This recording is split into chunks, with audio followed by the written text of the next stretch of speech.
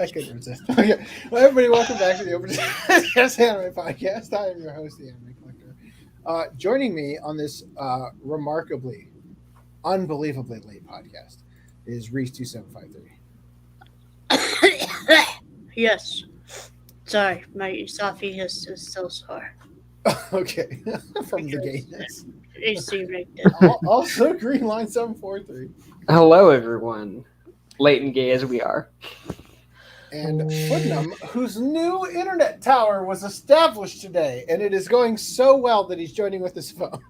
I'm allegedly FDDNM today, yeah, that's the squad. Allegedly. All right, so screen sharing because I'm. I like how I'm member number 3 and you showed me 4th. Well, he's the leader, and we are members. That's true, I guess. I'm Captain Cuck. No, I'm Captain Cuck. You're Captain Ray. Captain Ray. Am I still Alpha? Am I Captain? I am. Okay. Am I Captain AIDS? Yes. Captain Nipple Fiend.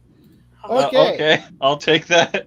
So, if you guys, you might have noticed, we're trying some different things with the podcast. We already got a like on the tweet from somebody. Ooh. See, it's already working. It's already working. 2 viewers. That was. Oh, one's on Facebook. Damn it! Get over here, Facebook viewer. Go to YouTube. Anyway, so we're trying some new things with the podcast, including it was but not the limited NFTs to in the title that got him. including but not limited to putting the title as topics and not inviting Lance to join for reasons. I'm not sure exactly how we're going to cut you off. I have an idea that you might like. I wonder why they keep going so long. I wonder why. With consent from the rest of the group, why don't you just, have a moment where you just read articles and no one else talks? Just go through them and then go, okay, guys, we just got to look at articles. That's a good idea. Like, I have the power to mute you all. Nothing. Okay. Listen. I am saying you got to dedicate to it though, because you can't start a conversation on something. Just go through and you can't start a conversation when you keep talking. That's the other thing. Here's the thing. Yeah, derailed on a conversation about how to not derail. Clearly, we have a problem. Yeah. So anyway, Holy crap! That sketched me out. It felt like it was live, but it wasn't. So if you guys would like to support this podcast and our new formats, there's the OCA Podcast Patreon. You can fund us at various different levels. Also, if you want to support me, because you only actually like me and you desperately want me Good luck. More he doesn't produce anything. Yeah. If I was making $600 per video, by golly, I'd quit my job and make a video every other day. Every day? But I'm not. So you can make that my reality. You can force me into daily content with the Anime Collector Patreon. You need a sugar daddy. You need to be a super simp to really get us going. There are more ways to support us on ocapodcast.com/support. Jumping right into things. Also like the video and tell your friends about us and all that. But subscribe and turn on notifications. So the very first time we ever gonna cover this is in an open discussion. It's not a death. The world's oldest living person, Kane Tanaka, turned 119 this month.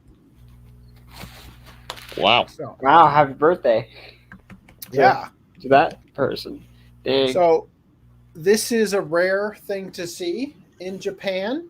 Especially You're born. You remain a baby until you're 50. Then you look 100. This person has gone further beyond. This is the Ultra Instinct age. Anyway, so it's so nice of us to switch gears from somebody died to somebody's reaching new levels of alive, and yet we still can't we still can't have anything good to say. She was quite a looker at age 20. I'll give her that. Yeah. Yeah, so it's kind of interesting, actually. She was born in 1903, which was the 36th year of the Meiji period. She was the 7th of 9 siblings and has lived through 5 different periods of Japanese history. She married at 19 in 1937 when Japan began its war against China at what many say was the beginning of World War II.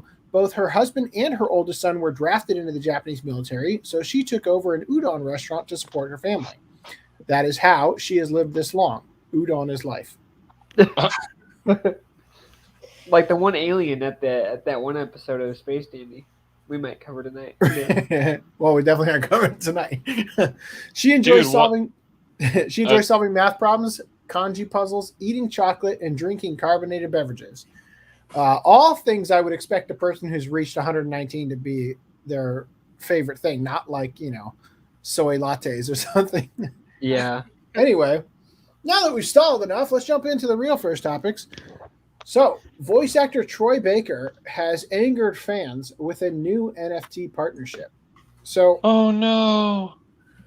Apparently he is a voice actor who does anime and game characters. I see slightly more game characters up here than anime.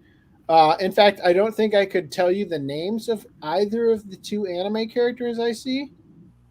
Pain? They're both from Naruto. You don't know Pain. Okay. I don't know Pain. I know James Sutherland from Silent Hill. Excalibur from Soul Eater. Oh, is that this person over here? What? Excalibur. I don't All see right. Excalibur on the So list anyway, he is prolific in the field of voice acting. in the field if of you video want, games.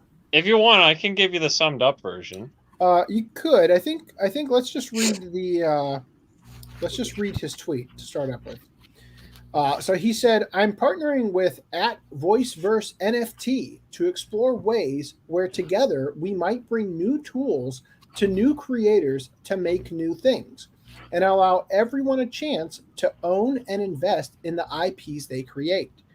We all have a story to tell. And then there's this part of the tweet. You can hate or you can create. What'll it be? What'll it be? And then he made the unbelievable blunder of also tweeting out this image for some reason, which everybody thought, what? You're selling this trash art as an NFT?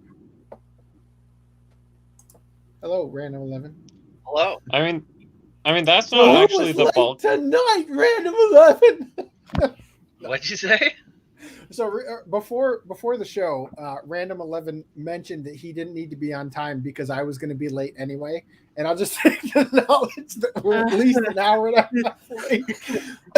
All the turns are tabled. Yeah, you reverse Uno to him. I'm not the host, the runner. I'm a guest. Literally right before the show started, after being here for at least an hour, Random 11 said, I'm going to go get something to eat. A meatloaf was in the oven. I had to wait for it to finish, and then I went and ate the meatloaf. This was not I couldn't have eaten the meatloaf early. Meatloaf takes so long to cook, okay? I don't have a special oven that cooks it super fast. It's because your oven doesn't cook in Kelvin. In Celsius? It is definitely it's a normal Fahrenheit oven. Okay, I'm sorry. These are all pre-podcast jokes. Apparently in Canada, their outside temperatures are measured in Celsius, but their inside temperatures are measured in Fahrenheit. So I was joking that your ovens are measured in Kelvin. In my house, it is. A bunch of different ovens are definitely measured in Fahrenheit, but anyway, a bunch of things are measured in different degrees depending on what it is. Yes. How do you measure NFTs? With cringe. Yeah, definitely. There's a hate meter, I think people seem to have. Is that about right? So Brad, your interpretation so far, people aren't mad at the image, at least from what I've seen. They're mad at what's behind the actual technology. Sure. Well, the image isn't the NFT. That's the whole thing. That's the whole lie that this whole thing has been built on. Right. The NFT is the fucking receipt. Sorry, go ahead. But what I'm saying is that people thought that some people thought he was selling this artwork, which was given to him by the company, as I understand it, as an NFT. And that's not actually what was going on. But people who aren't idiots thought it was also stupid for the actual NFT he was trying to sell. So you wanted to give us the condensed version. So why don't you go ahead and do that, Footnum? All right. So as you clearly saw, he's like, yo, actually, maybe there's... Are there his follow-up tweets where he actually explains what it is? Is that what happens? Or did everyone... Great job. Incredible work. Coming to the podcast prepared. Excuse me, I was dealing with internet coon. Okay, so VoiceVerse NFT said, imagine being the only gamer who owns the one voice of a particular video game character that exists in the internet. You can now talk and create content in that voice. So, from what I understand, VoiceVerse NFT is creating a talk-to-text technology. And that technology, rather than sounding like a robot, they are hiring voice actors so that the technology will be able to speak in their basically voice. Deep fake. Right.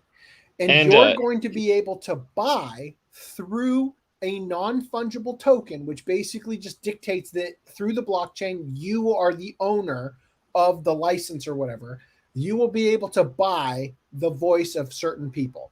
However, the problem with this is that if VoiceVerse ever went out of business, then your access to create more audio files using that voice will disappear because company behind it, if they aren't keeping the servers running and whatnot, it's still something that you're going to lose. Yes, you might own the license to it, but the tool through which you exercise that license isn't infinite. You'd think that the tool would be based on the blockchain or whatever, right? Yeah, the blockchain is literally just a chain of numbers. Yes, but theoretically, you could code it into the blockchain, or you could provide the source code to the person who is buying the license. But I don't think VoiceVerse is doing that. Now, would anybody like to start the discussion on NFTs by explaining either what they are or your stance on them? Because it seems like people are quite annoyed with just the word NFT is included next to somebody's name, and then it's like, let's burn down the whole village, right? Everything that I've heard, and looked into and understand, this is my understanding. I could be wrong. So if I am, let me know. But my understanding is an NFT is a little receipt that goes on the blockchain. Mm-hmm. Correct me if I'm wrong, but I don't think I would believe that there is a size limit. So I don't think you could even like binary code, like through binary enter in the code for a program or anything. They can't even host the images for normal image NFTs on the blockchain, right? When you buy an NFT for an image like the Castlevania ones that Konami put up, all of those images are hosted on Konami's servers, and you're just buying a little receipt that says, yeah, I bought that. It's DRM? It is. Okay, so the concept currently of how NFTs are being used, I will agree, is absolutely positive. Great job there. I'll just make it. Let me get rid of Old Man Street. So for those who don't know, Konami over the weekend sold $160,000 worth of Castlevania NFTs. So the way I see it, the current execution of NFTs is largely just being used to like pump and dump, right? Like people are selling artwork for crazy high amounts of money to crypto millionaires who happen to have the money because they bought in when crypto was cheap, and they're just splurging, spending it on things, right? But at the end of the day, that bubble will burst, right? Eventually, because the NFTs that you've bought The ownership of the art and stuff isn't going to mean anything because everybody's going to be like, I don't care that you own this because I also have the JPEG that I just right-clicked on and saved, right? Yeah. And stuff like that. Now, the reason people are upset about it is that according to idiots, NFTs are bad for the environment because in order to it mine, takes so much energy to mine Bitcoin. It's not just mining the Bitcoin. It's that the computers made to create the mines are built using cobalt and other rare earth minerals. To make the chips. Person, in the real world, to mine the cobalt to make the chips. But every single person who has sent an angry tweet about that is sending that tweet through a phone that is also made with cobalt, mined in the real world, and causing. Of which they're literally perpetuating the problem by being get a new phone every year because Apple wants you to. But the thing is that the issue at hand, anybody who is pointing to, well, the reason I don't like NFTs is because it's causing climate change. It's like, well, fancy on you for doing so much to stop it by also owning a smartphone. Well, the one argument about it is like that in order to maintain the Ethereum network, right? Mm-hmm. All of the computers, well, not all of them, but a bunch of the computers need to be on and also mining to facilitate the exchanges of all the transfers, right? You know what else causes a computer to stay on 24/7? YouTube.com? Yeah. No, running literally any server. Yeah. No, that's the definition of the internet as well, right? Yeah. So, but right. NFTs, that's crossing the line, man. Yeah. Those digital JPEG licenses.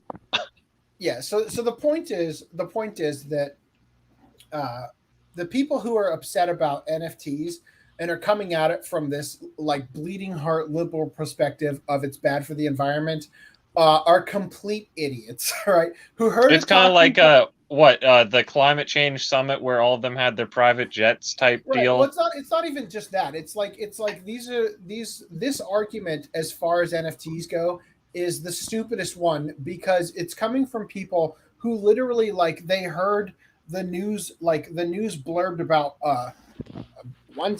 tonight at 8 Bitcoin used to buy drugs, and it's like Bitcoin equals evil. that. It's like that's basically. It's like, how we gotta cancel cash too. Yeah. You can buy drugs with cash. Oh. So okay. Anyway, so the meat of what the actual controversy here is that this voice verse NFT thing is really shady and basically scammy. So they advertise their service as as you described earlier, I assume. And they had like a demo on their trailer or something. But apparently for that demo, they used someone else's technology and someone else's, I'm assuming their demo. I don't know if they straight up just... I will be right back. Oh, perfect.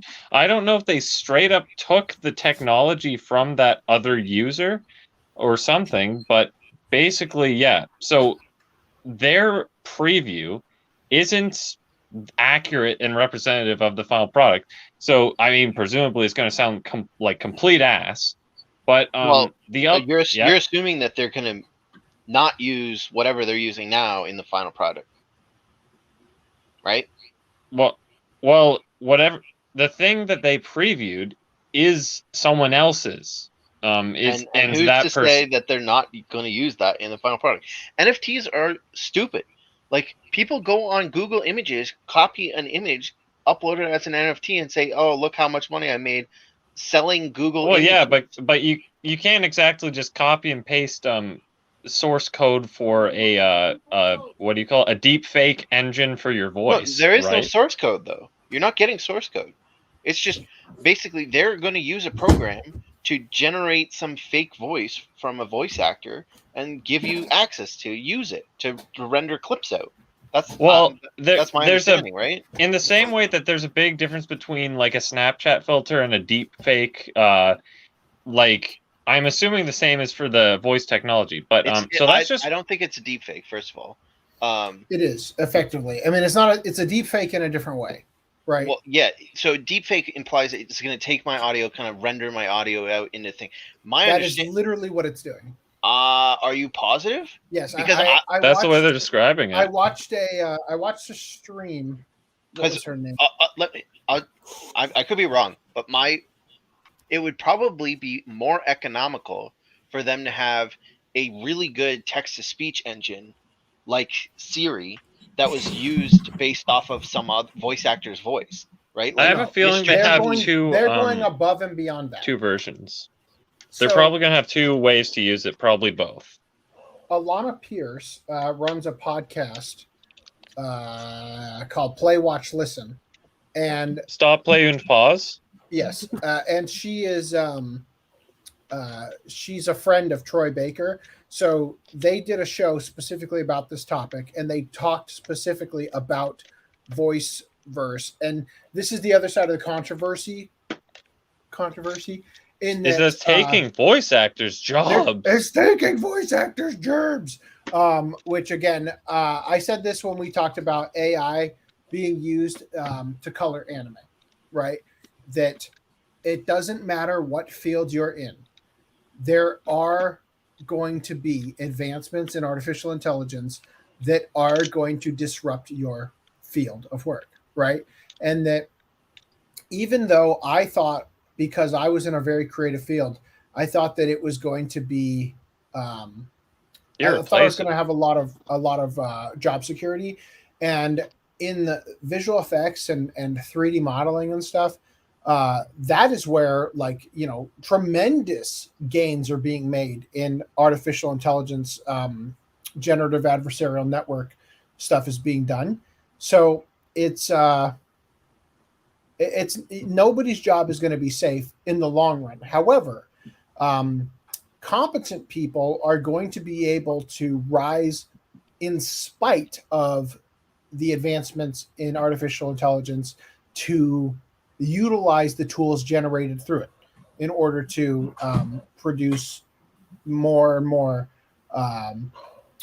like the quantity of stuff produced is going to increase, and the quality of stuff will increase as well, because as they explained it, there are going to be games made, you know, in the next 5 years that they use deepfake that would have not had voice actors in them, who now will because of technology like this, right? Because they maybe couldn't afford to hire a voice actor, but they could afford to buy a license for some voices that are in a voiceverse NFT, right? Now, I want to say the thing that I said to JT Master is that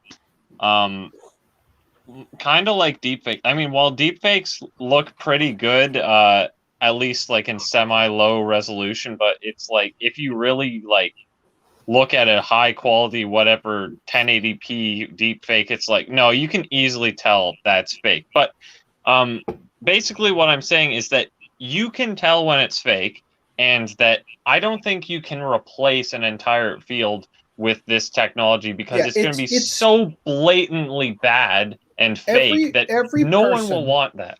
Every person like JT Master who is getting up in arms over this is not. They're doing it because of their own insecurity in the field, right? And Troy Baker in this podcast made a good point, or at least his perspective on it was interesting, that the first person who's going to get fired from something like this is going to be him, and people who are high up and cost a lot of money. Because if this makes voice work less expensive, then the first person who's going to get fired is the expensive guy, right? And well, the guy who literally gave his voice print to on an NFT, and they're going to start utilizing the cheaper people, right? It's actually going to work inversely to what people were arguing, and that's why people are saying he's shooting himself and his whole industry in the foot, like just betraying them or whatever. Well, I mean, that's what they're saying. It depends on how good it is at expressing emotions. And that's the thing, is that it's not going to be great at first, but Adobe was making a program called Voco that was like Photoshop for voice, where you could take a recording of somebody and just type in additional words for them to say, and it would add it on. Like they did a demonstration, and the words were the word was like Jim took his dog for a walk, right? And that was the sentence, right? And then they typed in extra words, and it said Jim took his dog for a walk, and then kissed it right on the mouth, right? And it was the same voice, and it sounded completely natural, but they were generating that text after the original thing that they inserted in, right? I seen it. The real question is. Go ahead.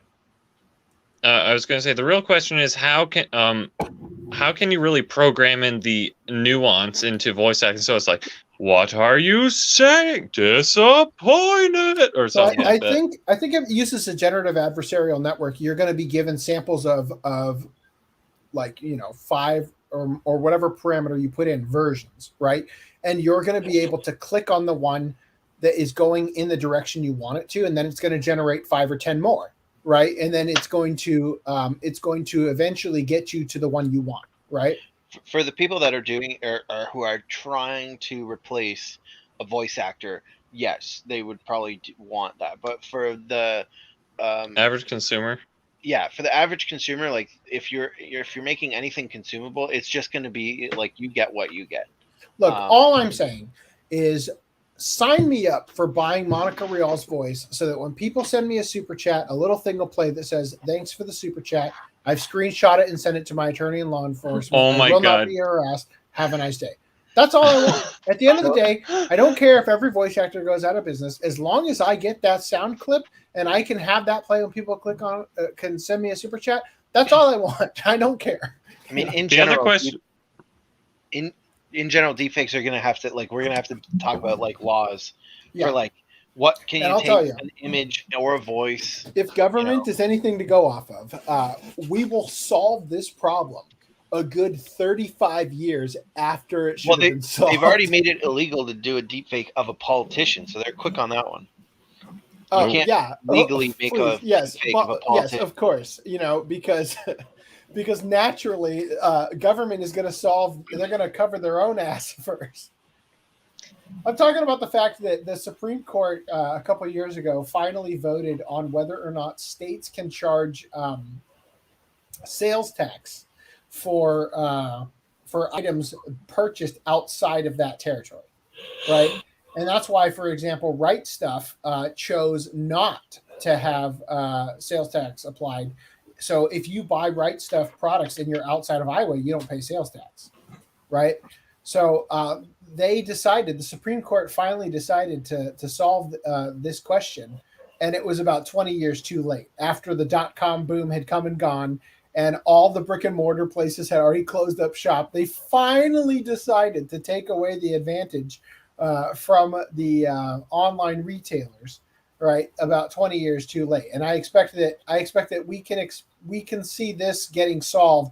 It's going to be solved incorrectly first, and then 20 or 30 years down the line, it's finally going to be somewhat coherently solved. You guys had retail websites not apply sales tax? Yeah, because in the United States, we give a damn about something called taxation without representation. And so basically you cannot be taxed in a state for which you do not have representation, meaning the government in that state can't take your money if you aren't having a proper representation in that local government, right? So we had allowed when the internet became a thing for online businesses to, or not for the businesses, but for the states to determine whether or not they wanted to collect income tax. And this eventually, the answer that the brilliant, incredible answer the Supreme Court came up with was, yes, leave it up to the states, right? Let the states decide. Yeah, so yes, we had that. That was a wonderful Wild West for a long time. I have two questions about this. So, what's Troy Baker going to do when literally everyone has his voice at their fingertips to like say incriminating things? And Well, second only thing, one person will. So and second thing, I wonder. is, You have to wonder what things has he already said that he fears are coming out, and therefore he jumps It's just on gonna the get NFT jumbled. thing as a way. He's like, yes, all of those awful things that people are making me say about the Jews are someone gonna else said distract the from fact N word that I with said my something like that. my NFT. With my voice. Yeah. In fact, 47 or so minutes into that podcast with Alana Pierce, he says something like, really, I love the Jews. Like, What? I was gonna clip it for the show, but I didn't. Okay, so the second question is if people use it, how do they credit it? Do they say Troy Baker AI? It's like no credit That's at an all. It's just he that's an plays interesting himself, self-playing character. Like, It's gonna be funny when you get to the credits and literally every single actor says voice Is Troy voice Baker. NFT. Well, I mean, Oh. yeah, that's what I was saying with the rights stuff, right? Mhm. Like, who gets the rights on an AI rights generated stuff. art? like, are they allowed to just credit Troy Baker even though he had nothing to do with it, and then he won't get a cut because they bought the NFT? Well, the bigger question is, can he block it? Right? Like, That would be such a great troll. He's like, oh, you don't have his the right. voice. Like, people have the voice, the right of publicity, right? So there's that case in Back to the Future 2 where they used Glover. I forget the name of the guy that played Marty's dad. Was not in 2 or 3. Okay, they had a fallout after the first movie, and they were like, "Fuck that actor, Gloverson or something." Danny, it's not Danny Glover. Anyway, whatever. He's not in the second one, but they did use some off-cut shots from that was filmed in the first one, in the second one to make it look like he was there.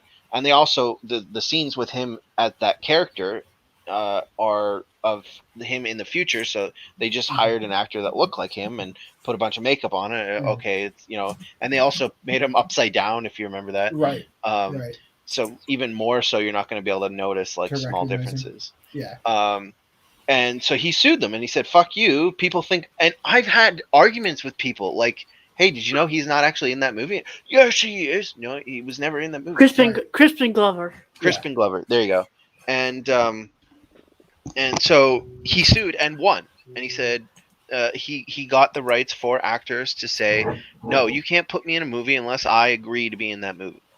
So if some deep fake, regardless of the NFT thing, just in general, if some deep fake comes along and says, "Okay, well, we're going to make a deep fake of this actor, even though he's not going to be in it," he can't. You're legally not allowed to do that right now. Let's acknowledge that we are completely changing the subject from the concept of the NFT. We're just throwing that out the window because this is much more interesting to talk about rights when it comes to voice and likeness. Like, for instance, Peter Cushing's in Rogue One or whatever that was.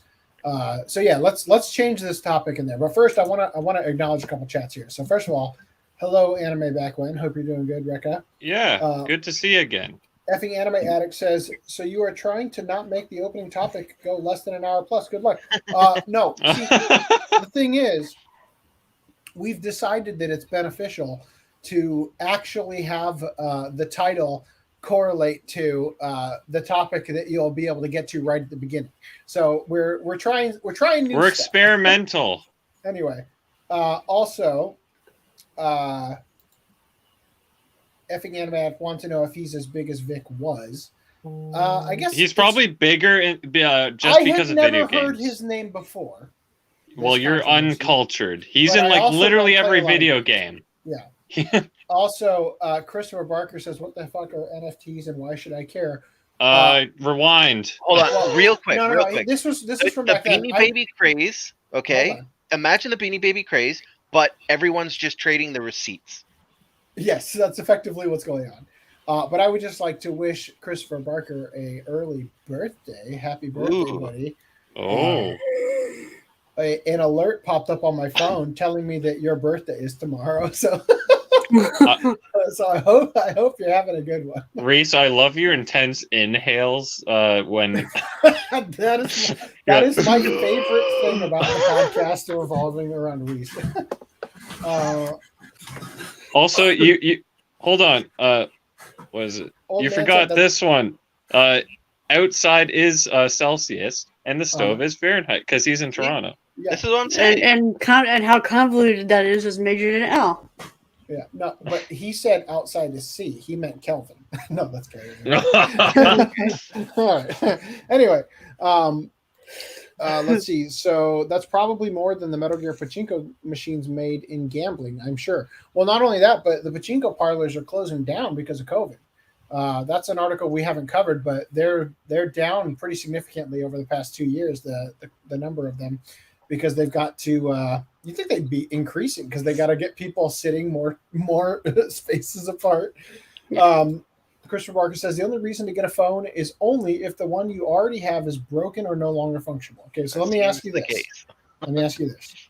My phone, because he was talking about when FDM said that those people buy a new phone every year. Yeah.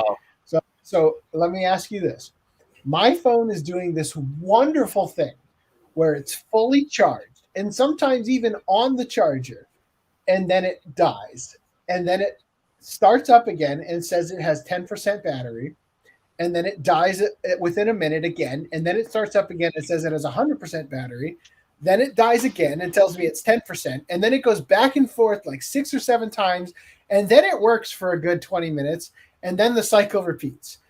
Do I have your permission to get an iPhone 13 Pro Max? No, you have a permission to get anything that isn't iPhone because they designed them to break after like a year or two. They absolutely do. I somehow get a Samsung Galaxy phone. I really want the iPhone 14, but that doesn't come out till like September. Don't get any iPhone. You don't need it. Get a camera if you want a good camera. Like effing Anime Addict says, well then, isn't Elon Musk Tesla somewhat to blame regarding the cobalt and stuff? Yes, absolutely. And see, this is the thing that I find so hilarious is that everybody he stopped accepting Bitcoin because of the it's not about that. It's about the cobalt thing as well. It's about the cobalt. This is the thing that I find so hilarious about this is that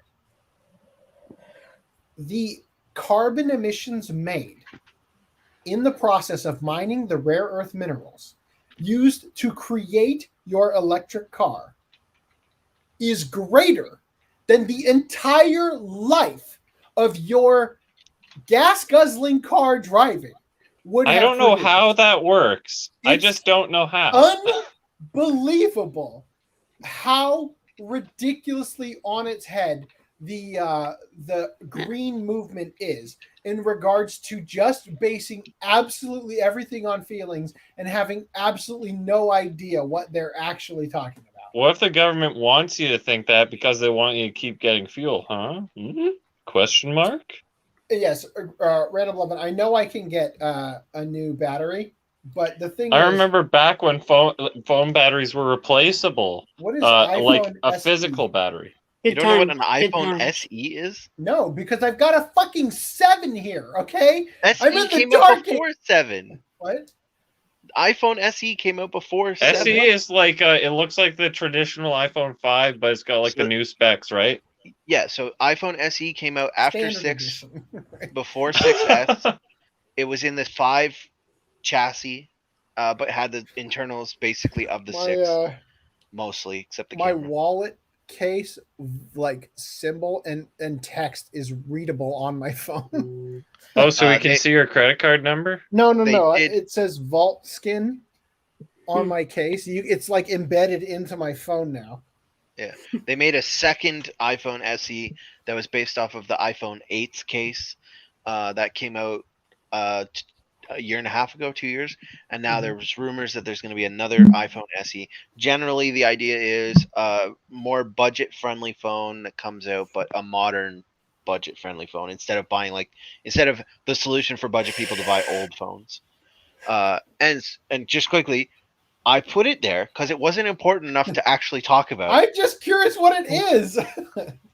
All right, so I'm trying to find out where's the about thing so I can about my phone or whatever. I don't know what settings. It is iPhone 7. It'd probably be in settings. Confirmed. It's an iPhone 7. There you go. All right.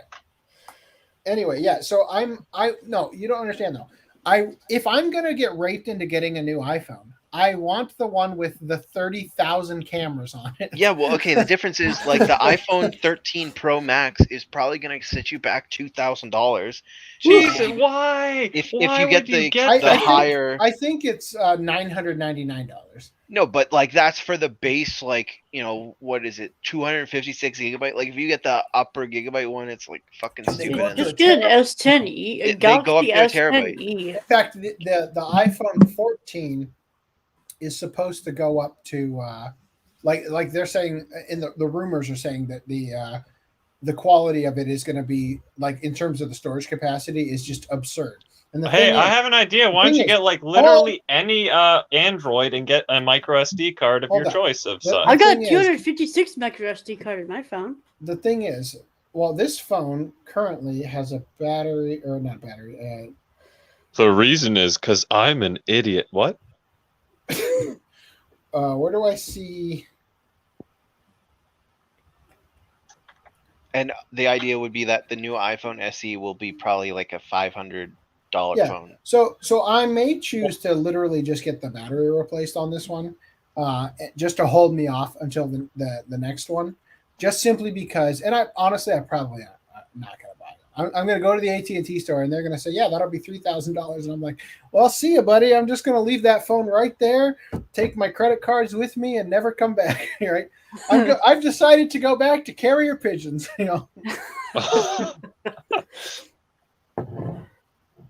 But yeah, I think that I'm just now noticing effing Anime Addict was saying, isn't Elon Musk and Tesla somewhat to blame because people are mining crypto via the electric run Tesla? What? I read that story. That's kind of a fake news thing. They're taking their battery. Okay, some Teslas before some X date or whatever have like a free access to the Tesla charging grid, and they're basically just putting a little computer in their Teslas and running it off the Tesla charging grid. So I mean, and I don't think a lot of people are going to be doing that. It's also going to be a wear and tear on their battery for their Tesla, because it's basically depleting their battery, and then the Tesla charging grid is recharging their battery. Dude, those batteries cost like $30,000 too. Yeah, so you're basically fucking your car if you ever did that. Yeah, and the chances are the entire time that you have that car running for the Bitcoin mining, if it costs you $30,000, you're probably going to have not even mined like a half a Bitcoin, right? Which is roughly going to be $30,000 probably by the time you'd have to buy. Like it isn't actually going to help you to mine with your Tesla. Anyway, Old Man said, I think eventually studios will use virtual actors all the time. They never age, get hurt, or die. Actors will sign away all their rights in the hope of stardom. I think that's called anime. If they're signing away all their rights and they're doing no work, do they get the stardom? So another, that's the thing is that I think that what we're going to see is you're going to see certain actors who see the writing on the wall and they sell their likeness and everything because they already have that celebrity status, right? People go to the movies to see Tom Cruise or some, insert actor here, right? They go to the movies to see certain actors. Those actors are going to it's going to matter, right? Everybody else, like newcomers in the industry, it isn't going to matter because you don't have so Tom Cruise can sell for like near $1 trillion his likeness, right? But then Joe Schmo, new actor on the block, he's not going to be able to sell his likeness for even $1 million or even $100,000, right?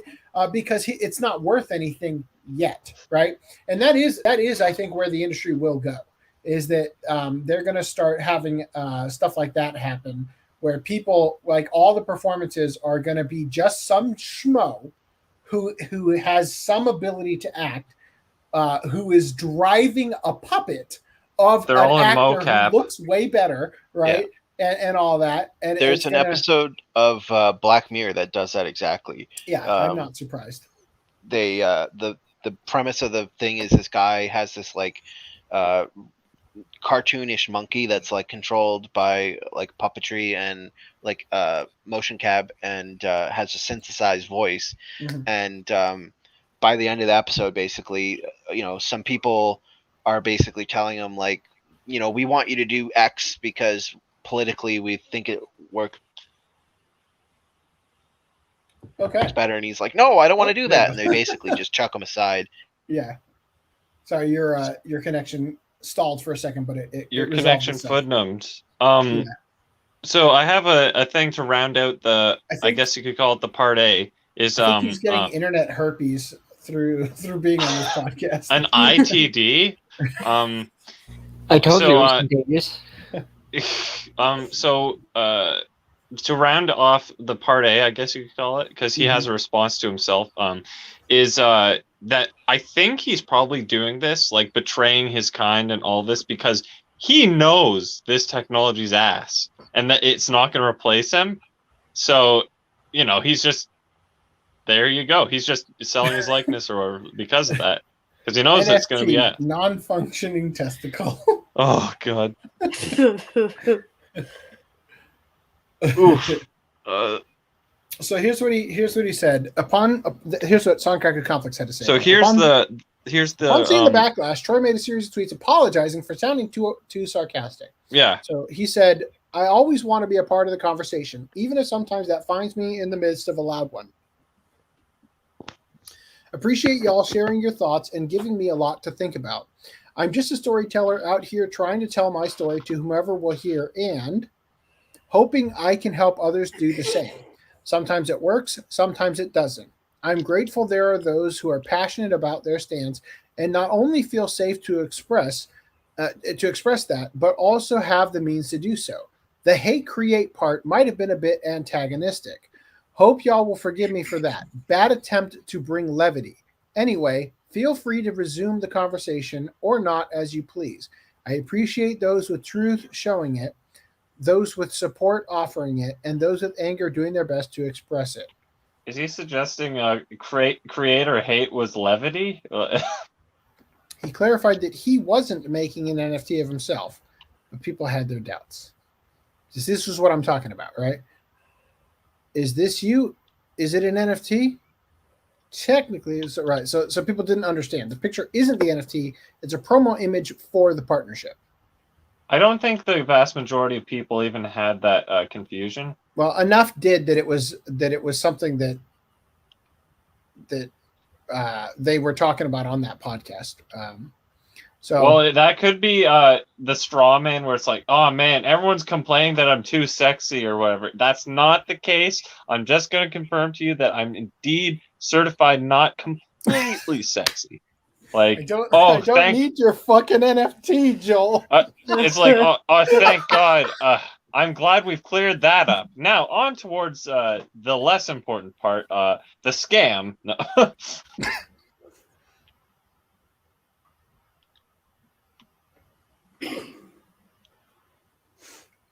Anyway.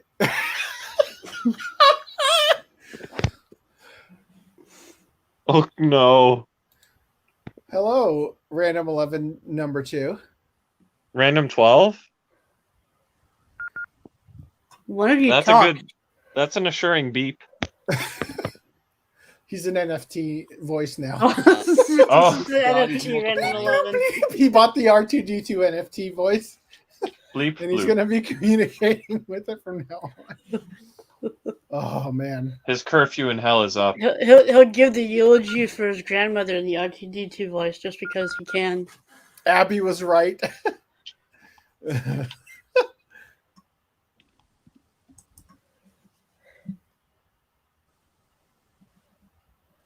Anyway.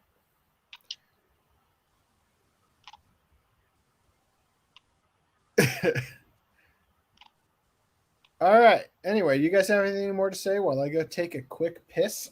Yeah. I'll be right back. This is kind of a whole dumb thing. And that's about it. Next article. Oh, wait. He's gone.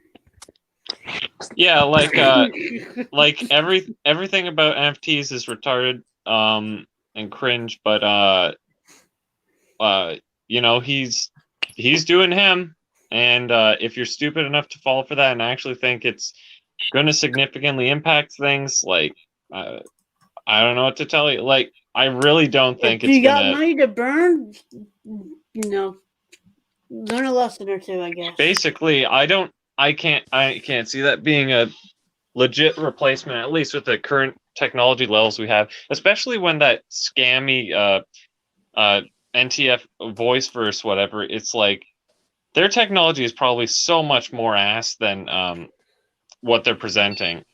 Like, I'm just Well, again, saying you're assuming that they have technology. well, I actually, don't think they you're have technology. assuming that it's going to be any good. I never said that. Well- I said their demo is what you're going to get. That's what they're going to get. They're selling the rights to the voice. They're selling the rights to use that voice in that software that they don't own. Like, I don't think they're going to make No, they their own own. the software. They were taking some other guy's, like, it's the equivalent of taking a trailer of someone else's game and then being like, this is the final build or whatever. And it's like, well, your build is still ass. But it was a completely different, it wasn't Troy Baker, it was some other voice sample thing. But actually, I'm not sure if we covered as much about the voice thing, but like the voice verse themselves is the biggest part of the equation. That's like you know, they're the most sketchy part about it.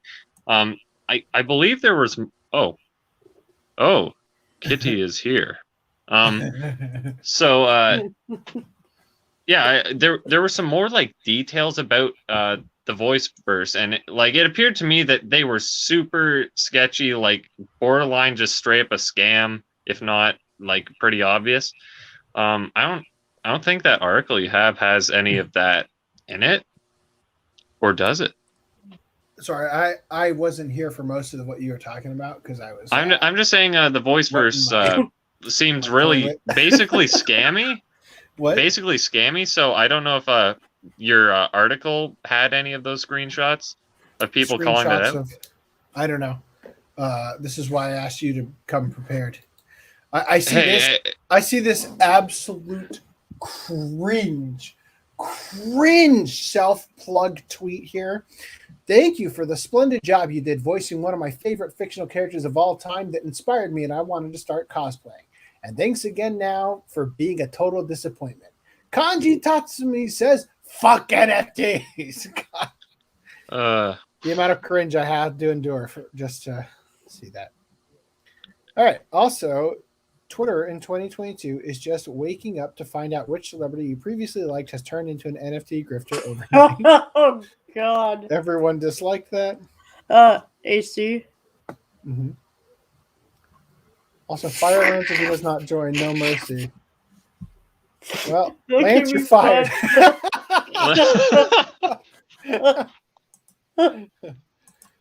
Neko Volt says, I gotta work all night, so I may join if you are on around 3 a.m. my time. Well, we'll see. Our hope is that we don't go that long, technically. Yeah, our hope is that we get through this topic before an hour so I can make effing anime addict eat shit. So after this topic, do we want to start the pickups or whatever? I have a singular pickup. Yeah, let me just scroll through the rest of this and see if anything looks like it's worth talking about. It doesn't. Okay, moving on.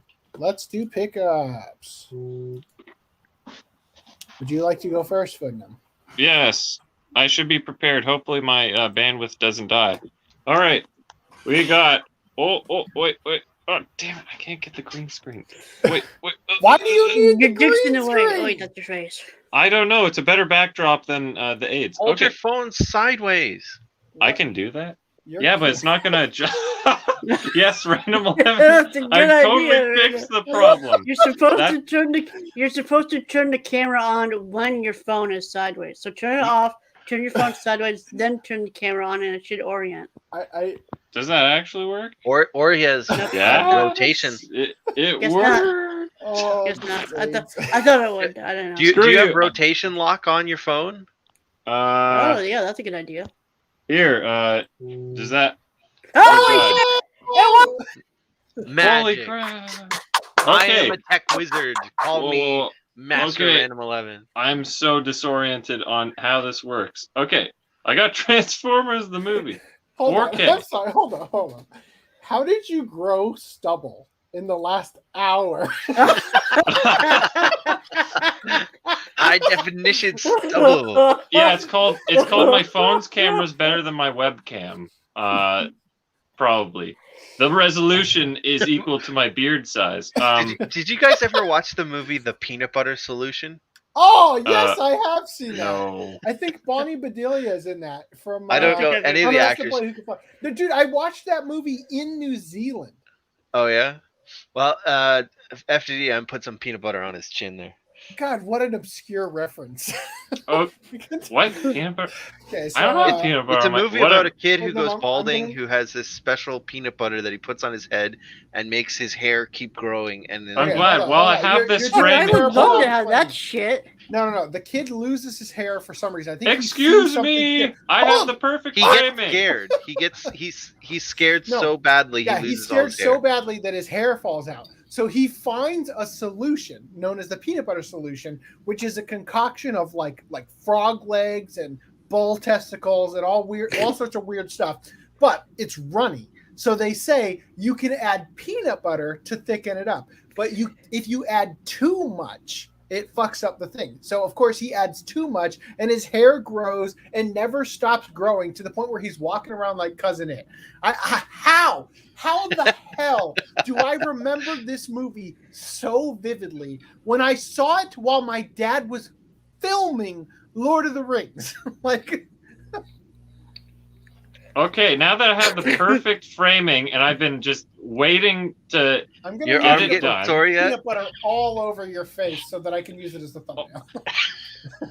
thank you. Okay, I'm gonna complete my pickup. I got Transformers the movie 4K Steelbook because I have the other Steelbook and I'm just like, God damn it, I need to get it before it goes out of print and I want a KMS. So It doesn't look like it's apparently, Yes, it is. this has the 4x3 version and the 16:9 version.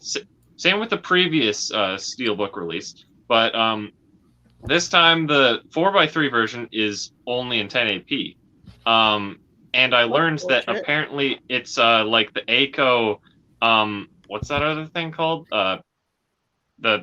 It's not the vampires. It's the Nazi one that Discotech has. That's getting a Steelbook. What's that called again? Oh, Angel Cop? Yeah, Angel Cop. It's ACO Angel Cop crop is from. I think that's what it is. Unfortunately, from what I've heard, so it's like they DBZ'd the 16:9 version, and I'm like, well, that's stupid.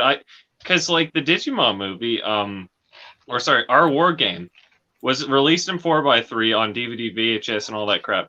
But the Blu-ray that I got from Japan is 16:9, and it has completely new side information, like a gigantic amount of side information, because it was actually originally made in the widescreen format. And it's like, okay, well, because we're not primitive cavemen, we're going to release it in 16:9 now. So I figured that's what this was going to be.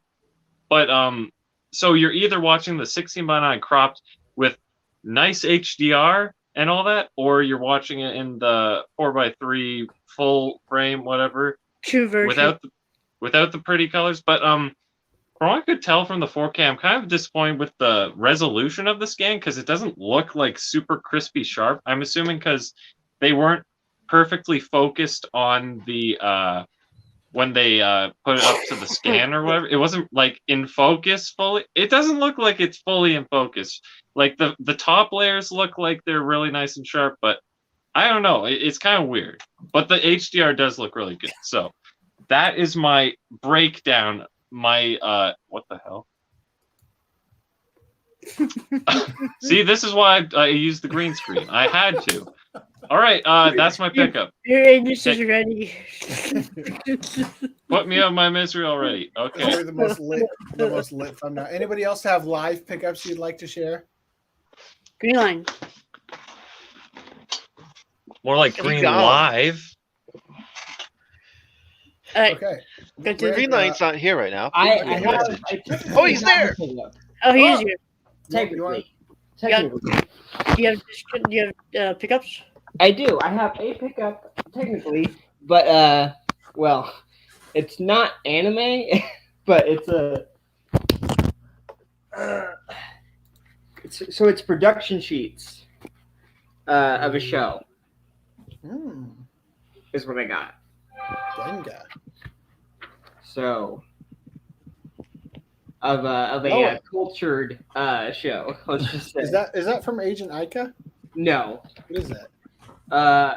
A show called an OVA called Shusaku the Lich. Oh. Yeah. Well, Cultured. why We'll isn't call it it. framed? Huh? Why isn't it framed? Is the question. Why isn't it framed? Yeah. Production sheets. So what I'm gonna do is I'm gonna put these in I ordered some like sleeves to put them in a binder. Because there's like a bunch of them. There's like 100 and something sheets. You bought 100 production sheets from this one show? Yeah. Wow, you clean them out. I mean, I guess it came as a set of 100. Oh, okay. Yeah. Are they originals or are they just copies? They're just copies. Oh, okay. No. Oh, that's still cool to have. Yeah. Cool art. So these are like So those are NFTs. NFTs, right? Yeah, so to speak. But I mean, the difference is I can hold this, and I have Right. it. Versus, You could print out your blockchain number. I could. I suppose theoretically, but We should have an NFT museum where all it is the just like Just the code. string of code framed on the wall, and it has a price next to it. Anyways, that's Greenland's cultured pickups, so to speak. So Oh, wonderful! I appreciate every moment of it. Let's talk about Lance's pickups, a limited edition of Chivalry of a Failed Knight. Danny picked up Fruits Basket, Season 2, Part 1, AIDS Box.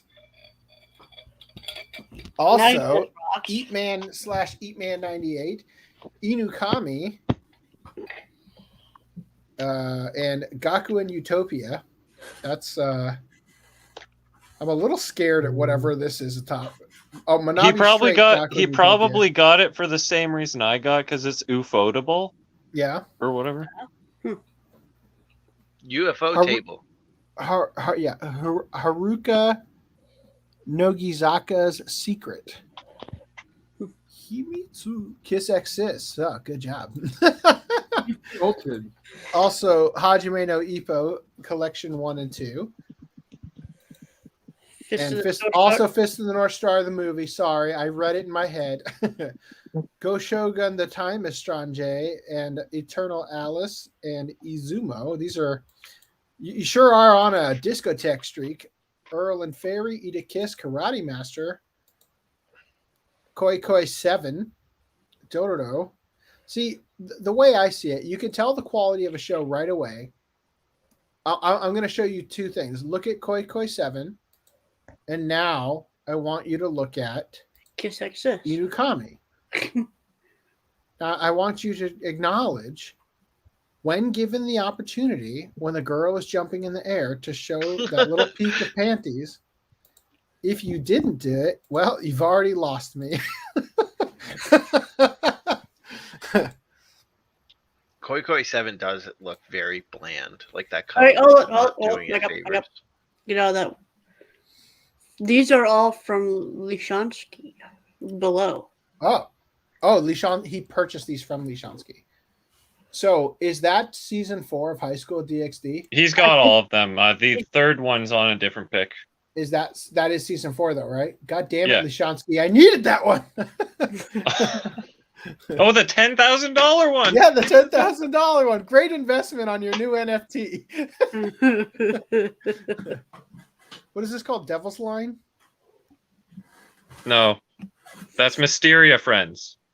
You can open full image. I would. Open That should original? be AC. That should be Yes, open original. We'll open a what? new tab. Should be a what? A T-shirt. T-shirt. So the eBay page of like the high school DxD with like $10,000 on it. That'd be hilarious if it turned out that it was actually the listing at the end said high school DxD, whatever it says, rare, out of print, and then in parentheses NFT. Okay, so I would just like to say that redacting my previous statement, it is also okay to just have like the butt cheek peek. Anyway, all right. Here's set 3, I assume. Yeah. Also, How Not to Summon a Demon Lord. That looks like a nice looking set. Fujiko Mine, which you should just throw right in the trash. I was about to say, oh, look, AIDS. Lagrange. Part 1 and 2. Yikes. Domestic Girlfriend. Is that what that is? Yeah, and I'm just gonna not show that for much longer. when I saw that it said he got these from Lashonsky, I'm like, wait, he had Domestic Girlfriend, which I missed out on? Oh crap. Yeah. Yeah, what the hell is that you have? Yeah, that. Nagica Blitz Tactics. Individual DVDs. It looks like Aika. It is. It's very similar. And also you can tell by the fact that okay, this one's gonna be worth it. Someone has an interesting anime idea.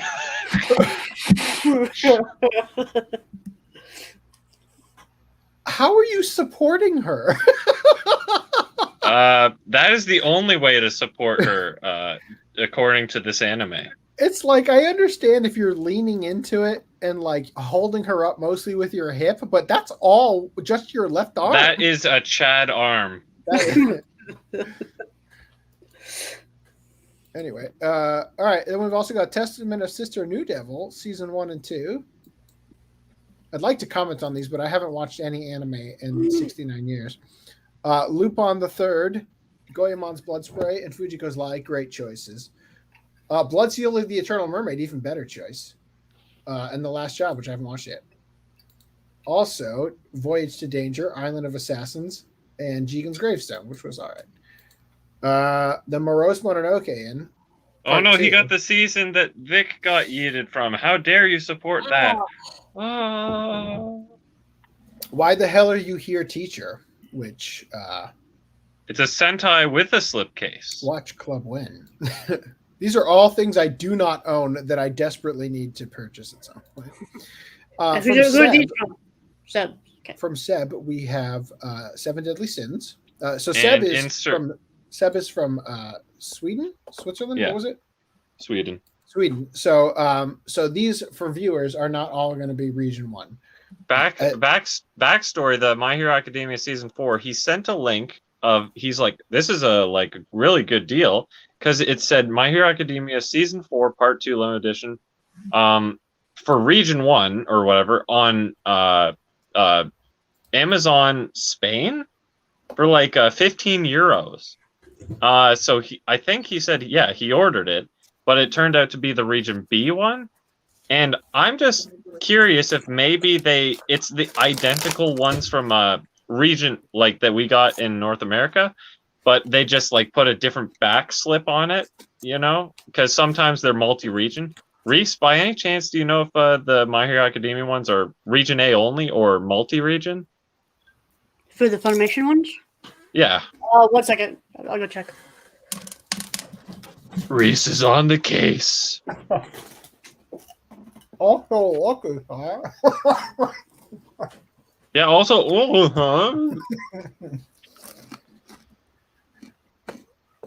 Najika my wife just delivered to me my pickup. That sounds very crunchy. Screaming hot veggie straws. Oh, it isn't the sandwich-sized Cheez-Its? No. I was royally cucked by Cheez-It Company. I don't know if you guys know this, but you guys remember Big Cheez-It? No. So there's Cheez-Its, and then there's Big Cheez-It. As in they're bigger. Well, Cheez-It decided to make extra big Cheez-Its, which has been the biggest goddamn lie in the history of lies. because they are not even bigger than big Cheez-Its. So I checked all 4 seasons I have. All of them are A only.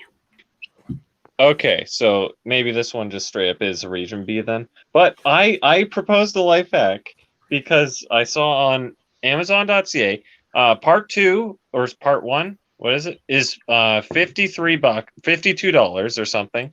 And to get the complete season 4, like the standalone set, it's $54 or something. So just get that, and then you can slot it in and have a full, complete Region A playable version hidden in plain sight. But it looks exactly like the Region 1. So For you can put in anybody your... who would like to sign my petition, I am starting Cheez-It Matza, kosher Cheez-It, or the actual size that extra big should be. Should have been. It should have been, yeah. Did you see this comment? Oh, sorry, I'm not on StreamYard. What comment? Yeah, that's the one that I said. Interesting anime ideas coming out here in the comments. I think that's a compliment to FD. I am so disappointed. I just deleted from our clickable video, stream stuff all of the images of FDDM with the filter on. This is what I have to do. Also, was his profile picture an Animorph meme or something? It does kind of look like the Animorph. Where do you even see that? Oh, here. His profile picture. Oh. Yeah, it looks like the That's Animorph hilarious. sequences from the book. Yeah. 10 out of 10. Hey, Marasina, how you doing? So hold on, is that going to be like another entry of like your light novels, you erotic writer guy? Yeah. For anybody who hasn't read my amazing work, it's in the Discord. Join our Discord. Yeah, join our Discord if you want to join the fight. Wait, hold on. And share your pickups. Is Matsuda You Idiot the guy who just joined our Discord? If That's he a good is, question. welcome. Let us know. Please send on all one of your the platforms. pics to put them in. Oh God. Anyway, welcome. How if dare are you? new. How dare you bring up Owen Wilson when that is the thing that people compared me to in Hello? grade 8 or whatever. Like for some reason it's like, what celebrity do you look like the most or whatever? And people said Owen Wilson for me. You know? So there you go. Wow. Wow. I could just definitely hear. see it. I could just hear. you I had speaking longer of- hair back then. So we're gonna put Owen Wilson's hair on you, and we're gonna put. Wow. We're just gonna have to put this integrated somehow. Is that racist, peanut butter face? Oh my God. Anyway, I'm this is going to be another lit thumbnail. All right, let's get back to these so we can get on to the next topic before the 2-hour mark. No, keep going. There you are. Sacro Music Fest 2019 New Generation. See, that's annoying Is because that a like VTuber? that looks like a really good cover, but I know if I ever even look up it's not video, anime. yeah, It it's looks all like a CG VTuber. crap. I'm pretty sure it's not even. It's just It like looks literally like Netflix Chan almost. Also, But I like How the Not to cover. Summon a Demon Lord non-limited edition. Non-Region 1 edition. Also, We Are X. Is this Yoshiki? This is a documentary about X Japan. Damn it! I need this. Japan beatbox champion. Bravo, Seb.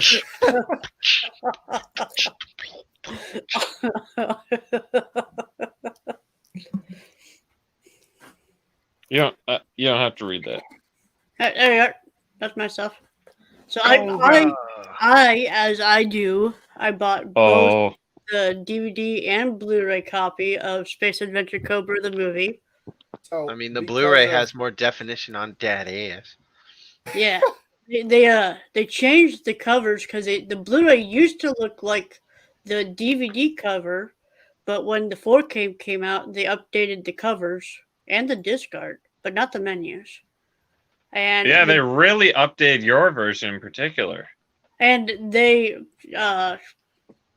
have a reversible cover now, which I mean you could just sort of clicked on the next picture in the Goddammit. thread. You fat.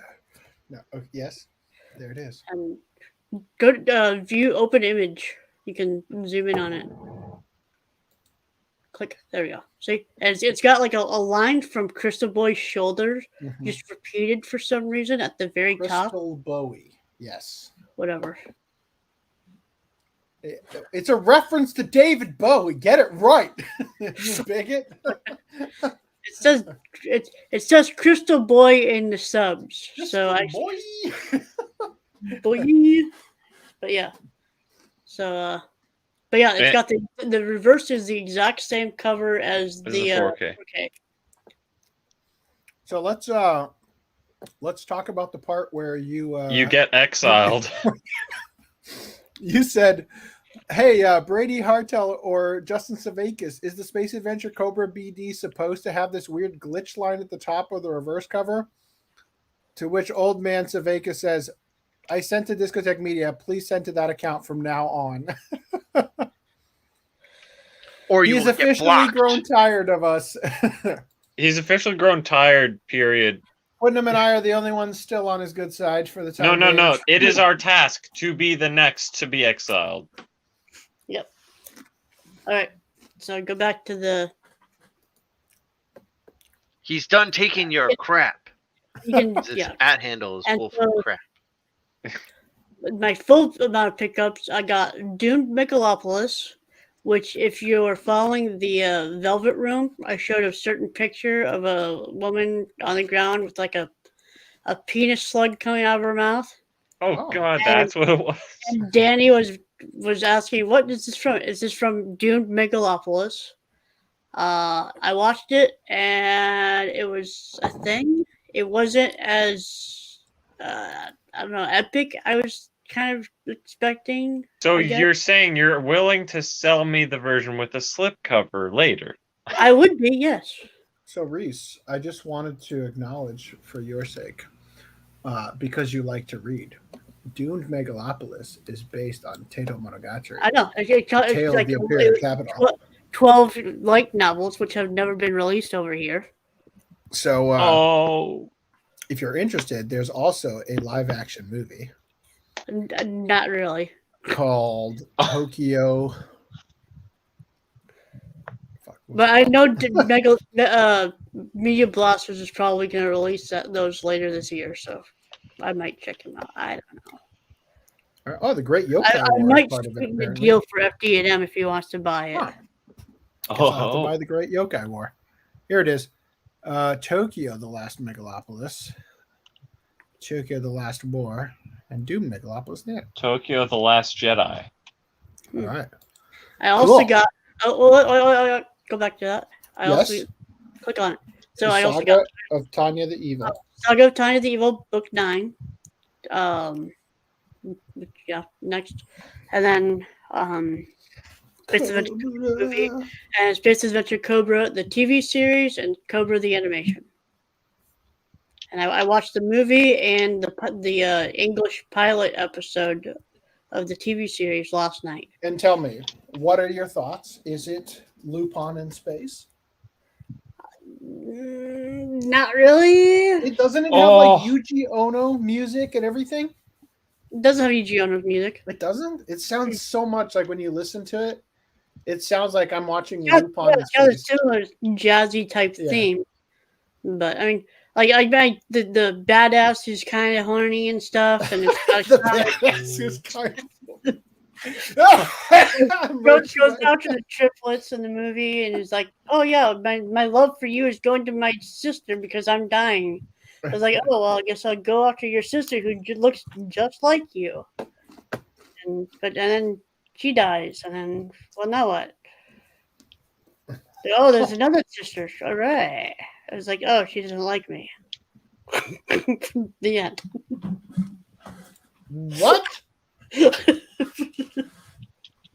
Najika has a limited edition art box with panties included. I call foul on that. You're like, my shuffle panties are the only panties that have come in a box. You're telling me there is a collection I haven't fulfilled yet? Wow. Pardon me while I halt the entire show. just grinding off. Box plus garment! I thought it was a shirt! White cotton nodule protective bikini cut pants.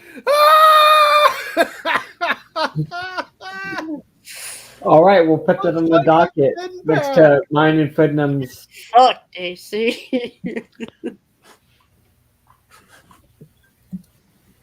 I'm just gonna copy this for no reason in particular and paste it over in this eBay window.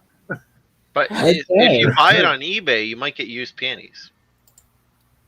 This one is only $30. Collector's box and panties. This is why we, get sealed products.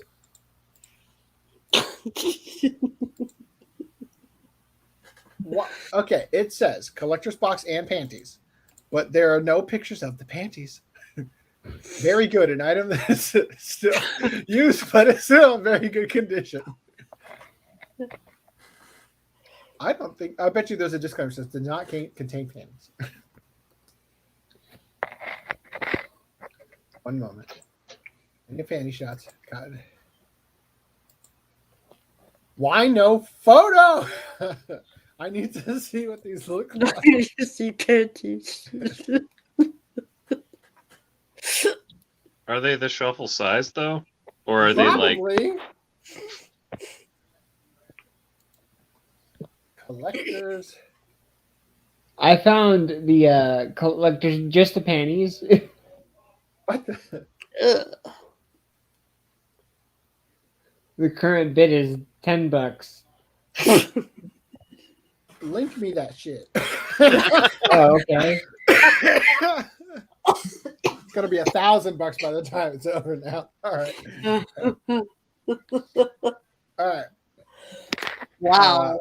Did you skip the first comment there? I did. Shout out to Reese. Shout out to Reese's Cup for the City Hunter timeline he provided in Discord. Also, the latest City Hunter film, Shinjuku Private Eyes. Great movie. Check out the English dub. It was pretty solid. Also, which version of Castle Cagliostro do you recommend? Cagliostro, the G is silent. Someone Giuseppe Mazzini. Giuseppe Mazzini, the fake name is for Freemasons. Someone replied on YouTube instead of Twitch, so Great Raj job. couldn't Reese. see it. Oh my gosh, of course I'll take these.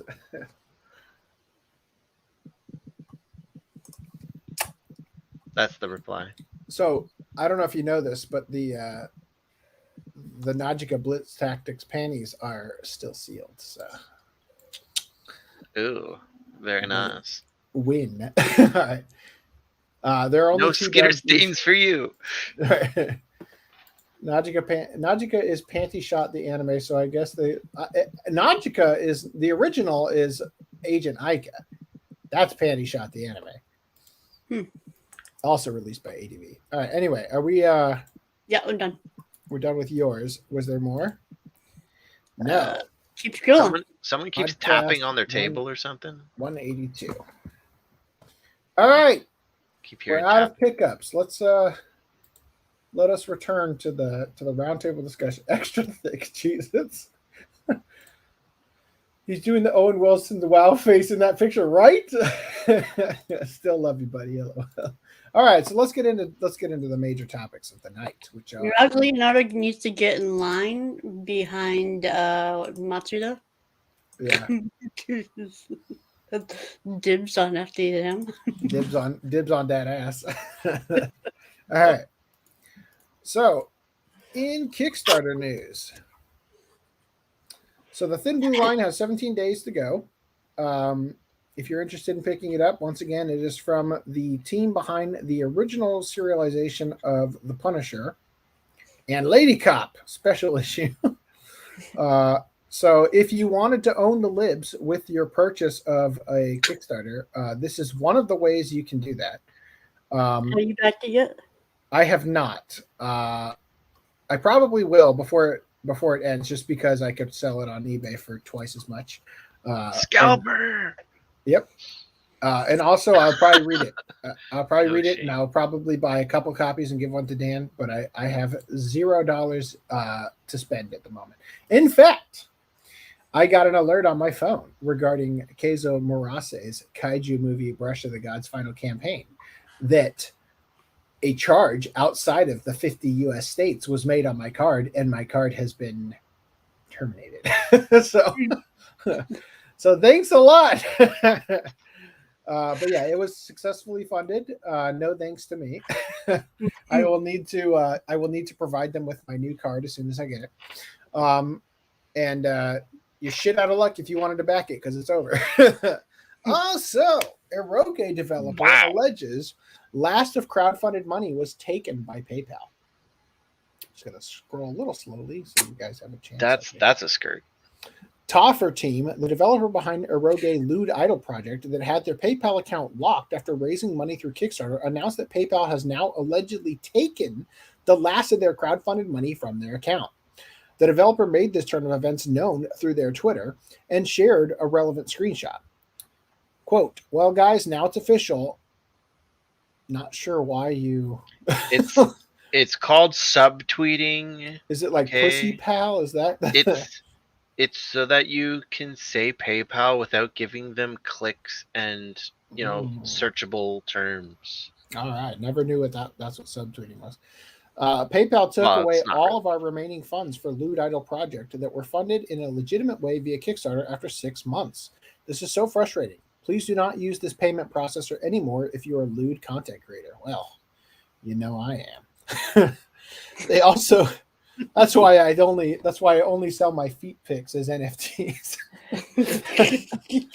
They also stated they might make a new campaign in the future to help the development on volumes 2 and 3 be more smooth, hopefully without the use of PayPal. So they had said that PayPal locked their account after generating $35,116 US for their game through Kickstarter, with the service claiming they locked the account because Toffer Team's content is, quote, related to sexual services. Well, that's a big oof there, buddies. One more time on the image. Okay, moving on. Unless you guys have anything you want to say. Side about your luck. So the romance manga Sweat and Soap is getting a live-action TV drama. And I would just like to point out how capable one of these things is not like the other. I'd like to point out how capable manga is of conveying much larger, grander emotions than human actors are, because I get the sense this guy's a real dickbag from the manga. This guy is currently rebarring her in the manga drawing, whereas this one, he looks like a K-pop star who's currently eyeballing some guy across the room because he clearly ain't looking at her. Anyway, yeah, it's called Sweat and Soap, and the reason why is because the scent of romance is in the air, because Sweat and Soap, known in Japan as Ase to a Second, a romantic comedy manga by Who Cares, about an office lady who worries about how much she sweats, and a genius perfume maker who has the hots for her. So basically, she works for a soap perfume company because she sweats more than I do, which is hard to believe, I know. Well, if you're stinky, that's the one place you want to work, right? Yeah, and apparently this guy comes in the room and goes, what's that smell? Right, and she is terrified, but could it be that he likes the smell? So there you are. This guy's a complete perv. That picture, oh God. All right, just gonna have to find out what What channel you threw that in? Channel updates. Great. Oh, no, that's not it. Article submissions. Not mods. Oh, Jesus Christ. Picture Oh. God damn it. Jump to present.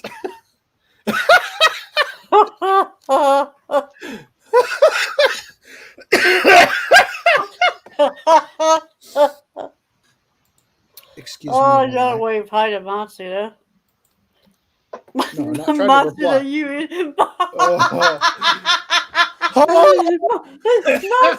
Matsuda, you idiot! Really? Is that? Hold on. What was the name on? That was it. It is Matsuda. What did I not think? Matsuda, you idiot! That's the Death Note quote. Oh God, he's our new graphic designer.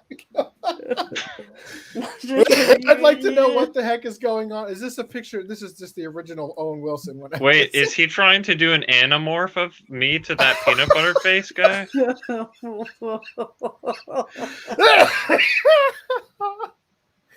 Oh, this is great. Oh, wonderful. All right. For future reference, that should go in general and not article submissions. But we'll let it slide since it's your first suggestion. All right. Reese will banhammer you. World Trigger third season anime episode 14's broadcast was suspended.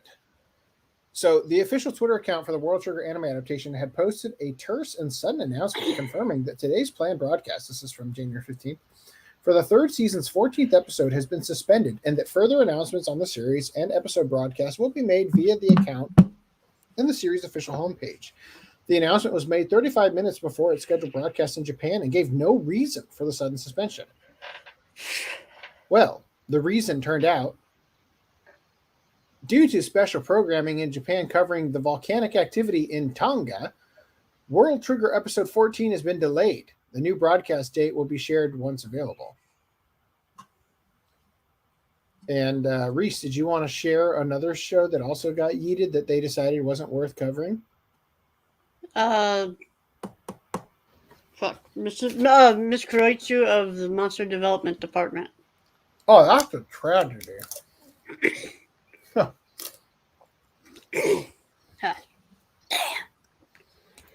Lovely noises you guys are making. I concur. Your art is beautiful.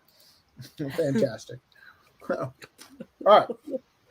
And so World Trigger third season's final episode is going to be airing January 22nd.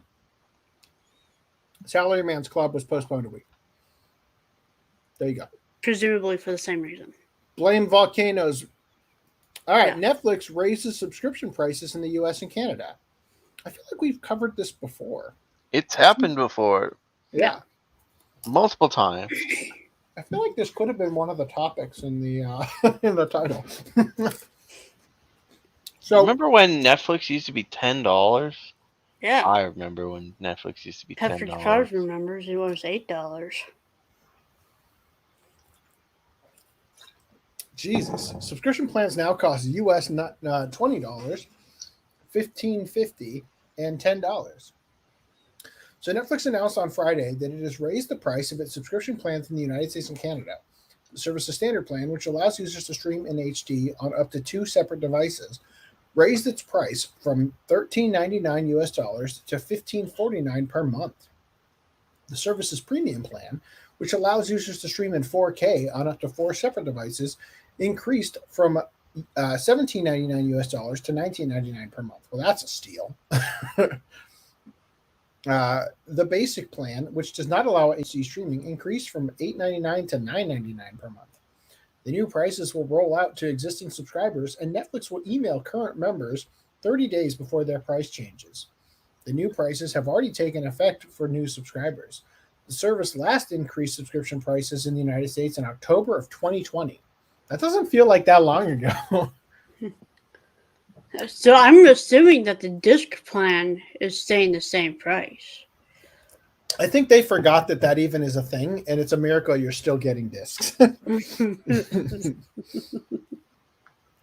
So, any thoughts? I read an article that worded it like in they were basically blaming this price increase on the fact that Netflix's subscription rates have slowed, not declined, but the growth has slowed. And I was like, what does it mean if they ever decline then, if we're going up when it's just slowing? When it goes down, they're going to double the price of subscriptions, and it's going to go down even further. Yeah. The other thing. Funny. The other thing I was going to say is, did they really get fucked this hard over Cowboy Bebop? That they have to raise the prices to make that money back. So that's what I was going to say. I was going to say, like, with maybe they're in such shitty spot right now, and that's why maybe they canceled Cowboy Bebop, as opposed to where Death Note got a second season, or well, second movie. Yeah. It's only a movie? Still looking for the first one was a movie.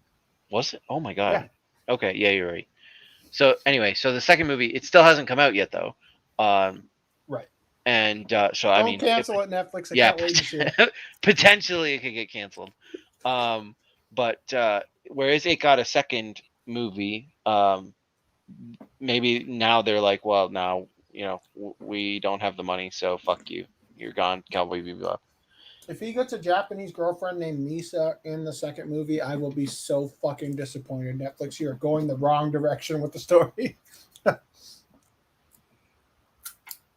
Anyway.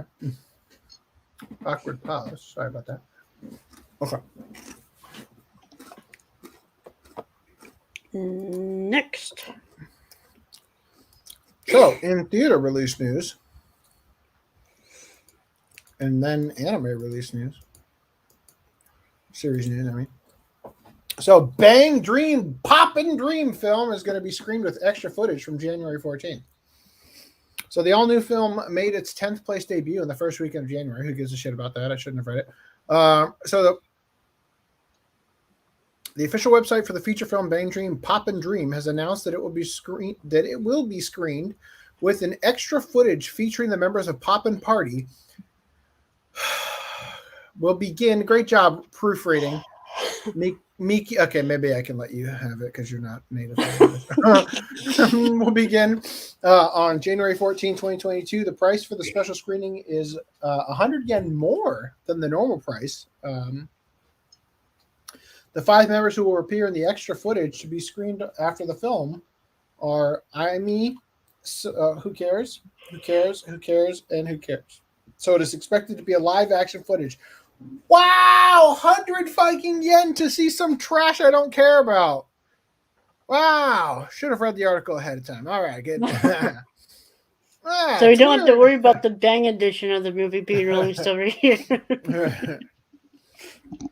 So we were joking last night that because Sentai has that series, I think, and AMC just bought Sentai, that maybe they would also attempt to milk the audience out here by releasing it in AMC theaters and then charging you more for an additional thing a week later, but I guess not.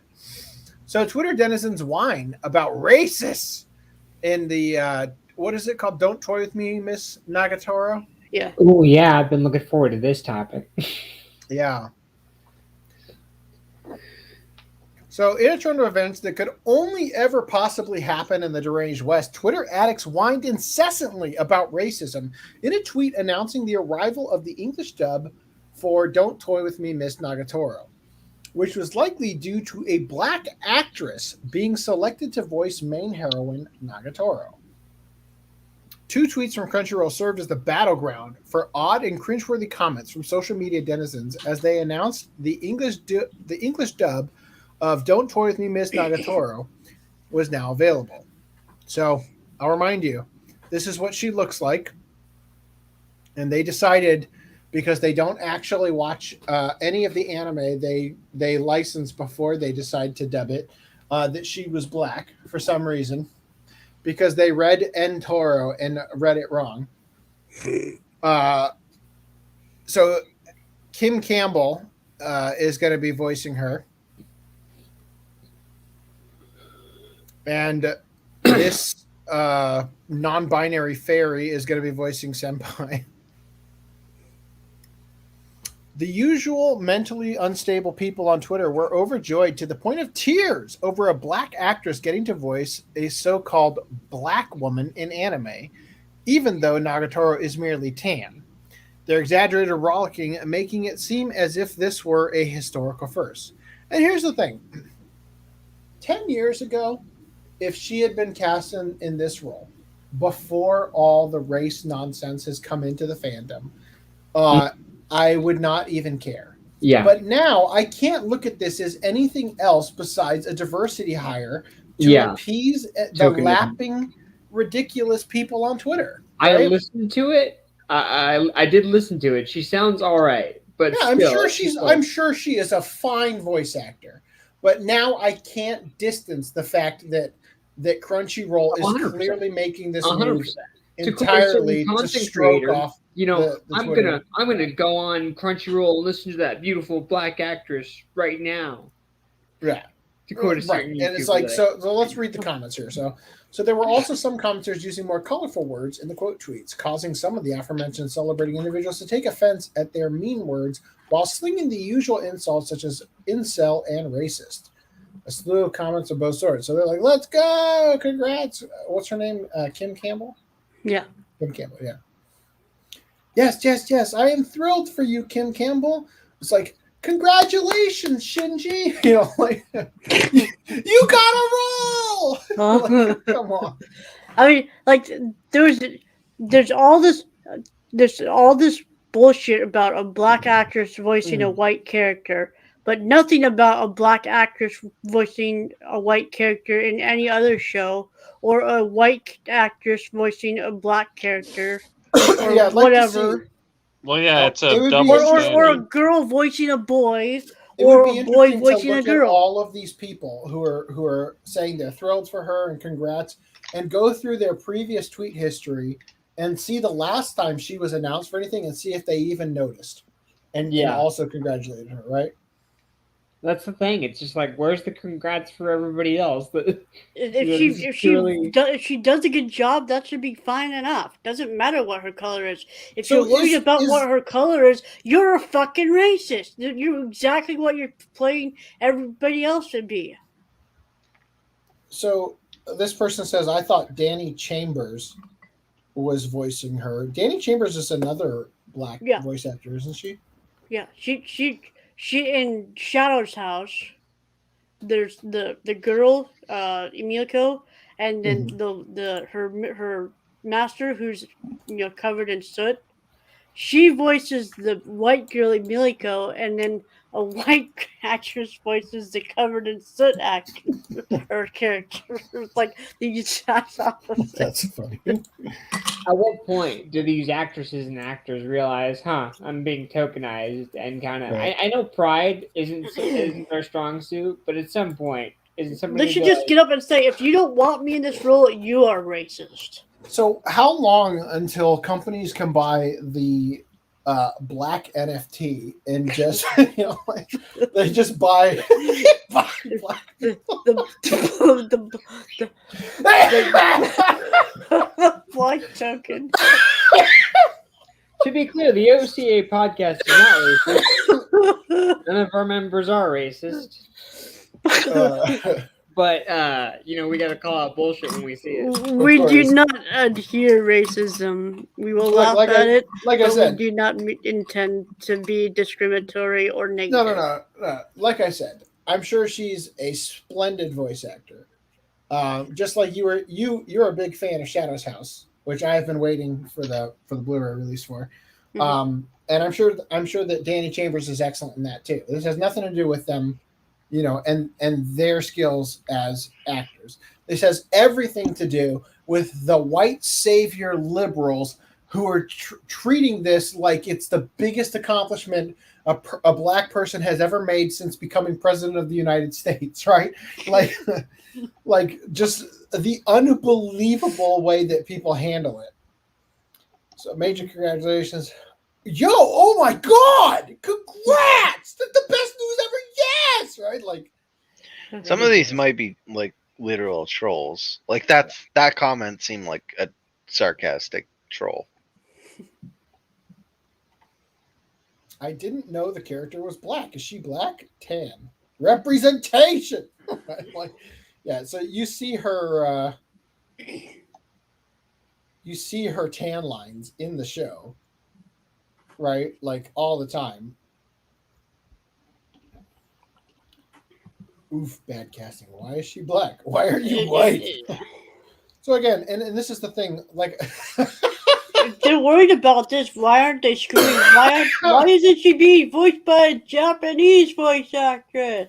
Right, and this is the thing. Oh, geez, let's not. That acting is no longer acting. You have to just be. Oof, big oof. They do, whine about that all the time. So yeah, once again, I just like to acknowledge that if they had made this casting choice 10 years ago, we wouldn't even be thinking about it, right? Yeah. And that's what's really unfortunate about it is that they have made such an autistically absurd, like, put it under a microscope attention to race that now you can't look at this as anything else besides, oh, well, it feels weird now.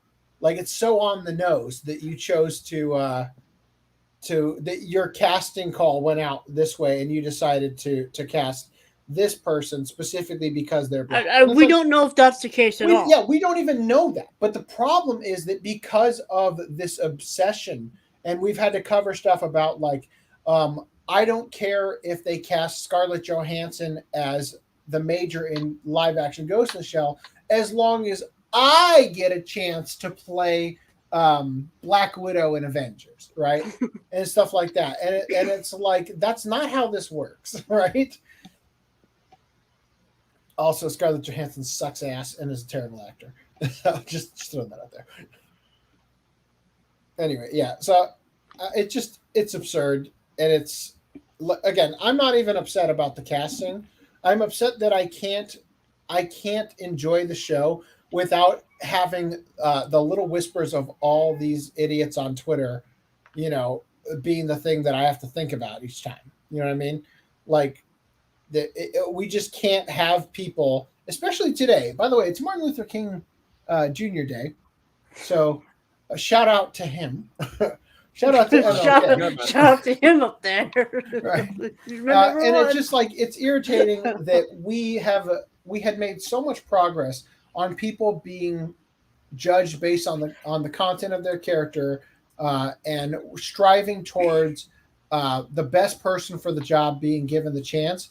And then we have Black History Month, where every goddamn day Funimation or Crunchyroll or somebody has to be out there stroking off like, oh, let's lift up the voices of Black creators. And it's like, yeah, because to you, they only matter during the month where you get internet points from fucking retards over it, right? Exactly. Like, So, people don't realize that when they see it online. Instead, they just see it as oh, yas, queen, they're being inclusive. How do you, okay, there, wow.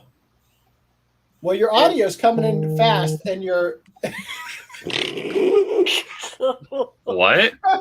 The little gray ripple that dictates that you're talking was extremely delayed versus your actual audio, and then it caught up as somebody got a text message. Anyway. I'd also like to point out, and everybody watching the podcast and everybody on the podcast is probably familiar with a very famous celebrity saying that there shouldn't be a Black History Month. And that celebrity was Morgan Freeman. Yeah, I was gonna the name escapes. Hold on, I know who you're talking about. Yeah, it was Morgan Freeman. He's like, it shouldn't be there. Do you want to? Well, he's not the only one. I think Denzel Washington had the same sentiment. But again, these are actually, well, I don't know about Morgan Freeman, but these are actually conservative Hollywoodites. So I think that the irritating thing is the obsession with race to the point where it becomes more important than the craft. And I think that's the bottom line here, is that it's when you cast based on race as opposed to based on merit, that's where it becomes that's where it becomes a bit much, and I'm so glad we're not using half of these would things. anyone en masse know that she's black if they didn't go, here is our casting, and like the face photo and everything? Because back in the day, you just got a nondescript list that's just like Clifford Chapin as Clifford the Big Red Dog. That. I want to judge people based on their merit, on the not based on what they look like. Right. And that's the thing that irritates me about this, because I don't need to know what people look like in order to take. You don't need to know their skin color, their sexual orientation, right, or their any gender. Of that stuff. You don't need any of that. If Crunchyroll had come out with a video instead, and saying, here's the cast, just their names and their voice lines. Not even the names, just listen, just play the fucking voice. Right, just play a section of it with their voices, right? Like, I don't know. And again, I'm not even mad at Crunchyroll so much as I am the obvious response from Twitter and the Yas Queens, right? That's the thing that irritates me about it. The problem with playing a voice clip is, like, generally, like, what ideally you just want to see the English dubbed trailer, like a trailer with English audio, you know? Mm-hmm. But they want to ride the news cycle and be like, hey, we got voice actors. Nothing's recorded yet, but we want to be in the news. It's just like, that's the thing that's so frustrating about it, is that, like, literally they're trying to weaponize these white saviors into like trending their topic and everything. And it's kind of disgusting, right? Like, I don't know. I say, well, I'm not even just talking about like this particular thing. I'm just talking about marketing in general. Right. Like the schedule of a marketer, right? Like, hey, let's have them talk about our casting, whatever the casting may be, right? Okay, we got nothing, but at least we're talking about our casting. Okay, now let's put out a teaser to the teaser to the teaser, then the teaser to the teaser, then the announcement to the teaser to the trailer, and then the trailer, and and that way you have constant media engagement, right? Right, which is also irritating in its own right. To have them drag out topics. Yeah. Yeah, no, I agree. Okay, so, well, she's not actually been in a lot so far. Yeah, I also looked earlier and this week, and she was not in a lot. Like I said, I listened to like a clip or two. She didn't sound all that bad, but I also didn't. I was trying to find like references to what other stuff she's been in, and I couldn't really find anything. Hoping that I'd be proven wrong and that she would actually be a good fit. And I'm just looking for something I've heard her, and she was Jemima in The Promised Neverland 2. Wow! Holy fuck! Do these actors and actresses? Wait! Hold up! Is that the lady from the first season? Did they recast her in season 2? No, that's not. Jemima is a child. Oh. Jemima was a child in the first season, but she is kind of black. God. Like, how do you not look at the script, look at the character, and be like, are you fucking serious? Can I get, like, Emma as a character? Like, so, yeah, she voices this character. Wow. Wow. She's also Takabayashi in Quintessential Quintuplets, or whatever the second season is. Typhon in ReZero season 2, and Frederica Rosenfort in 86. Geez, like.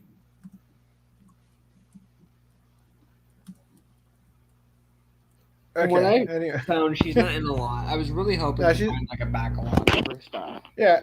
Now I'm happy that she's gotten this lead role, so maybe she'll get more roles. But like, I'm not fond of the tokenism aspect as well. Right. So what was the other one? Danny Chambers. I'm just curious what she's done. Yeah. In fact, I'll tell you this much: she has done so few things. This woman. That this is Anime News Network's picture of her. I don't know if you recognize it. from the tweet.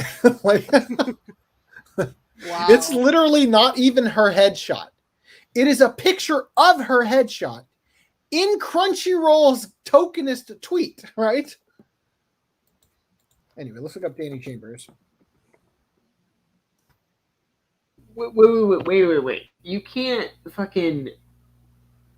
find a picture of like on her Instagram and post it there. I'm sure there is. I'm just saying that freaking Anime News Network chose just to take the image that people knew what she looked like because it was Crunchyroll going out of their way to start showcasing her.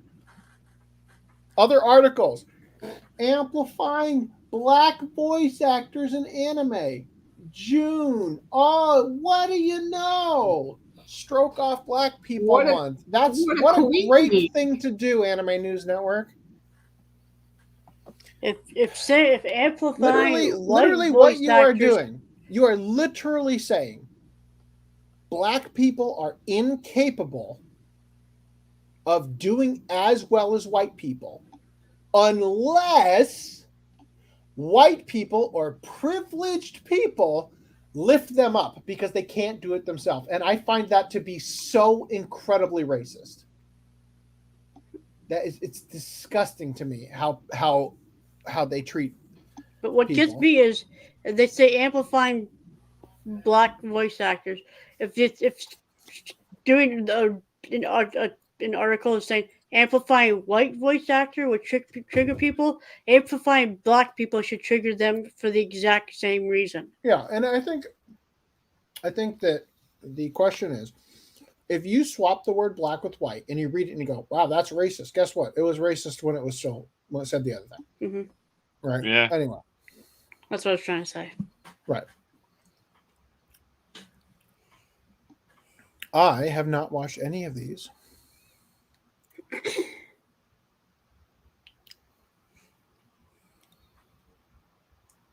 I have not watched. Who is she in Darling in the Franxx? Damn it.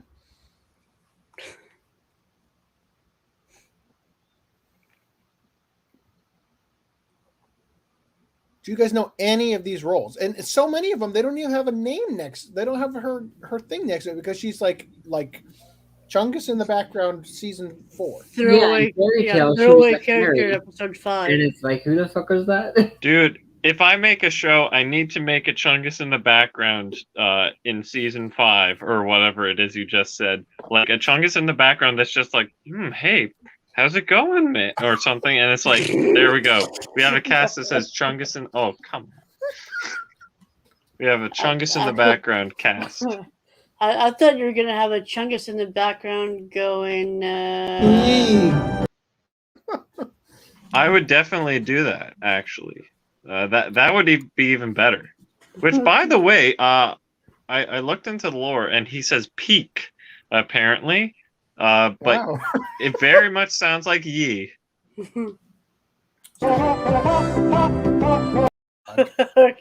plays longer than I was thinking it was. I'm sorry, she plays Man Sherry in One Piece.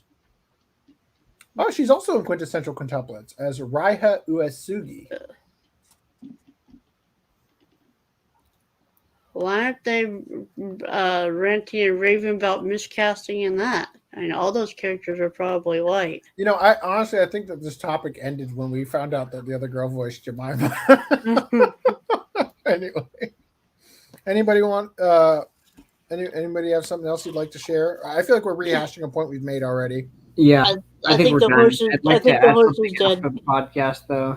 All right, 2 hours in almost. Your boy Kongming bust out fresh in a trailer.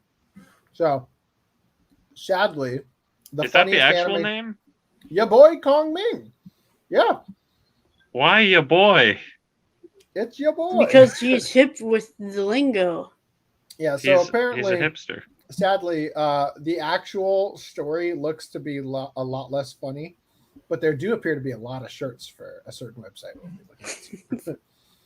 So I am happy about that. So Yakuza Babysitter or whatever it was called. Remember we talked about how she looks like a full-grown adult in a like she has an adult body. What did we say?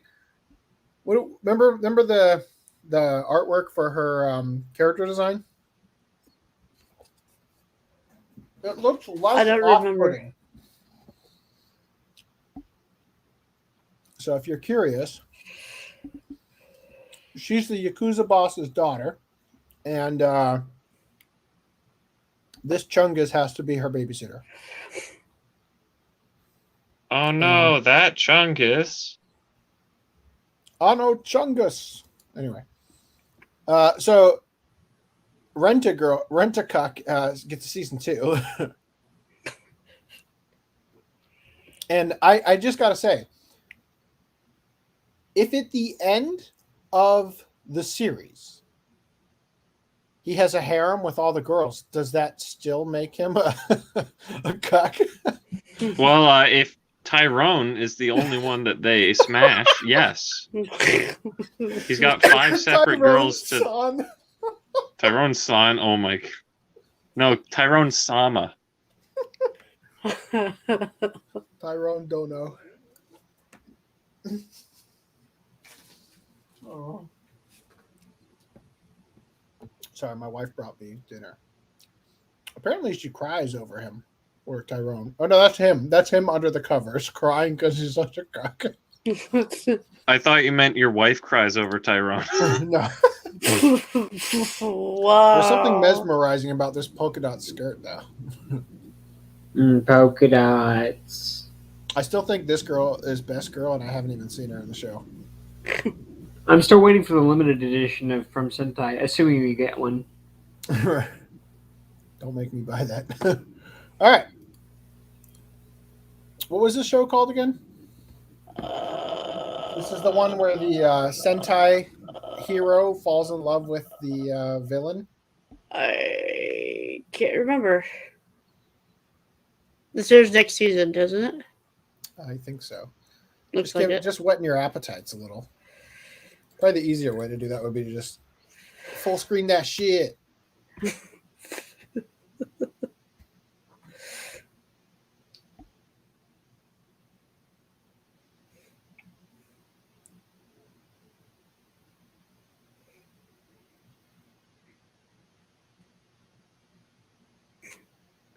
Take a selfie.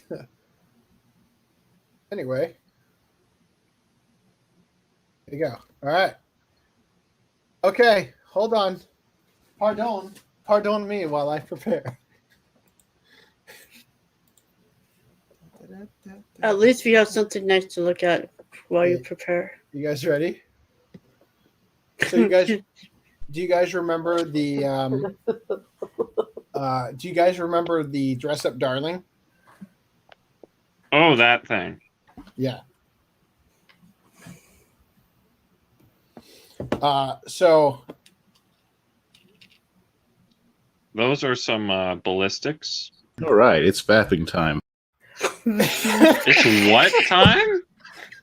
All right, it's fapping time. I don't recall that. I don't recall that clip.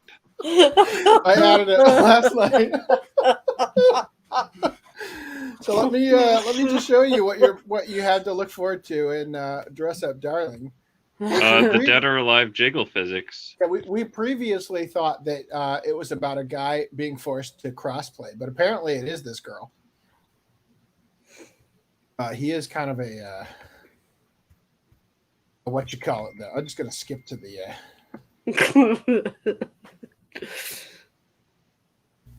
Skip to the undressing. To our favorite part, yeah. How does he get wrangled into this? He's a simp. I mean, that's one lucky simp.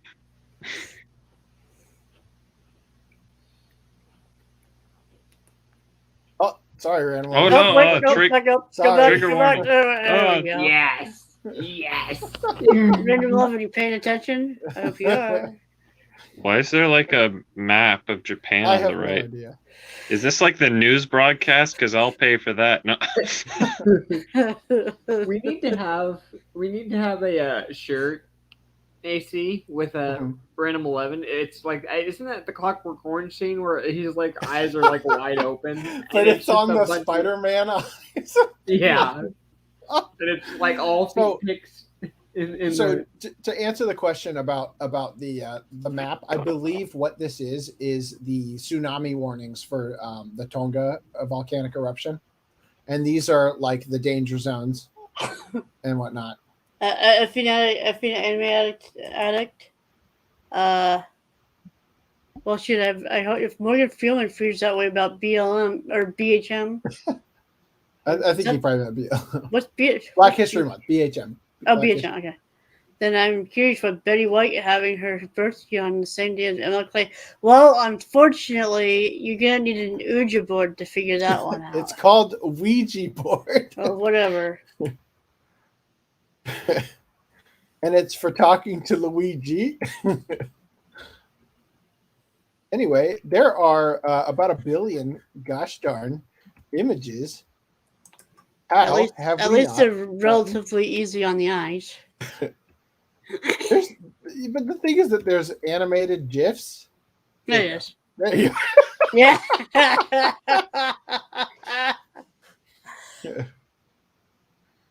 Nice. I'm probably gonna get some harsh words from YouTube about one of these. Let's see if I can make this smaller. There. No, make it bigger. You want to make it bigger. But let's take it. Oh, God, you can make it bigger. Yeah, make it bigger so I can get bigger. Let's not do that because this is how that's what I'm saying. Make sure you get copyright flagged. Let's reset that. Oh my God! Do you want so many? Do you want there? The foot one. It's this one. Thank you. Do you want to show? I can't wait magic? to find out the relevance in the actual episode as to why. Yeah, what show is this so I can bookmark it? Do I want to what, Reese? The magic that happened. Oh, not really. I guess I will. So I don't know if you guys noticed in the Finer Things Club. Pardon, while I posted it in the Finer Things Club, and by some miracle,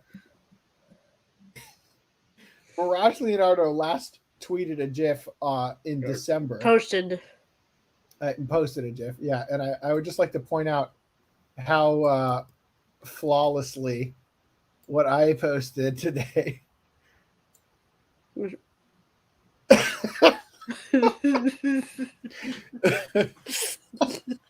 Anyway, all right, moving on. Magic. Those jiggle physics. Yeah. All right. So, online game Among Us is receiving a special manga.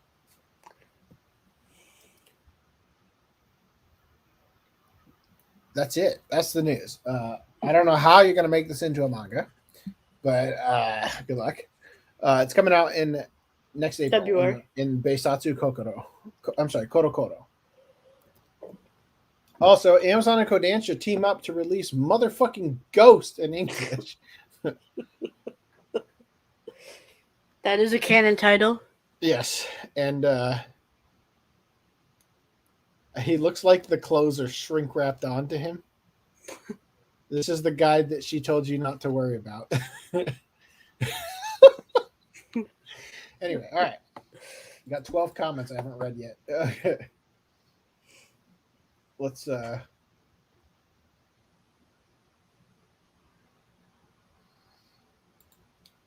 I meant Jemima girl in the anime. That's the pancake lady, Aunt Jemima. Yes, it is. Sorry, feet. If you Google Betty White's name, falling rose petals will appear on screen, and it will say, "Thank you for being a friend." Oh, wow. Sorry, I don't give a damn about Betty White like everybody else does. I think Mr. Morgan Freeman, felt it was mainly tokenism. Mr. Freeman asks him if he wants a White History Month. The interviewer says no, he's Jewish. So Morgan asks if he wants a Jewish month, and he says no. That is correct. Holy shit, it does do that. That's wild. All right. I remember that.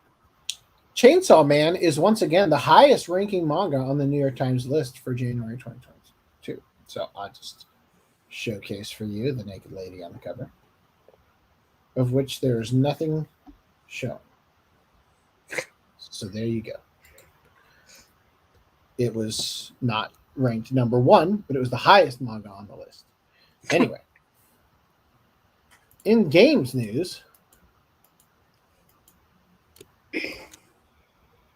I just wanted to share this image of Chris Farley, Canon, Ryu, because that's what this is. Capcom prepares for a future of Street Fighter with the 35th anniversary logo. Unfortunately, it's this logo and not this logo, which is far superior. And I don't care about anything else about the 35th anniversary. I just wanted to put this in the thumbnail. And Attack on Titan collides with Call of Duty Vanguard and Warzone in a new collaboration. Dude, is this like the Haruhi, what is it called? Suzumiya in Fortnite? Yes. That wasn't Fortnite, but yeah. Like, I'm just saying... PUBG? Yeah, PUBG. The PUBG ones looked horrific. Yeah. I would like to point out, Reese said that this is Asian Leon from Resident Evil. Is he Asian? He looks black from my screen, but I mean, my brightness is low, okay?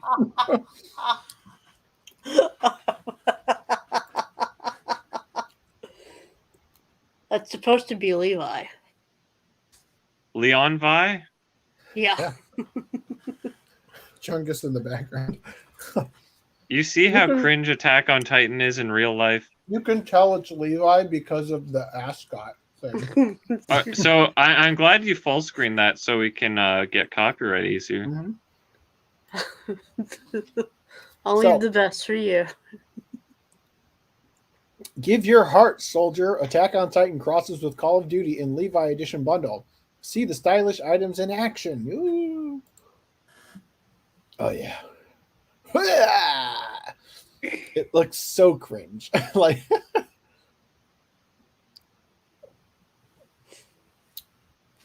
yeah. So I can't put my finger on it.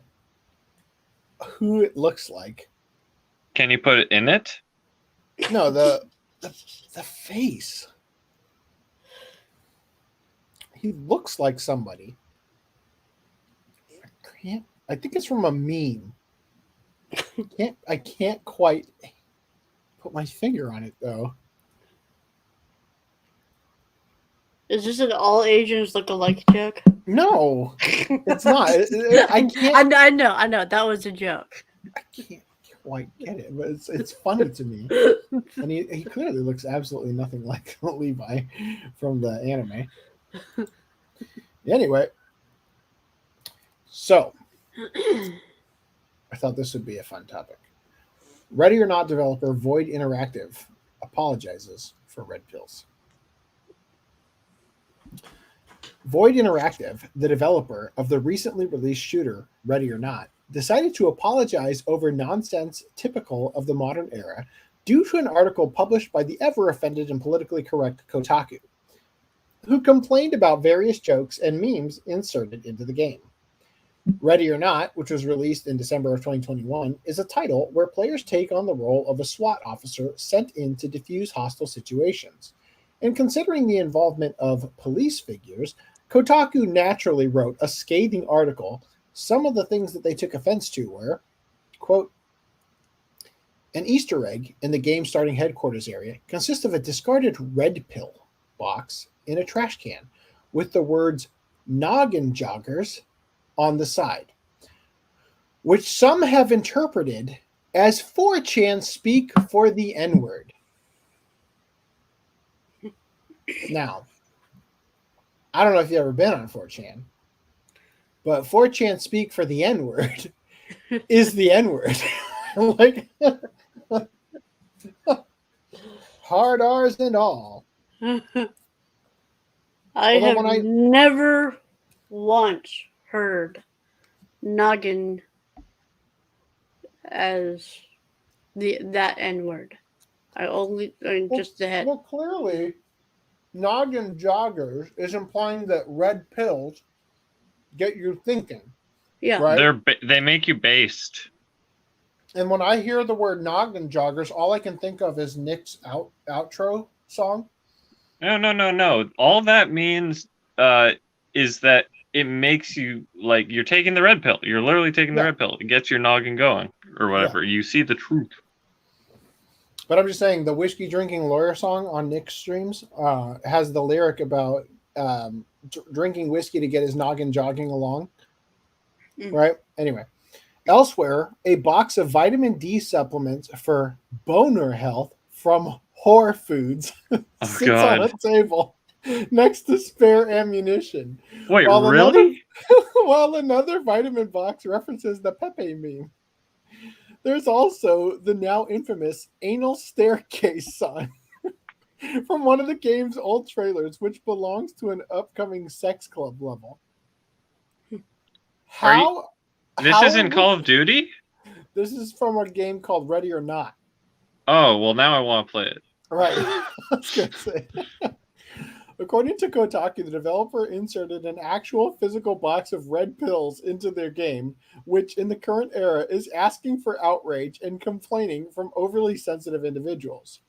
As per usual, the developer caved and apologized, saying the box of red pills were placeholder assets made by a contractor they no longer use. Still want to play it? And sure to have some wondering if the contractor perhaps successfully carried out a cunning plan. Void Interactive also blamed Kotaku for spreading misinformation about them in the past, yet still bent the knee to their fake outrage regardless. So here's the apology. We would like to start by saying that Void Interactive does not support or condone red pills, any form of racism, bigotry, or alt-right views. Hold on, my wife just sent me a text. Yeah, my phone's dead.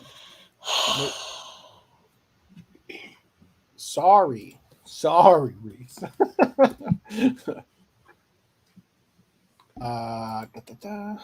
We will be implementing an update very soon. Oh, teacher says she put 13-year-old son in car trunk so she wouldn't catch COVID. Oh, well, good job, teacher. Anyway, all right. So we would like to start by saying that Void Interactive does not support or condone any form of racism, bigotry, or alt-right views. And any such views will never be tolerated by our development team or in our community. We have a diverse team of developers and contractors from many parts of the world and strive to create a welcoming environment for our player base and our people. Additionally, while our game touches on hard realities and mature topics, we have no intention for it or for any other games we produce to be a conduit for hate. Intolerance has no place in Ready or Not. Regarding the level props that have been mentioned, these are placeholder assets that were put in place to fill otherwise bare spaces and were supplied by a contractor we no longer use. These assets will be replaced as we continue to develop the game. Regarding the red pill boxes specifically, these were intended solely as a reference to the Matrix movie, Neo choosing between the red pill and blue pill. A noggin jogger is slang for an activity or challenge that messes with the mind and is commonly used as a reference to complex puzzles or brain teasers. We take these allegations quite seriously and rest assured that the development team was not aware of any hateful connotations with the aforementioned props. We appreciate the community members that have brought up this concern, and for the avoidance of doubt, we have already taken steps to remove these placeholder assets, which you will note in the game's next update. It is worth noting that we were cautious about issuing a statement to Kotaku, given that in the past they have produced articles with misleading headlines regarding our mutual split with publisher Team 17. We are saddened to see that this has happened again, but we are looking forward to and will continue to correct the record wherever we can. Okay. So you went from being based to being cucks. So the original Kotaku article with the apologies read online in an archive format. Reactions to this apology were mostly disappointed in Void Interactive, listening to the hated Kotaku.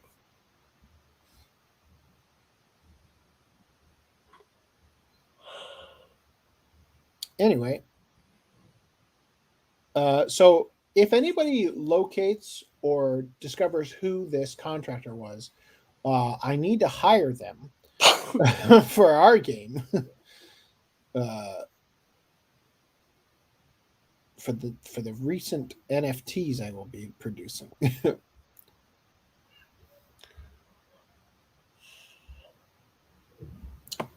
You tell me. Clearly, Getting a That's good. pretty powerful. sorry. And AC was the one who ruined that, but I wanted to use that one, and apparently it became double effective when I finally used it. you were breathing my air.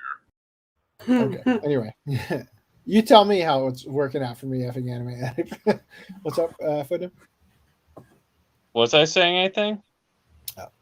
Thought somebody was saying something. No, I just tapped on that one. What? Okay. Well, that's it for this. Tell me, would you have played this game before the cucking? It's probably mobile, right? So no. All right. So, head of Xbox, Phil Spencer, wants to implement cross-platform bans. I mean, you could say that kind of makes sense if it's like from a game. So, how tall is this guy? Well, how tall is his background? You're assuming that's a huge background. He's got like a Kevin Feige head and torso on a regular person's arms and legs. But looks so short. So like what's a cross-platform game? I don't know, let's say Genshin Impact or something. I think it makes sense if it's like you're banned from, say, Genshin Impact itself. Therefore, if you try and sign in with your Genshin account on different consoles, it won't work because you're banned. Like, that already kind of makes sense. But are you an advocate for banning? I don't know. How bad can you get on a game?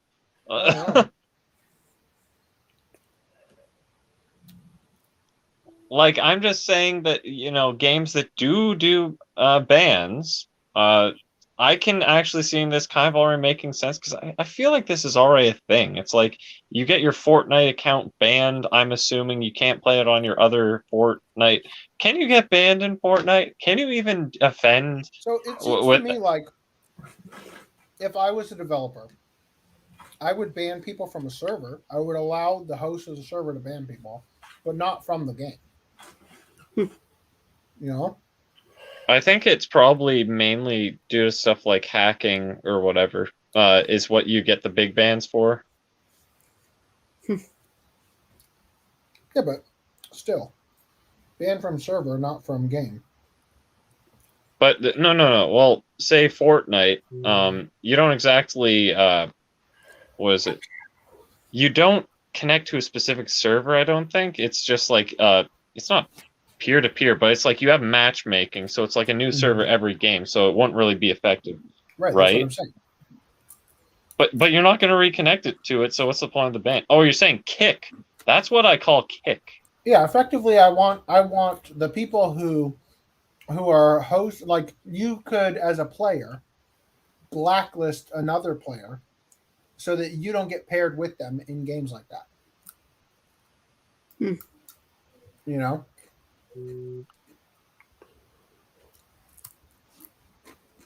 This is some riveting conversation.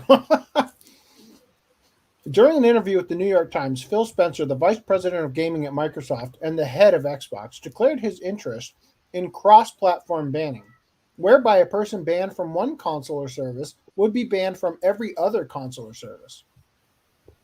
A chilling prospect for those who dare to utter an offensive word in this oversensitive era. Yeah, it's going to be funny when eventually there are no more gamers because they all eventually got banned because everybody wasn't woke enough, right? Yeah.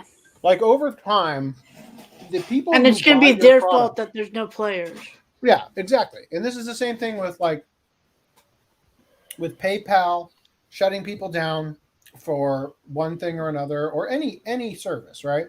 Getting rid of their user base, right? Eventually, you get rid of enough people that you aren't making any money anymore, right? I don't know. Seems like a bad move. So Phil Spencer argued about rampant toxicity and how convenient it would be to just ban people from Every system after an infraction. It's like I can't wait till like the next what was the gaming event? Just an interview. I like to say like the next one. He's like, I say we just kill him. we take him and put him against the wall. Kill toxic gamers, right? Like, strong words. Strong words. So he said, quote, something I would love us to be able to do, this is a hard one as an industry, is when somebody gets banned in one of our networks, is there a way for us to ban them across other networks? I wanted to be able to bring my banned user list to other networks where I play. So this is the group of people that I choose not to play with because I don't want to have to recreate that in every platform that I play video games on. So this is actually kind of what I was talking about a blacklist of players. But here's the thing. PC Master Race. Right? Stop with console gaming. I mean, PC is where you'd have the most offenders, though, with the hacks. Yeah, that's true. That's where the blacklist makes the most sense then. I mean, yeah. Yeah, effectively, this is what they're asking on there. A blockchain blacklist. Yeah. And eventually, this is what it's going to be. This is what they have in China. Internet ID card. In order to log on to the internet, you have to have like a license, effectively. And that's going to be tied back to you like a driver's license. And so there is no anonymity on the internet. And I think that this is dangerous because, yes, some people are going to yell the N-word or say, offensive things because they have anonymity. But there are also things that need to be said that challenge the power structure that will not be able to be said when there's no anonymity. And it's really dangerous that we're entering a world where the internet is going to quickly become less safe to convey dangerous ideas than going out and spray painting the side of a building, to put the writing on the wall, so to speak, of the truth that people aren't acknowledging. That the emperor has no clothes, to use that metaphor or whatever. And that's kind of dangerous. And I'm not on board with it. I don't agree with banning. I'm going to put up with 1 million trolls in order to have people be able to freely say things that in the real world might get them lynched.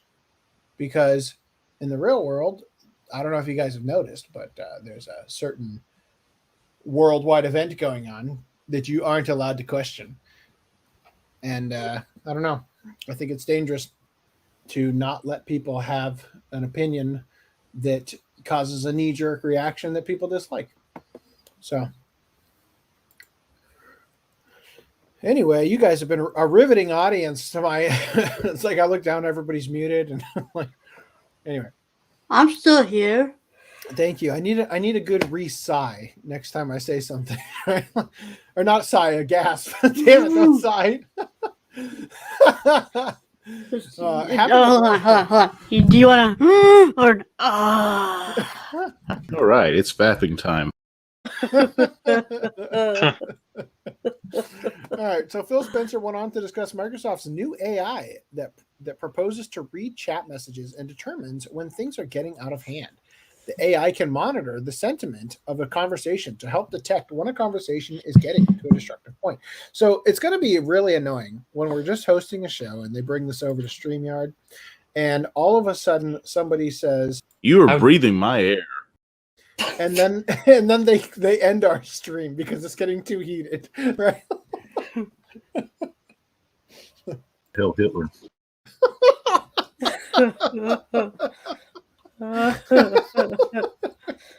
We're educated and much more smarter than they are.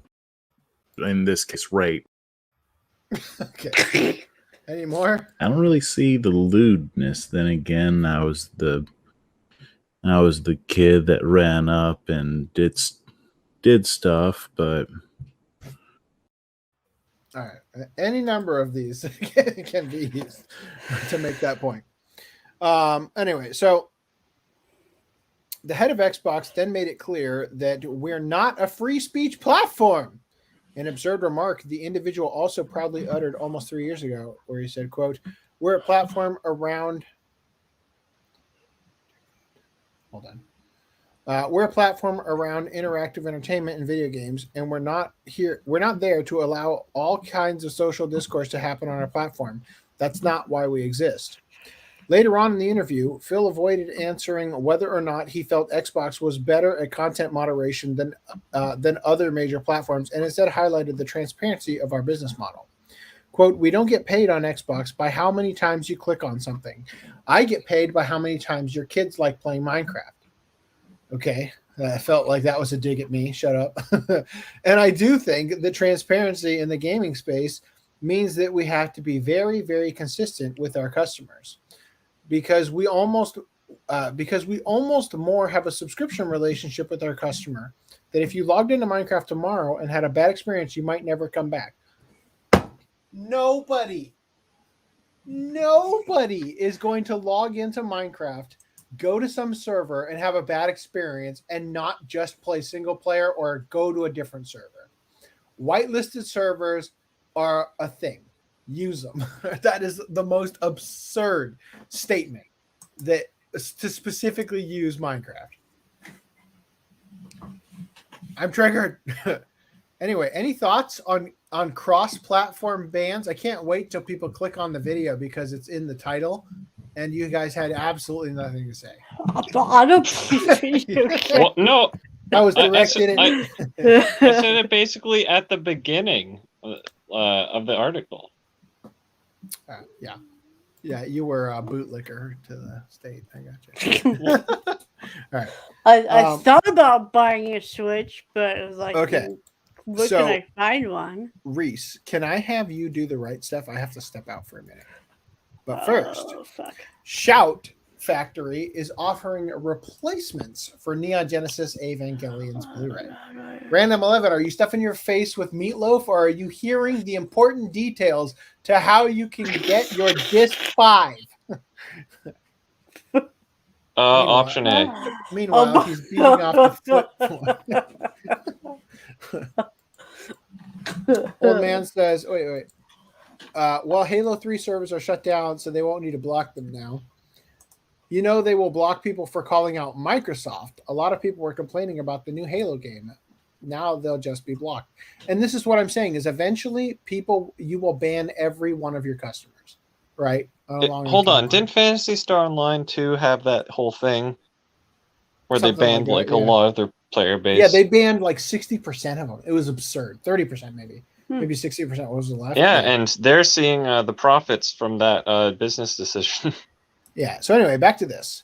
Shout Factory offers replacements for Neon Genesis Evangelion anime Blu-ray disc. Company recalls original discs lacking English subtitles for a bonus feature. So Shout Factory is offering replacements for the 5th disc of its box sets for the Neon Genesis Evangelion Collector's Edition and Standard Edition Blu-ray discs. Ran 11, you're going to have to send both back. The original discs are lacking English subtitles for the End of Evangelion deleted live action scene. I'm sure you care.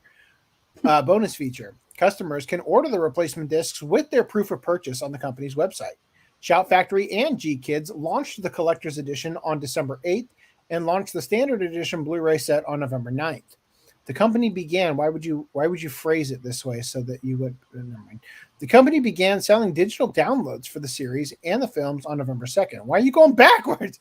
The set contains the 26th episode Neon Genesis Evangelion. Okay, so the rest of this is all just like mumbo jumbo weird. Sales pitch. The release does not include the song Fly Me to the Moon. Thank you for making that's front and center. That should be the one that you put up here. Just watch. That's why they're replacing the discs. Oh, we forgot Fly Me to the Moon. It was actually just whoops. We just hoped we could get away with that being intentional. So what's funny about this is that in this collectors group, this guy got, as he said here, add another to the growing list of people getting a full limited edition Ava set instead of the actual replacement disc 5. So Shout Factory is sending you the entire collector's edition set instead of just disc 5. Really curious what Shout Factory will do about the error. Best case scenario, they'll just mail out the replacement discs again. Would definitely suck if they demand the limited edition back to receive the correct replacement disc, considering they'd most likely not cover the cost of shipping. The cost. God damn it. Considering they'd most likely not cover the cost of shipping the set back, despite it being an error on their end. Well, I have an answer for you from the same person. Thank you so much for your order of Neon Genesis Evangelion, the complete series limited collector's edition.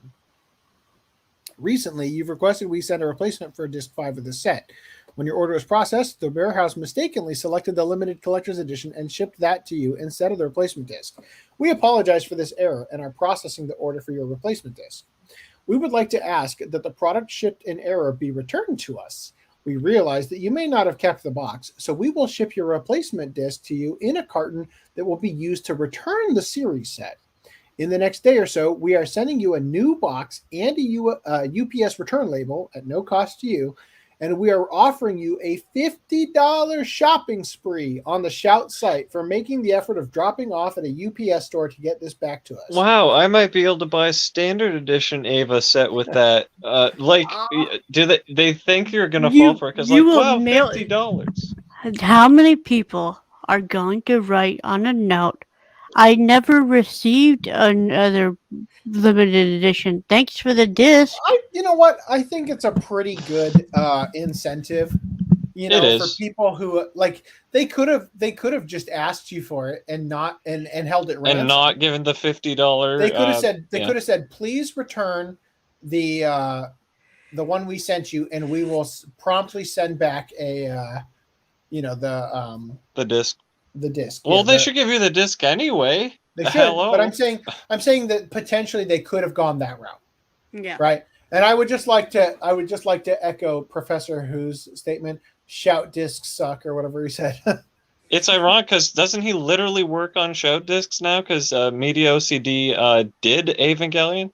Yeah, that was a joke. So I guess this is the step too far. This is why Justin Savakis has lost his chill. Anyway. But that set is pretty good through the end of 2022. Is transferable but not combinable. Are you kidding? They don't even let you have the funds forever. That set is worth triple plus more. How do you think they're gonna send it to you? You have to send it back, and then you get an email once they verify that they got it returned. No, I don't know. If they're stupid, they just send you the disc, and with the disc. That's what I said. Nobody's gonna send it back. That's just gonna go up on eBay. Yeah, but exactly. And if they send it back to you, and it comes in the box, and they've got the shipping shipping box, it has the shopping spree gift card code in the box, then they have just really royally fucked themselves. All right. So actually, I don't think you included in the doc, but this would be a great time to transition to the ReZero thing, which please talk about that for a moment while I Well, okay, Reese, this is your job. Hit the slides thing and add a new slide from Drive. New? Yeah, from Google Slide. Yeah. Okay. There's only one other one. It should be called Funimation Exposed or something. Hold on. Oh, I'm not logged in. Is this in the brand email? The brand email? Yeah. It's the group one. Hold on. I got. You got this. You're not screen sharing, at least, so you're not gonna reveal the password. Credentials. So once that's logged in, hold on. I will tell you when I'm logged in. No, I'm just saying it should be right there. There's no instruction needed. I'm trying to. What the? I guess that's you. Yes. What's the number shown on your other device? You're You're not going to believe it. It's 69. 69? Okay, thanks. There we go. Okay. 4. Oh, damn it. Yes, it was me. 4. Wait, what? It's got a new number. It's a new number showed up. Wants 4. to make sure it was really you. Continue to sign in. Okay, 4. Holy Christ, another one. Why is it? Yes, it was me. 44. 40. Jesus Christ, that was pain in the ass. We in? Allow. Oh, God. Okay. Oh, no. Select the file. This is a thing? Yeah, it should just be... No. It's Funimation exposed. I don't see one. What? I see test 1, and this is a thing, and that's it. Wait, test 1 and this... Oh, maybe it is this is a thing. Yeah. The one with the Funimation exposed on the picture. Yeah. How do I see what's in it? Oh, crap. Well, actually, just add the this is a thing, and then you'll see the slide preview. It's processing. Okay. Yep, there it is. Funimation exposed. All right, put up slide 1. Add to stream. There we go. All right, slide 1. Okay. Funimation exposed. Next slide. Next. So, actually, no. Go back one slide.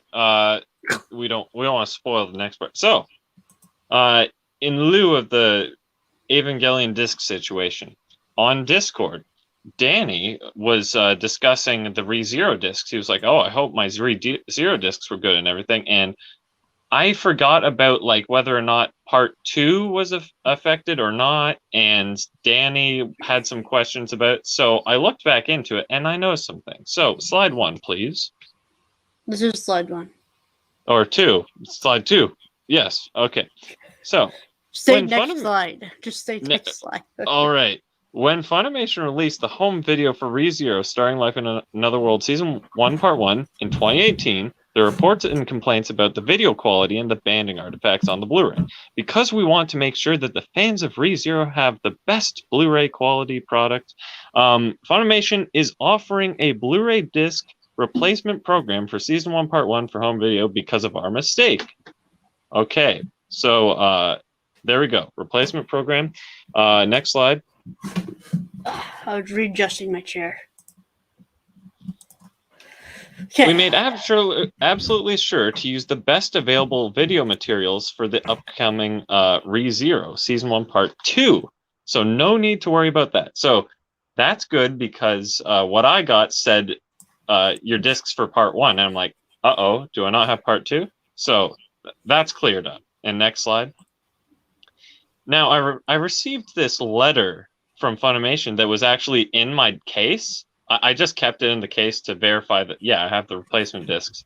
But also, I looked at it because I was trying to check the discs for Danny. And if you go to the next slide, we'll zoom in on some interesting specifics. So down the line, it gives you all the instructions and everything. Well, actually, no. It's giving you the explanation.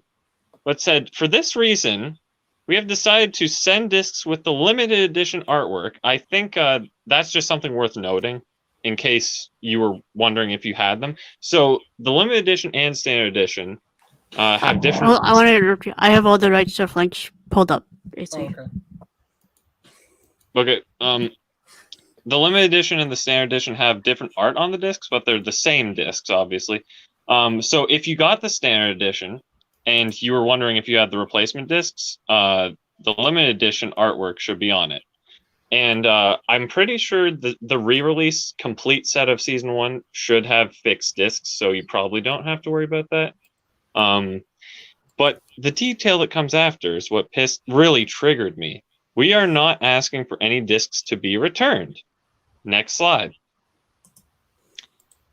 Oh, really? Because I got this email from my archive that says, please pack your existing Blu-ray discs for Part 1 with paper or plastic sleeves and send them as proof of purchase. You do not need to mail them in a disc case. Please let us know, blah, blah. Carlton is on notice. Funimation support. All right, and next. and this is on their official blog post about the whole disc situation. Our customer support will provide you with a return authorization number that you'll need to include when mailing your Blu-ray discs, along with the mailing address, which I did have an authorization number. Once you have received your reference number in the mailing list, please pack your existing Blu-ray disc for part 1 with paper plastic disc sleeve and send them as your proof of purchase. No paper receipt required. Funimation will not pay for return shipping fee. In other words, they screwed me! Where's my goddamn defective discs? I want them back! Because they said in the letter, you do not need to send your discs. But I sent my discs. And I didn't. And I paid that goddamn shipping. So This is well, that's because you're from Canada. it didn't say that. On the letter, it didn't say outside of U.S. So that was a not- letter that you received. Is that correct? Well, it said you. Oh, that's the letter that was bundled in with the discs that they sent back. What? So they tell you don't need to send it back when they've already sent you the replacement. When they already got Exactly. Oh. They absolutely cucked me. I'm triggered, and you should too. Okay, that's it. That was my follow-up. All right. So, Funimation's put up their April slate. So we have Wonder Egg Priority Blu-ray DVD. This is the complete season. Complete season in a circle down here on the spine, which looks kind of stupid. Cringe. Yeah. I heard it starts out good but ends horribly. Oh, well, that's That's good. what I heard too. But apparently Funimation thinks it's going to be a pretty good seller, so because it's got a Limited limited edition that we edition. talked about in Discord. Yeah, Danny's like, it's a nice limited edition. I said, I don't Except know. for the I fact mean, that the it has a fucking nice image- appeal, but it's only Got it's the image same. 3 times on it. You have the same image, and it's more cut off on the front than it is the spine. And, and like, the actual cover of the Blu-ray. Yeah.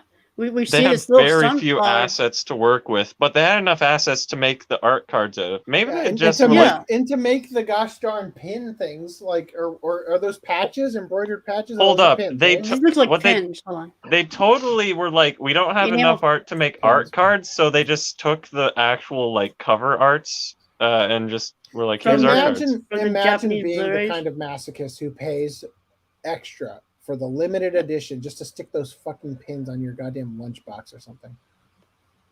And then they break. You lose them. You know how many pins I find at Anime Expo? On the ground. Oh wow, there's a back cover that has more stuff on it. This should have been the cover. It actually has an egg on it. Yeah, it's not clickbait. Photoshop the vibrator egg on her hand for the thumbnail. Not the- Oh, are they including this slipcover in the limited edition? They might. That's interesting. Hold How on. come that one has a different girl on the spine? Because it's no, different. go I back. can't even see it. I know. Go back. Go back. No, keep going forward. Keep going. There, it has a different girl on the spine. Well, because they're like, we don't want to recycle the same image. Oh wait. Oh wait, we already did too many times. It would just be redundant to use her again. We're They're sorry like, we're that drawing we- the line here. We're sorry that we put the wrong girl on the spine. Please send. Oh, in Random 11, you're further back. replacements. I'm He's been back since the ReZero thing. All right, so LBX girls. This is That's not like LGBT. I don't know. Extra It large. looks like Symphogear kind of stuff. It looks like Azure Lane and all those gotcha games. Something like that. And Sorcerer Stabber Orphan Battle of Kimlik Season 2. So I'm getting the vibe that that joke we played on Lance didn't come across as a joke in the Discord. That's kind of a cool picture, I guess. This doesn't have anything to do with the Orphan series that Sentai recently. This is a reboot. Yes, it does. Oh, it's a reboot. Yes, So I'm the like, I'm series- looking at the copy on my shelf, and I'm like, that looks like the series. too. The series that Sentai released is the one. It's a reprint of the one that they originally released as ADV, and this is the reboot of the Yeah, series. I figured it was a packaging of an older show. One of It looks those like an older characters, I show. think, is the guy's name is Christmas, so that's the thing to know about the show. There you go. No, this is Gekadol. Oh, excuse me. Sorry. I've never heard of like half of these. No. Why is that? Like, Use the same image on the back again. Funimation, and that's the same image on the spine. Yep. Twice. On the Twice. spine. Down Funimation, here and up fire yourselves. Put yourselves in the trash. there. Or better yet, get a big oven. And live stream. It's on the back too. Wow. Yeah. So then And- apparently Funimation acquired Knights of Sidonia from Sentai. This is a movie. Guess I don't know AMC if it's a didn't want it. recap movie or a sequel. This is a sequel. Was this movie the one that was already in the Sentai set? No, this is a new one. This is the new movie, the sequel movie. and it's the sequel and who- finale So to the anime who dubbed series. you this one? I would I'm imagine gonna lose my freaking mind. Well, how long is this thing? I This is feel bad 110 for minutes. Sidonia collectors. That's God damn it! And you're not even gonna put it in a fucking art box. Like, so now it's gonna sit just like the stupid Oddgen OVAs next to my stupid art box for the. Yeah. Ah! Show by rock stars. I don't know. Like, how are you supposed to say that? Rock with two expletives and then stars. Yep. It's kind of like Is this Lupin the season Third, 3 the or first. or 4 or whatever. Contains episodes 1 through 12. No, I can't read it anymore because I'm not in control. I didn't see anything The about. anime directed by that I didn't person. see what. Do you see what season it is? No, I was trying to read in case it would enlighten I me. did. I said I didn't see one. So anyway, Okay. Dances with Dragons Essentials Blu-ray. This is a Screw re-release. Essentials! Re-release. Dragon Goes House Hunting Blu-ray. I can't even zoom in on this one because art not final. Fuck that.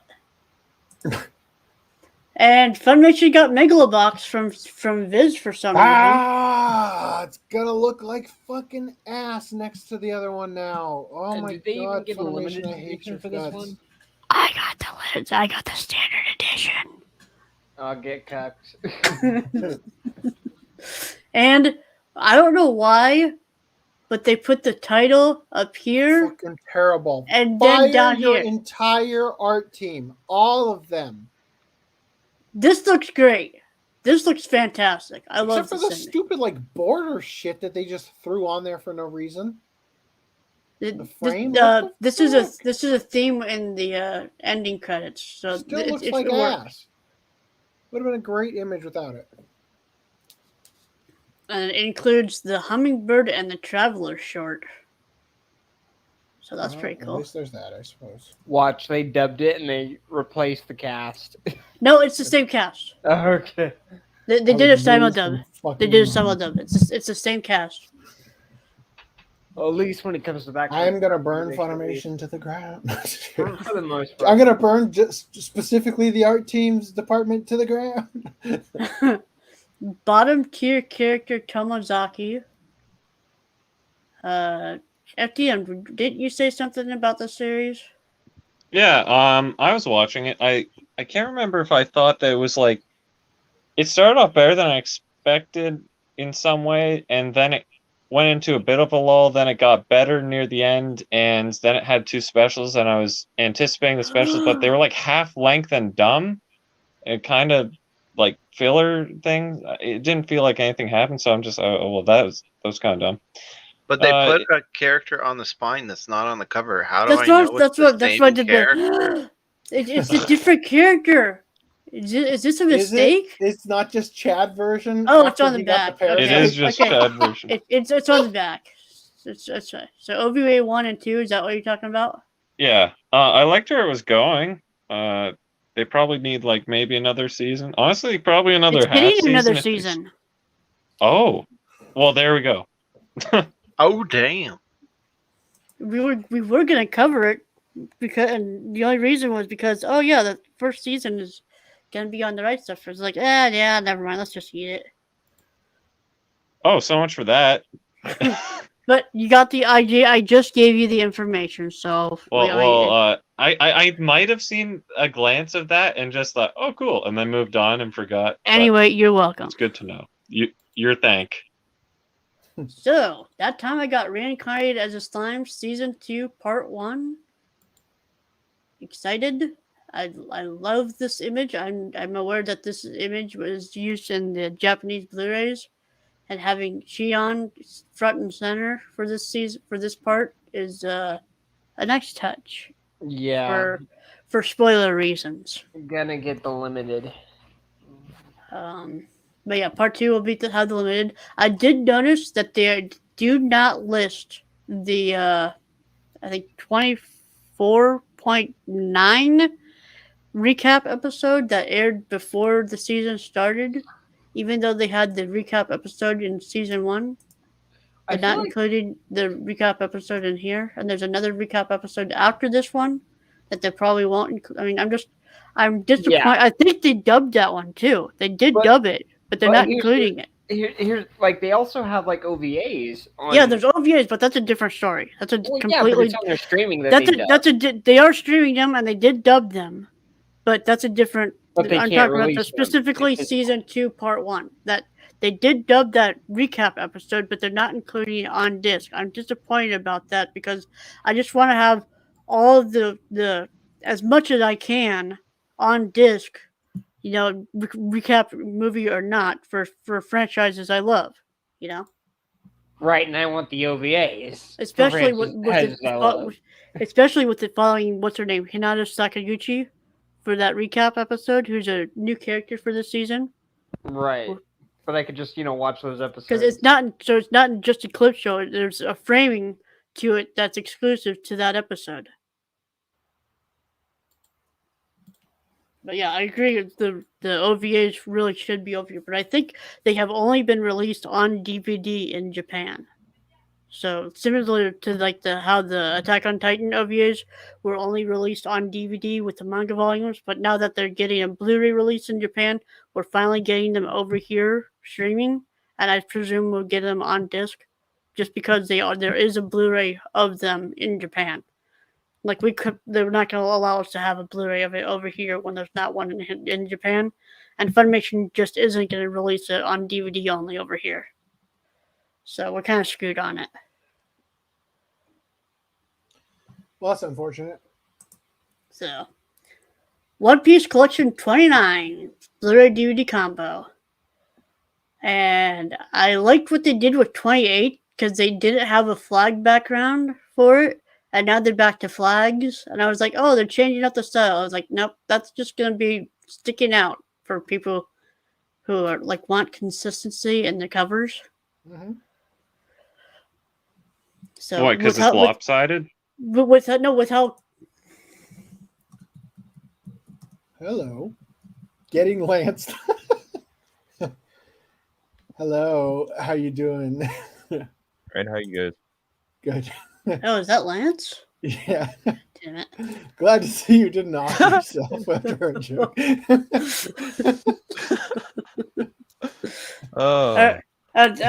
hold on. Yeah, there it is. So, see this one? 28. No flag. Actually has a background behind the character.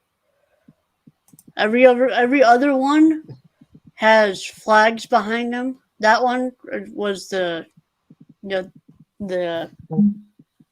inconsistent.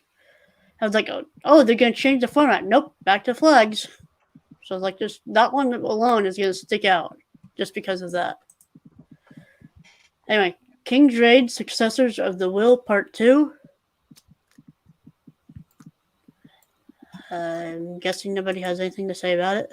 Not really. I've never heard of this before in my life. I watched it. Don't really remember it. Sunrise Beyond. Sounds like made up stuff. No.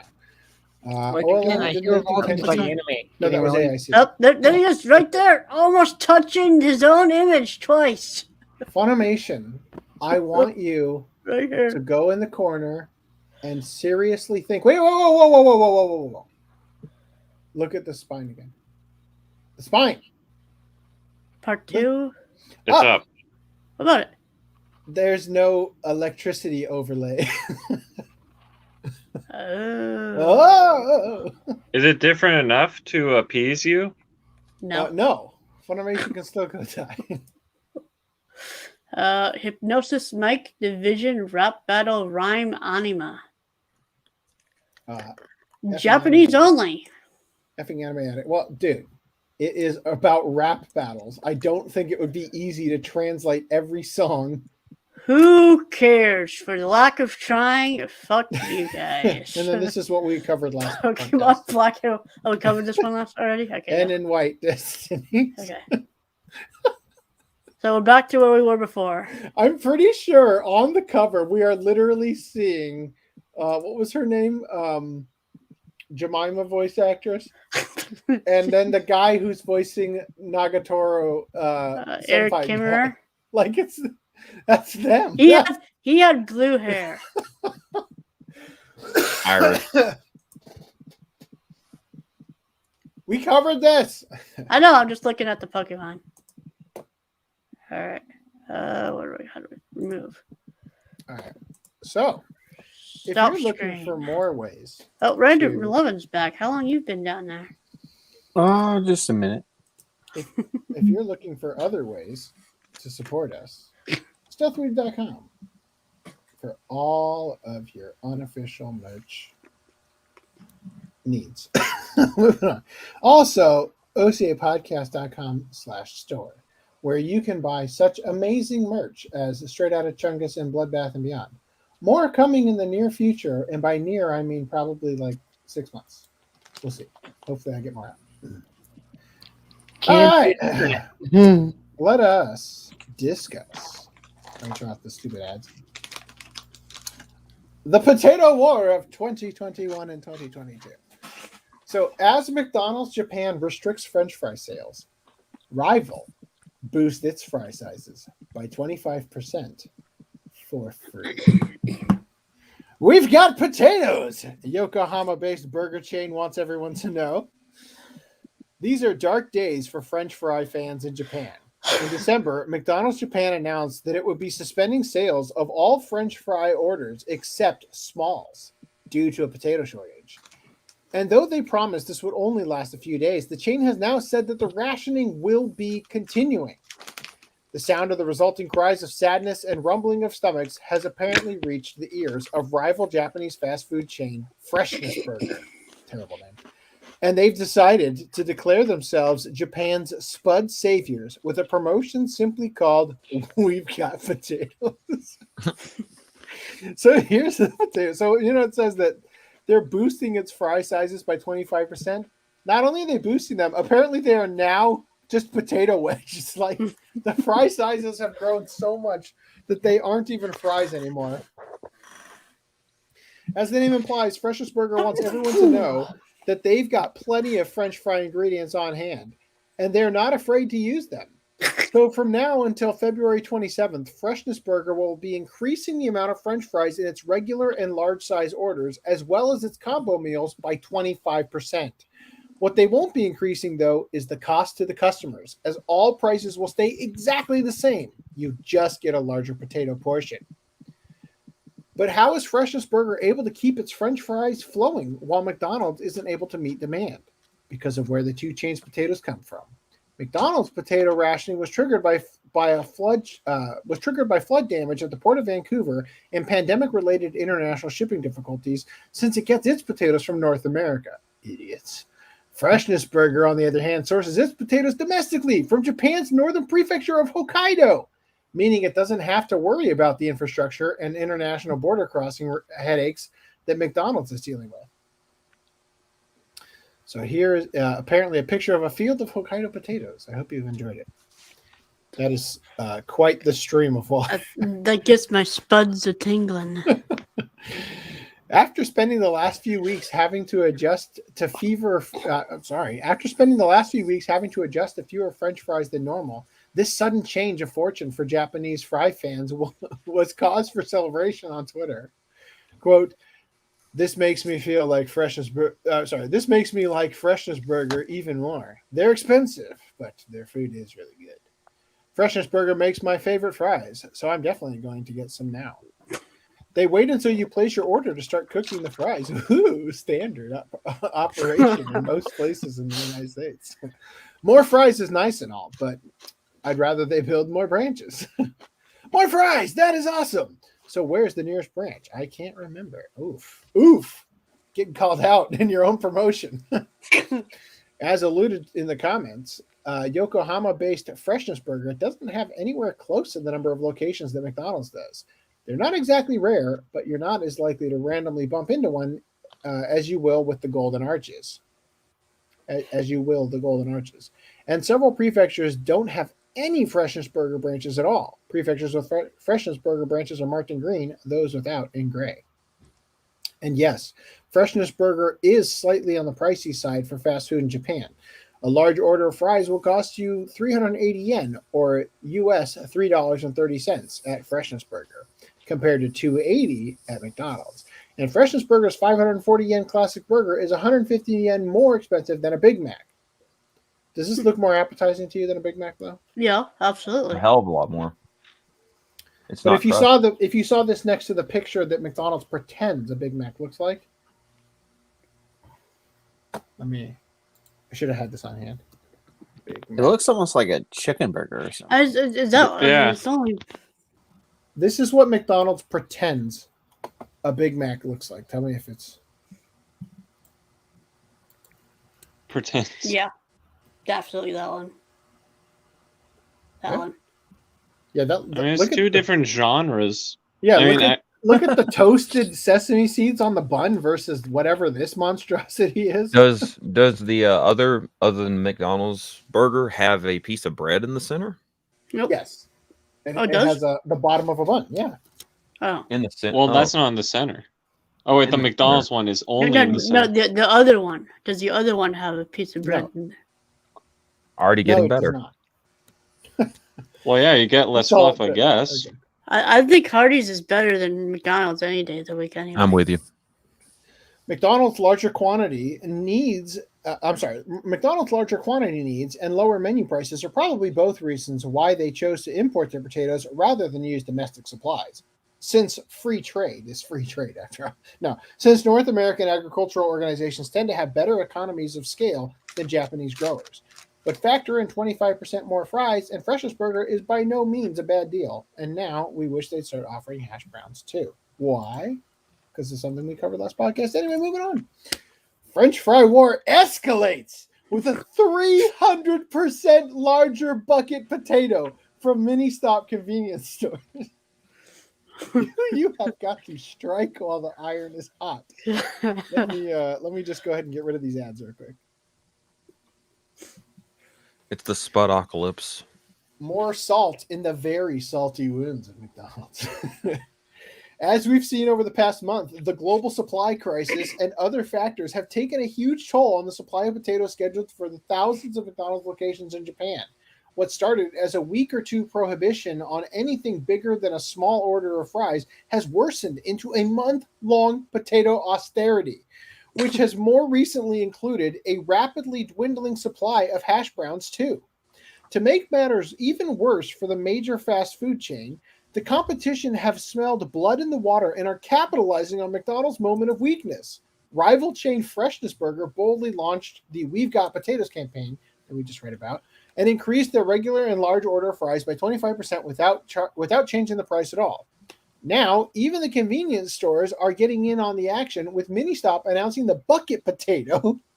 I like how they just have these buckets ready, which boast 3 times the regular amount of their fried potatoes for 641 yen, or 564, which is quite steep, but it's a bucket, guys. And they kind of look like churros. What's going on?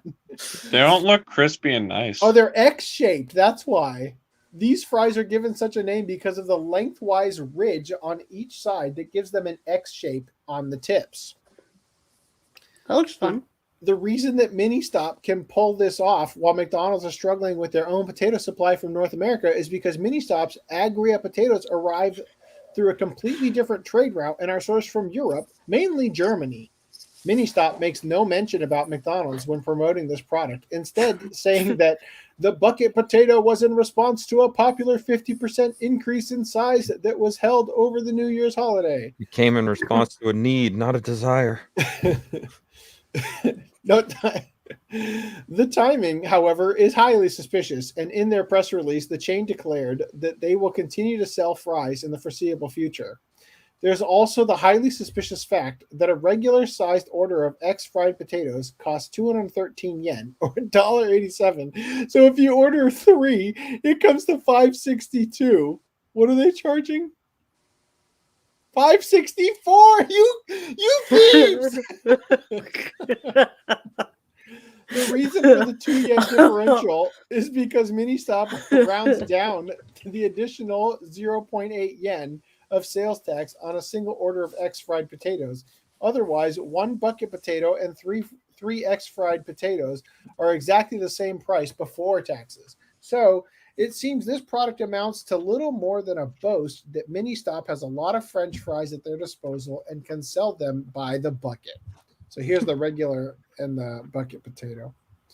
Despite the poor cost performance, the news has landed well with a French fry starved public, and people appear to be chomping at the bit to get some. Quote, "My fat gut is saved! 3 times the fries!"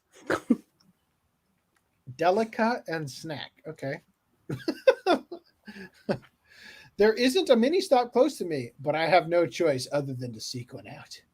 Good, more fries. Yes, this is your chance to crush McDonald's. So many places are opening their doors to French fry refugees.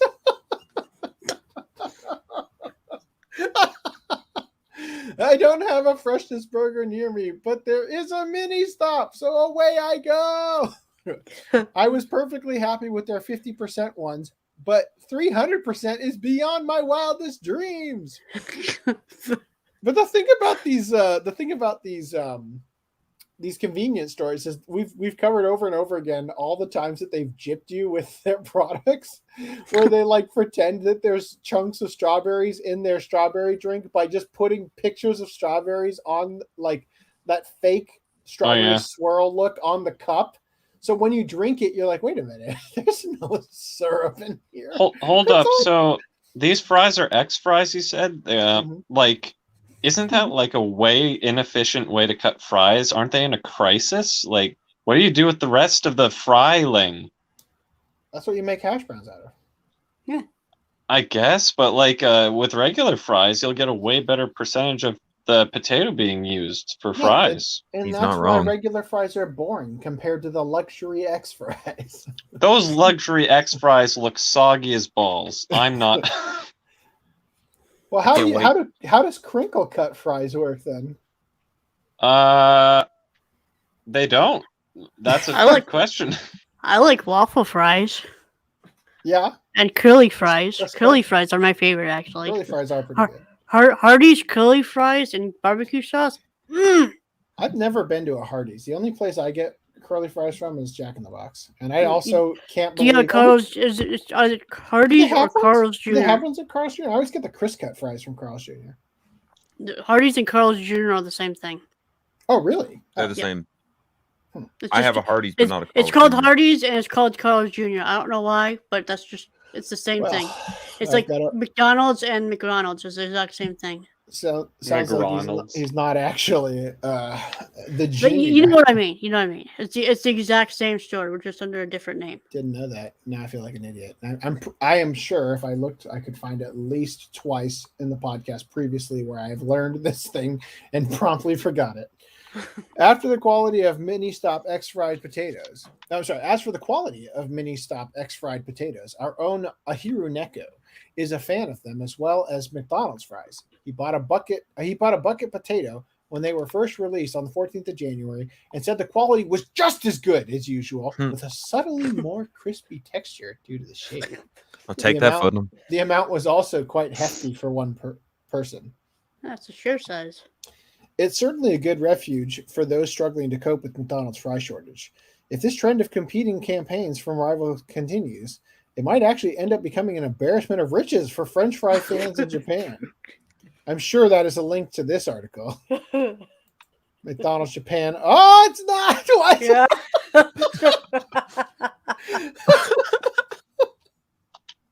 Are you for real?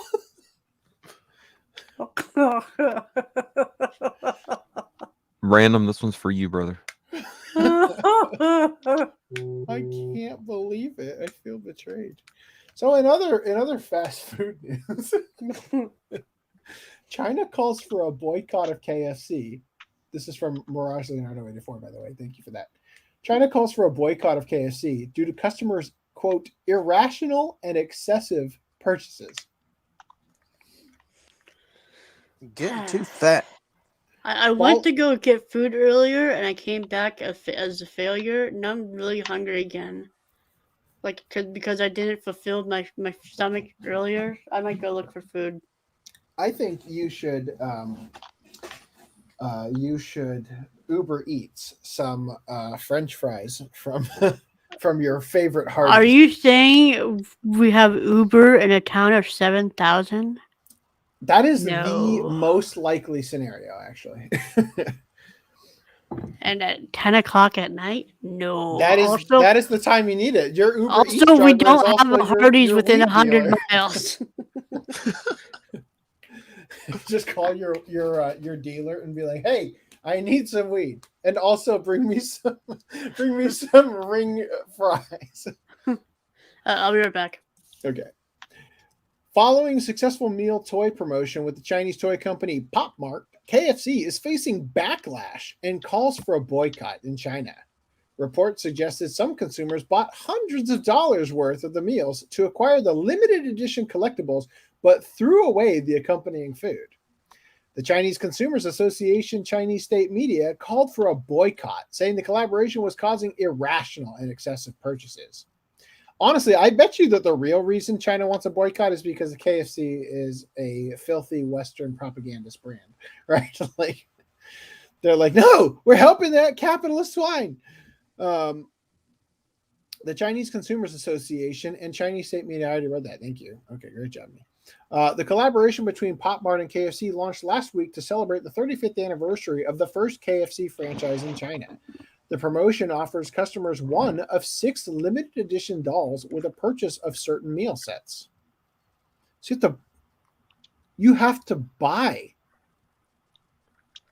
the promotion. Oh, no. It is a toy that comes with the purchase. Okay, got it. Okay, that seemed weird. When's the last time you got a toy from KFC? That's what I want to know. I think I do remember that used to be a thing, but like it's so rare. I can't say I've ever heard of that. That's just me. Eager customers have flocked to buy the meal sets, disposing of the food but keeping the prized dolls. There have been reports of eager collectors hiring others to buy the meals in their place to avoid per customer limits. One KFC customer sucked dick to get his copy. No. One KFC customer allegedly spent upwards of 10,000 won, approximately $1,600 US, buying 100 of the meals just to snag the collectibles. The CCA claimed the frenzied buying encouraged by KFC goes against public order, good customs, and the spirit of the law, and argued that collaboration encouraged this with limited edition blind box sales. See, good communists know that everybody gets the limited edition toy. They called consumer purchases of the collectibles irrational and excessive, and secretly they were just jealous they didn't get them. What about the KFC console? Yes, and the KFC dating sim. On eBay, single figurines from the collection were reselling for prices that range from $45 to $69. Giggity. A set of all 6 figures on the website was selling for $169. An unboxing video showed the different types of figurines available, with the collector having snagged the full set of all 6. Frenzied buying during fast food promotions has become common, not just in China, but with worldwide events like McDonald's BTS meal kill me. In 2020, the Chinese government launched a campaign aimed at reducing food waste that especially targeted social media influencers who consumed in excess on their platforms. Yeah, I mean, like, China doesn't want a repeat of the famine that killed millions of their own people due to communism, because that would be a bad look that would remind people of the evils of communism. So don't throw away your food, even though there's so much of it because of capitalism. Thanks, capitalism. Turn your water bottle into a Japanese toilet. Before we get in on this topic, yes, someone is popping. Who's popping? I don't know. Someone's audio keeps going. It stopped immediately as soon as you called it out. I'm on to you, one of those muted persons. Reese. I don't know. Also, let's see. What did I walk away from? First of all, I'm so sorry that I haven't considered all these comments. Oh my god. First of all, I find it stupid that anime series are being released in fucking parts instead of seasons. Can you switch to the view where it shows all the avatars? Yeah. Why are their feet on the screen? No, I want to see who the fuck's popping. Oh, they're muted. Annoying. Everybody's muted. Here, I'll unmute my. No, I'm not. I still hear it. Is it popping right now? Yeah, it was. Is it my fan? Hold up. It was popping as you were saying it. Is it my jaw? My fan is no longer on. Is it popping? Me? Oh, is it my toes? I've been popping my toes under the desk, but now they're done popping. Oh, no. Oh, that triggered him. You said the trigger word. Aid. Hold up. Was that the... Whatever, my fan's on again. My only fan. I can go turn on my only fan. All right. Of course, I accidentally eat myself. That's count. I'm not the only one. Is the popping still popping? I'm not hearing it anymore. He's literally eagle-eyeing. This? I am waiting. I am Was waiting for that gray bubble to go without someone talking. Was it this random? No. It was like a audio pop. It was like a static, constantly pulsing. But because I was opening this drink and drinking it, so I was wondering if that was it. No, but that wouldn't happen over and over again. It might have just been my connection to StreamYard. I don't know. It seems to have Where's stopped. Scooby and Shaggy in the mystery van? We need to get this one solved. It's all right. Okay. All right. So, effing anime said, well, I do believe there's Mr. Potato Head Mini. I don't know what that is in reference to, but it sounds very disgusting. Big Macs are usually squished flat. Yeah, that's what I'm saying. That's why I said the picture that McDonald's pretends they look like. I remember when I was a kid and I went to McDonald's one time and I was with my mom and she was like, oh, what do you want? And I used to always get nuggets. And one day I was just like, you know what? I want a cheeseburger. And they give me this like pancake of a cheeseburger. And I was like, what the hell is this? Like, this is nothing. What the fuck? This isn't a cheeseburger. You know how they make calzones? No. Or yeah, they're called calzones, right? It's a pizza. Pizza, yeah. It's basically they're made. What is that? Panzeroni? And then like yeah, it's the edges sealed, right? What if they made burgers like that? Believe it or not, that does sound kind of delicious. Or what if they just took it and deep fried that shit before handing it to you? Oh my god. So Old Man says Wendy's used to have awesome fries, better than McDonald's, not so much anymore. Now they are tiny potato wedges with the skin. So I feel like what they probably did is they said, I don't like that people are taking their fries and sticking them in the Frosty. That's gross. So let's put something disgusting out instead so they'll stop doing that. Yes, let's discourage people from enjoying our food, multiple items. Look, I only did that a couple times experimentally. I'm a different man now. I like how I struck a chord. I think everyone does that. The fries and the Frosty are great. Yeah, everyone's tried it once, Brad. You did. Old Man also said, now that I think about it, Wendy's fries are just whole potatoes with the skin cut into fries. What, they put the skin on after to give the illusion of fries? He's saying, you know, when you cook a potato, right? But you put it through the thing and then it comes out as fries. He's saying that they leave the skin on to save time, and they throw that thing in with the skin on and then put it through the cutter. Not Then only they that, call but like, it an ecological fry or something. Literally, all you Statistically- have to do to get potato skin off. It's extremely easy. You literally just Peel it? take a potato. No, you don't have to peel it. Well, You literally just take the potato, you stick your knife on the top, and then you spin it around so that you've gone all the way through it. Then you bake it, or like not bake it. You boil the potato like you would normally, and then when you take it out of the pot, you literally just pull the skin right off, and it separates from the center. It is so easy. statistically, if you cut the potato, right, not all pieces should have skin, but magically they seem to all have skin. that is a good point. Effing How Anime would Addict they do said, that? FDM, I probably shouldn't ask how, but I probably shouldn't ask, but how in the hell do you know if balls are soggy? I don't know either. It used the word balls to replace everything. It's like Chungus, right? It's like, man, that's hard as balls. Man, that's it's God. What is something that doesn't sound disgusting? Good luck finding one on short notice. Man, that is as oh, wow, you really can't say much.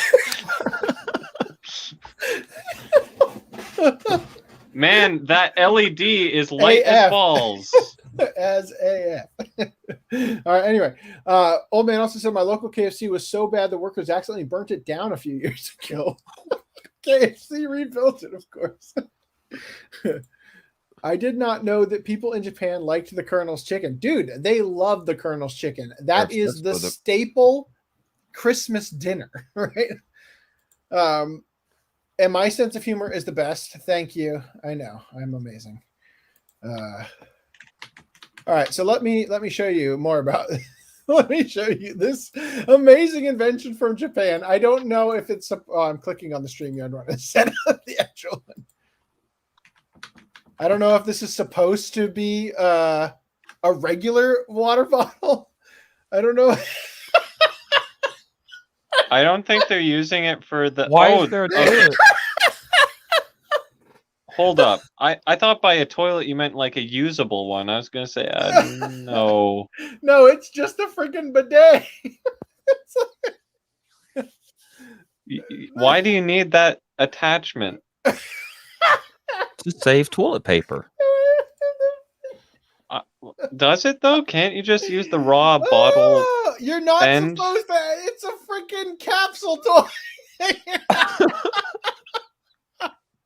You're not supposed to add it. Hold on, I have to go use the bathroom. Why are you taking your water bottle? Shut up. Don't ask. It's a personal question. The bidet's broken.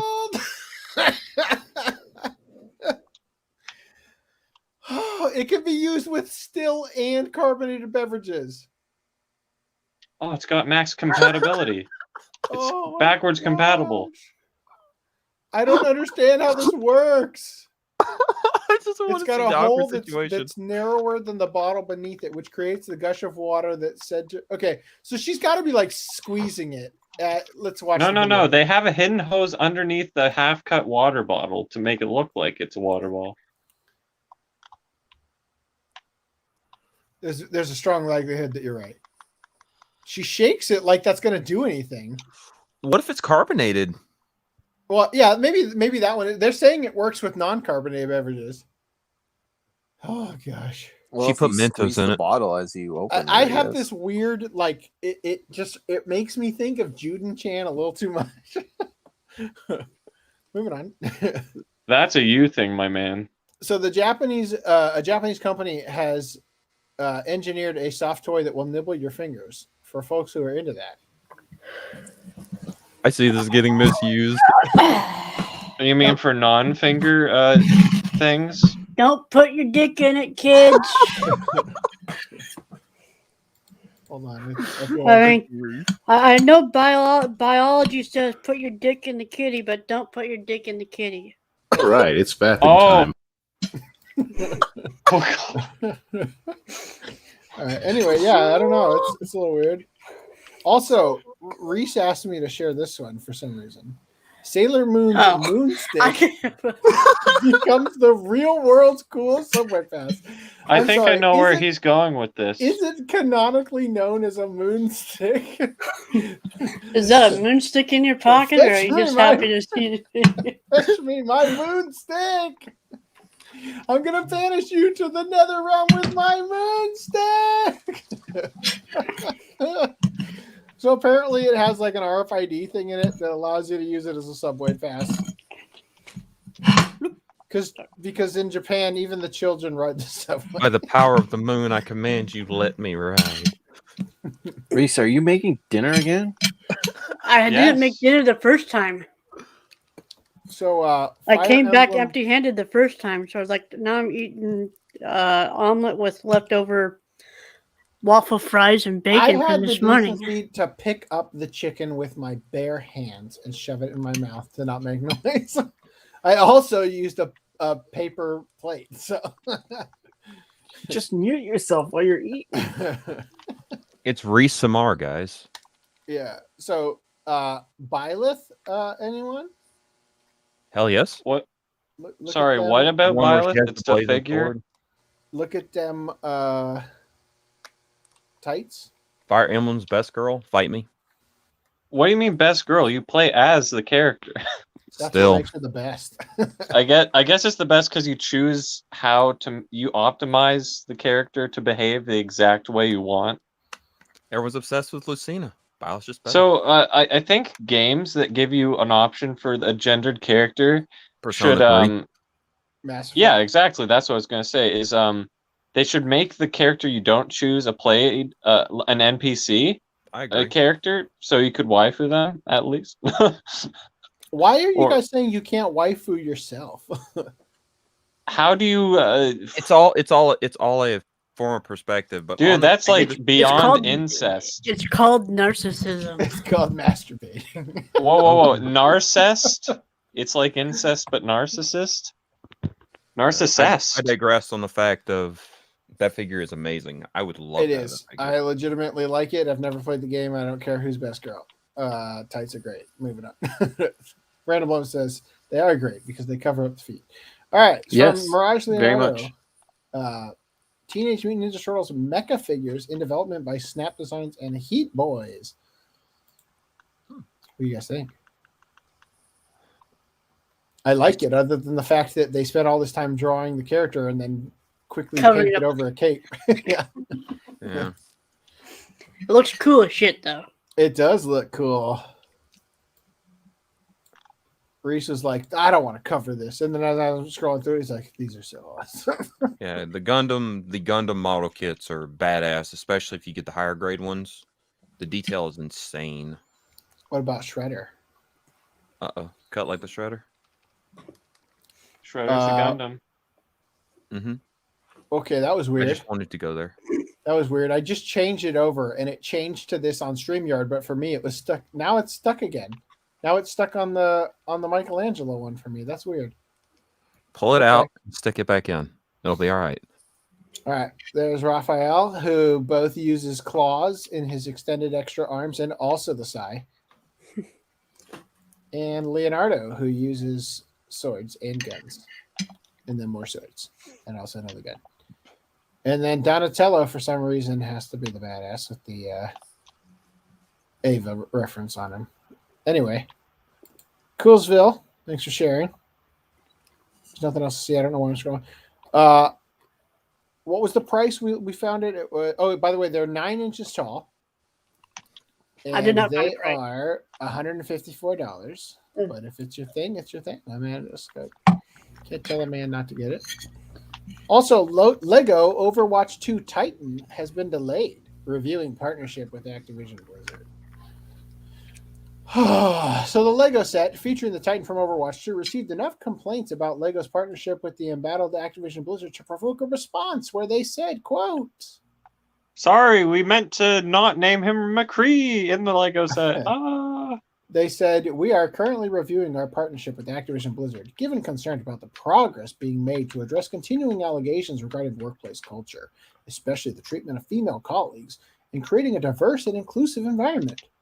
While we complete the review, we will pause the release of a LEGO Overwatch 2 product, which was due to go on sale on February 1st, 2022. So there you go. I don't know if anybody actually gave a damn about this, but I know Reese died a little bit because he is a Lego simp. No. Dude, the Lego gets rid of the curves. Hey, all these squares can make a circle. Okay. I would love to make a good Lego set, but I never could make a decision on which one I actually want because they really put something I actually care about. Like a series. Why don't you start with that $800 AT-AT or whatever it was that they were selling? Reese, do you think it's time to cover on Martin Luther King Day? Yes. Super God N of Akita. So previously we almost covered this podcasts ago, and we didn't. But it came up in a certain show that Reese is currently watching. Miss Kuroitsu of the Matsuda Development Department. So apparently in this anime about the It person follows who the develops evil the organization kaiju. creates the monsters that the tokusatsu heroes fight. Yeah, and apparently I'm the only one who remembered that we almost covered this once upon a time because Reese is like, I had to look Holy him up. He's fuck, real, and I dude. was like, dude, not only is he real, let's talk about him. So, Super God Neiger of Akita helps kid get favorite soft drink with the power of customer service. Well, that's going to get clipped. Yes, it just gets better and better. Not all heroes wear capes. Some just wear pointy shoulder pads. There is often a lot of talk about Japan's many regional mascots and even the various moe anime-style characters that frequently represent certain landmarks or organizations. But another sector of this industry that often goes overlooked are local heroes. I don't mean local heroes as in people who volunteer at soup kitchens or preserve historical buildings, but actual costume superheroes, similar to Kamen Rider or Super Sentai. Which is, Power Rangers. So similar to Kamen Rider or Super Sentai characters who mainly serve local communities. One such hero is Chojin Neiger. Say that Super 5 God times fast. Neiger of Akita Prefecture. Chojin Neiger possesses the power of Namahage, local demons who terrify children, but uses it to overpower evildoers who wish to sully the scenic beauty and charm of the region. He is armed with dual swords made of grilled mochi on a stick known as kiritanpo. Are you getting shaved? Someone is in... No, he's in an abandoned warehouse. You turn on your OnlyFans? The wood chipper has started. You can hear that? Yeah. Oh my God, somebody cutting rebar for the... That's hilarious. You haven't heard that the entire podcast, but now Now all of a sudden I hear the person who is cutting your rebar. Fuck. Stop. Sharpening the rebar. No, it's going to continue. So he is armed. He is armed with dual swords made of grilled mochi on a stick, known as kiritanpo. That is the most cringe, stupid thing, as well as a really heavy Akita accent. Luckily, his Twitter account is full of tips on learning this northern way of speaking. In this tweet, Chojin Neiger explains Akita dialect phrase hebana, which means see you later, and includes a chart of Akita dialect's evolution from standard Japanese. Well, it sure is inbred. You're using that hard R pretty liberally. I think it would be more offensive if I didn't. But you still might be wondering what exactly makes our super god all that special. After all, there's no short supply of mass heroes fighting spandex and foam-armored villains in Japan.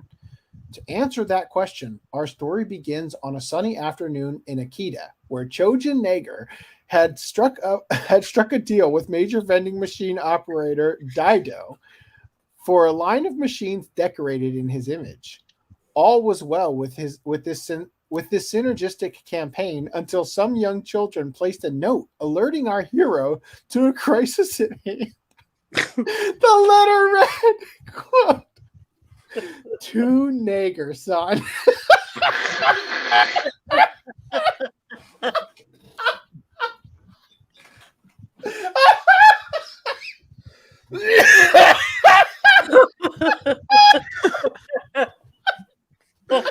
Is it spelled GR or GER at the end of that word? It's NEIGER.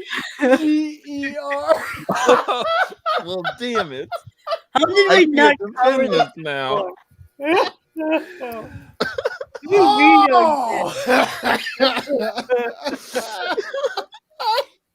I mean, we need to, for the thumbnail, make a fake piece of paper that just says "Dear Neiger-san." Just put it on the thumbnail. This is the guy under the mask. This is so... I'm proud of my luck. Oh, damn it. I blew our load early. I would just like to point out this is from the official Twitter account. What? What? This is from the official Twitter account. May I ask what the names of those two characters are called? This is Ninja 1 and Ninja 2. This is a quote tweet from somebody sharing an image of the Amahage, which this is one of many renditions of the face masks typically worn, and I just found it hilarious that when Reese and I were talking about this behind the scenes, I pulled up the account and that was like the most recent tweet at the time. Oh, oh my gosh. It's so innocent and yet so wrong. What? No, this has to be on purpose. This has to be on purpose. Oh, I got. Now, did they intend to spell it like tiger or? No. No. Well, why is there a tiger picture there? I don't know. I don't know. Oh, I don't get it. You know, it's gonna be really awful when we find out that the Japanese owned slaves.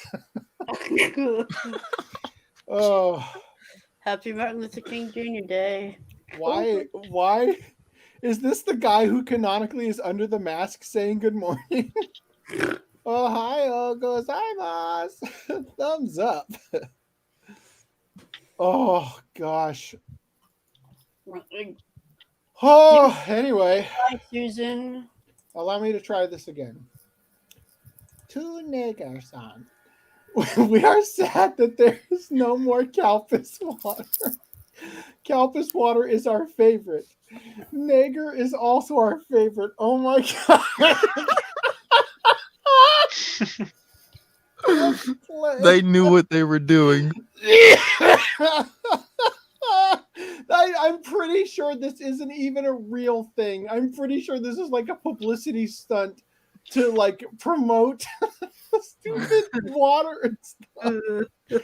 It is unclear at what time the letter was written, but it caught the attention of Chojin Neiger at exactly 1:52 p.m. on the 3rd of September. He sprung into action and issued the following tweet. What? A letter on the vending machine? Oh no! I must contact Akita Dido right away! So, in case you're wondering, I clicked on this link, and that's how I happened to see right the other thing. Oh, that's how I found the Twitter account, which, by the way, I am now following. So I will keep you up to date on Trojan Neiger. For all your Again. Oh. Neiger then tweeted again that the problem was being rectified. A mere 4 minutes later. Wow, they came soon. Cool. Once again, publicity stunt. At 2:02 p.m., a mere 10 minutes after the problem was noticed, the lactic acid bacteria beverage Calpis water had returned to the machine. A note from Trojan Neiger to the children was also placed on the machine, which read, "I got the Calpis water back in the machine. Thank you always for your support, little dudes." It was bad. That would have been a prime opportunity to say little dick.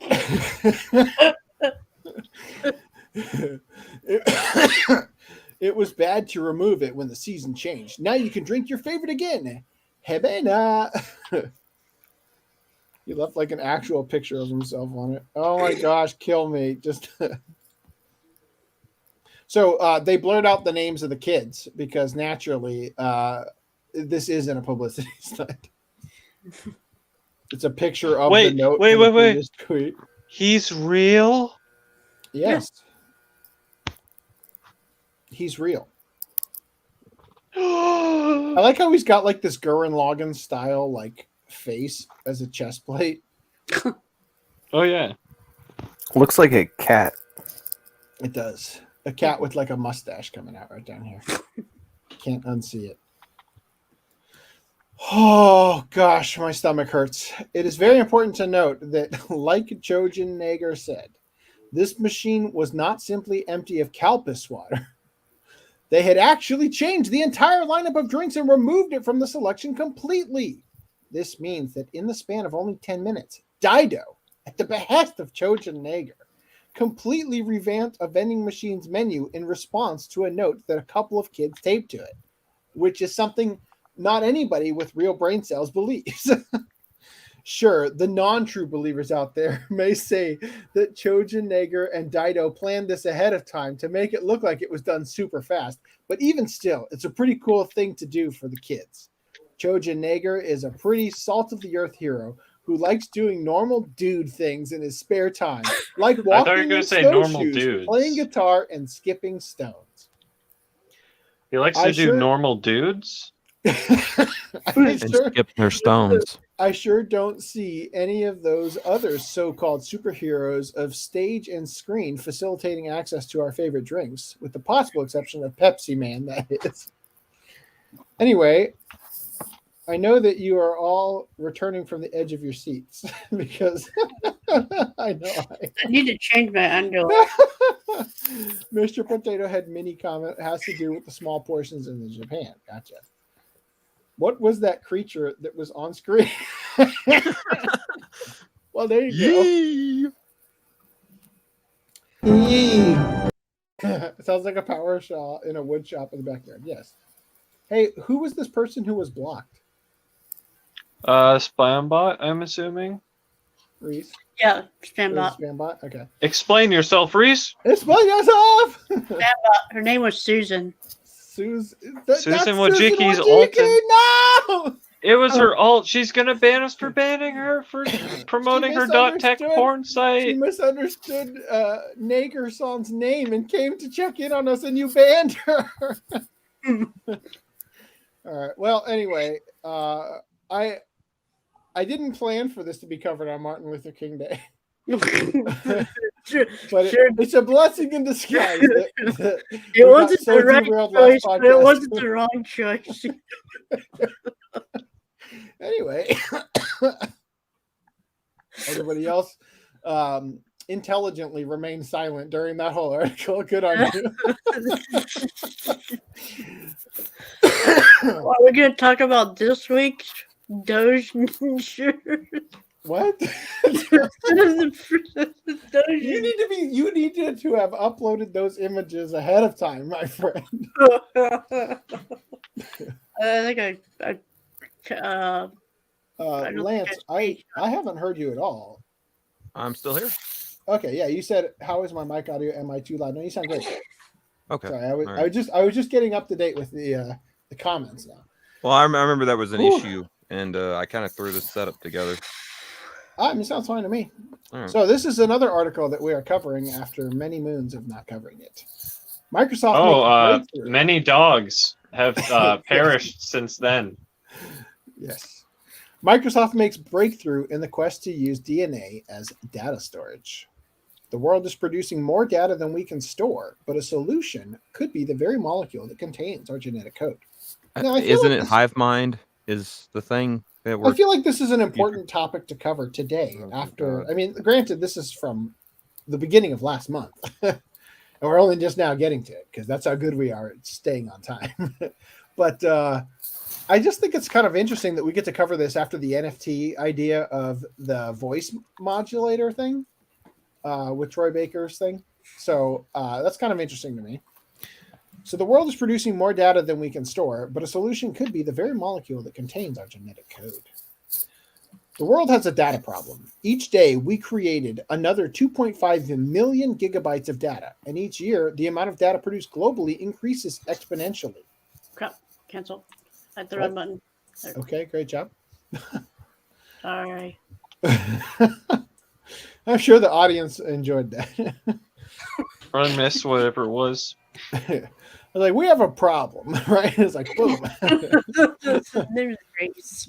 I know. Oh, I'm sorry. This puts us on a collision course with a serious problem. The rate at which we produce data is outpacing our ability to store it.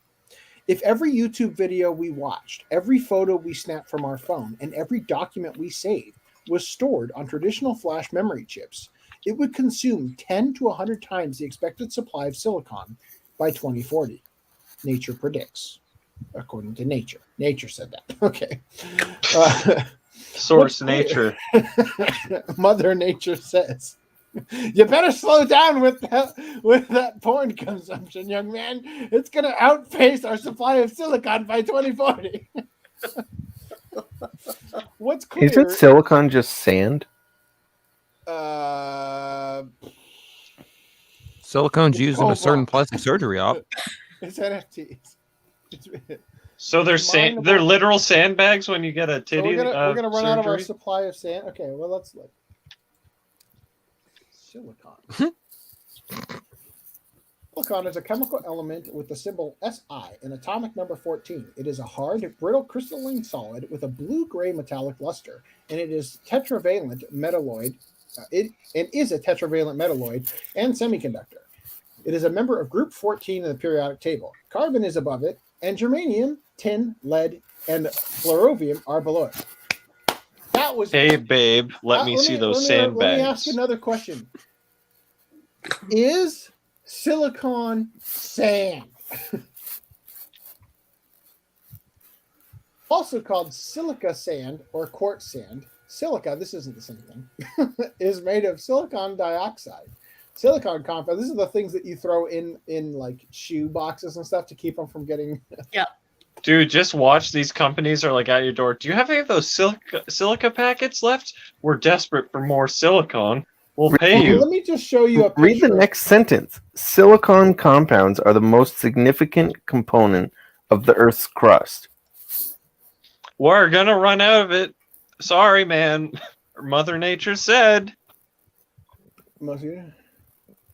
Since sand is plentiful, easy. Okay, but that's for silica. That's not silicon. No, but silica is just silicon dioxide, so it's just rusted silicon. Let me show you a picture of silica. You ready? Let me show you a picture of the silicon. Immediately, Sword Online comes up because there's a character from it. So the question is that why she was named that? The question is, are we actually outpaced because we need computer storage with it, or because we use it to make sex toys? That's the real question. No, it's because we use it to make NFTs. Yes. Which, by the way, I don't know how silicon is simultaneously like some rubbery substance and also a hard. It's how you process it, Footnum. What? It's how it's processed. Well, no, and it's also a circuit boards. What? It depends. Like even plastic can be malleable and soft, or it can be incredibly hard. It just depends on what you're into. Oh God. Uh-oh. What's with these guns? Why is it telling me I can't post Everywhere. comments to something? Did we get yeeted off of something for excessive use of Of Chojin son? the NE word? Yeah. What? I'm gonna write an angry letter in I think Japanese. that's always been there. Which platform is it? Facebook? No, I think it's Facebook. But by That's the way, always did you guys know that last the podcast before last, where we had the where we did the podcast where we covered Itsudate My Santa, and we had the picture of the girl biting the ass of the other girl, that YouTube removed that thumbnail. But fortunately, Footnum had already been working on the one for that podcast, so it was easy to swap them out. But not only did that happen, but Facebook has a content warning on that podcast because of that image as the thumbnail and stuff. So when you go to Facebook, it says, "Are you sure you want to see graphic content?" So at least Billy Salads didn't copyright claim us on that one. Before we stray any farther away from God, real quick. Okay, here we go. This is a completely different guy. No, Brad, you should have said that's a completely different N-word. No, it's a group. Yeah. So, Mirage Leonardo, I know that you are the expert, the resident expert on Doge Engers.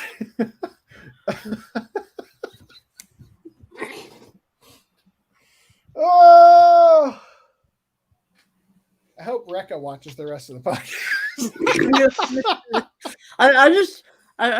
This show that was from this week's episode. Right. I'm wondering if every single episode will have one. Have Doge. Something. This looks like this kind of resembles the mask of the other guy. And I'm afraid to. I am legit afraid to search the other guy's name on stream for some reason. You're afraid to actually type it the correct way? No, I'm not afraid to type it the correct way. Apparently, it's a jewelry though.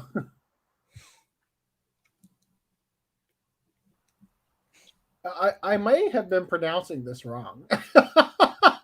No, I'm not. I pronounced it based on the katakana, so I know I did it right. But just saying, it's not jur.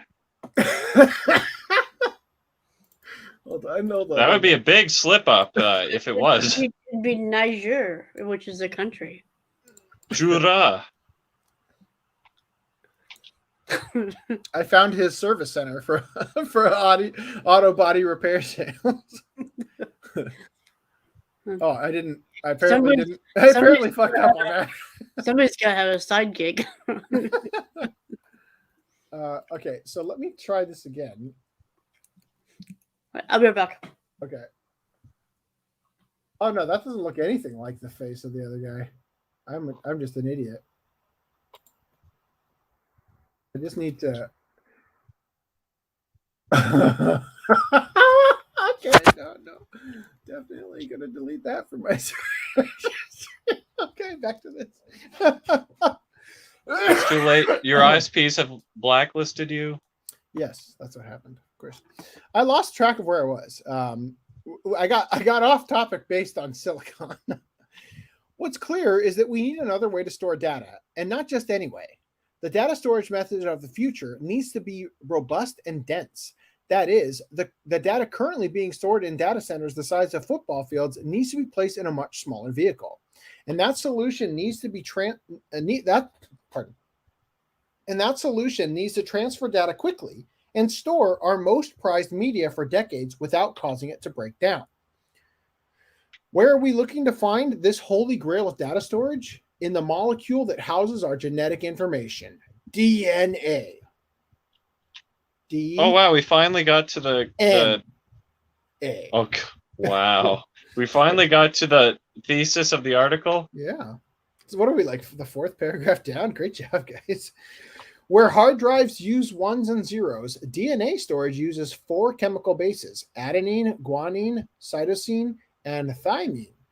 Remember elementary school science class? These compounds connect in pairs, A to T and G to C, to create rungs on a double helix ladder. It turns out that you can use DNA to convert ones and zeros into these 4 letters for storing complex data. I recently also learned that you can run Doom with crabs. What?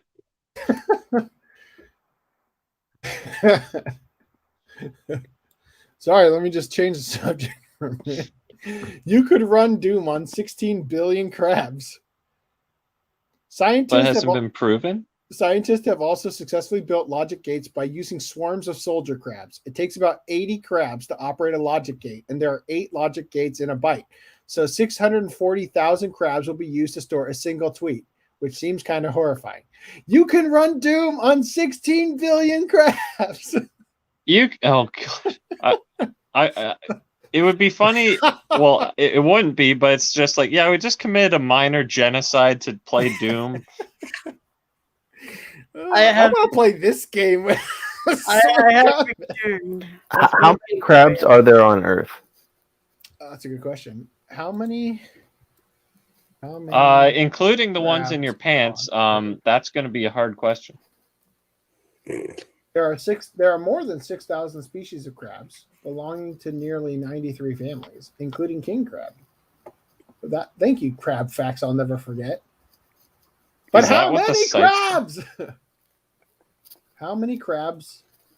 Crab species of Earth. That's how you have to. No, crab. The population of male blue crabs was estimated to be 39 million. You couldn't do it.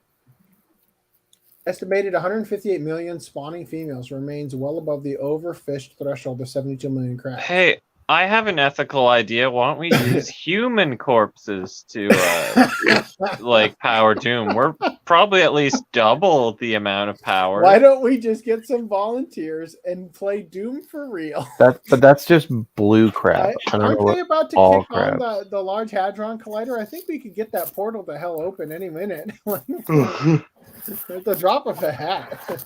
Don't they just open that during U.S. elections? Yes, that's how they tried to change the timeline we're on and failed drastically in 2016, which is the greatest fuck up in the history of humankind. This puts a new spin on the Matrix. If the pod people are just USB memory sticks using their DNA, oof. So in the Matrix, when Neo is born and he pulls the tube out of his throat, do you think later on he pulled a tube of equal length out of his asshole? Oh god. These are the questions that lie awake at night. Cut his own umbilical cord. Okay, back to this. He deep throated his own umbilical cord.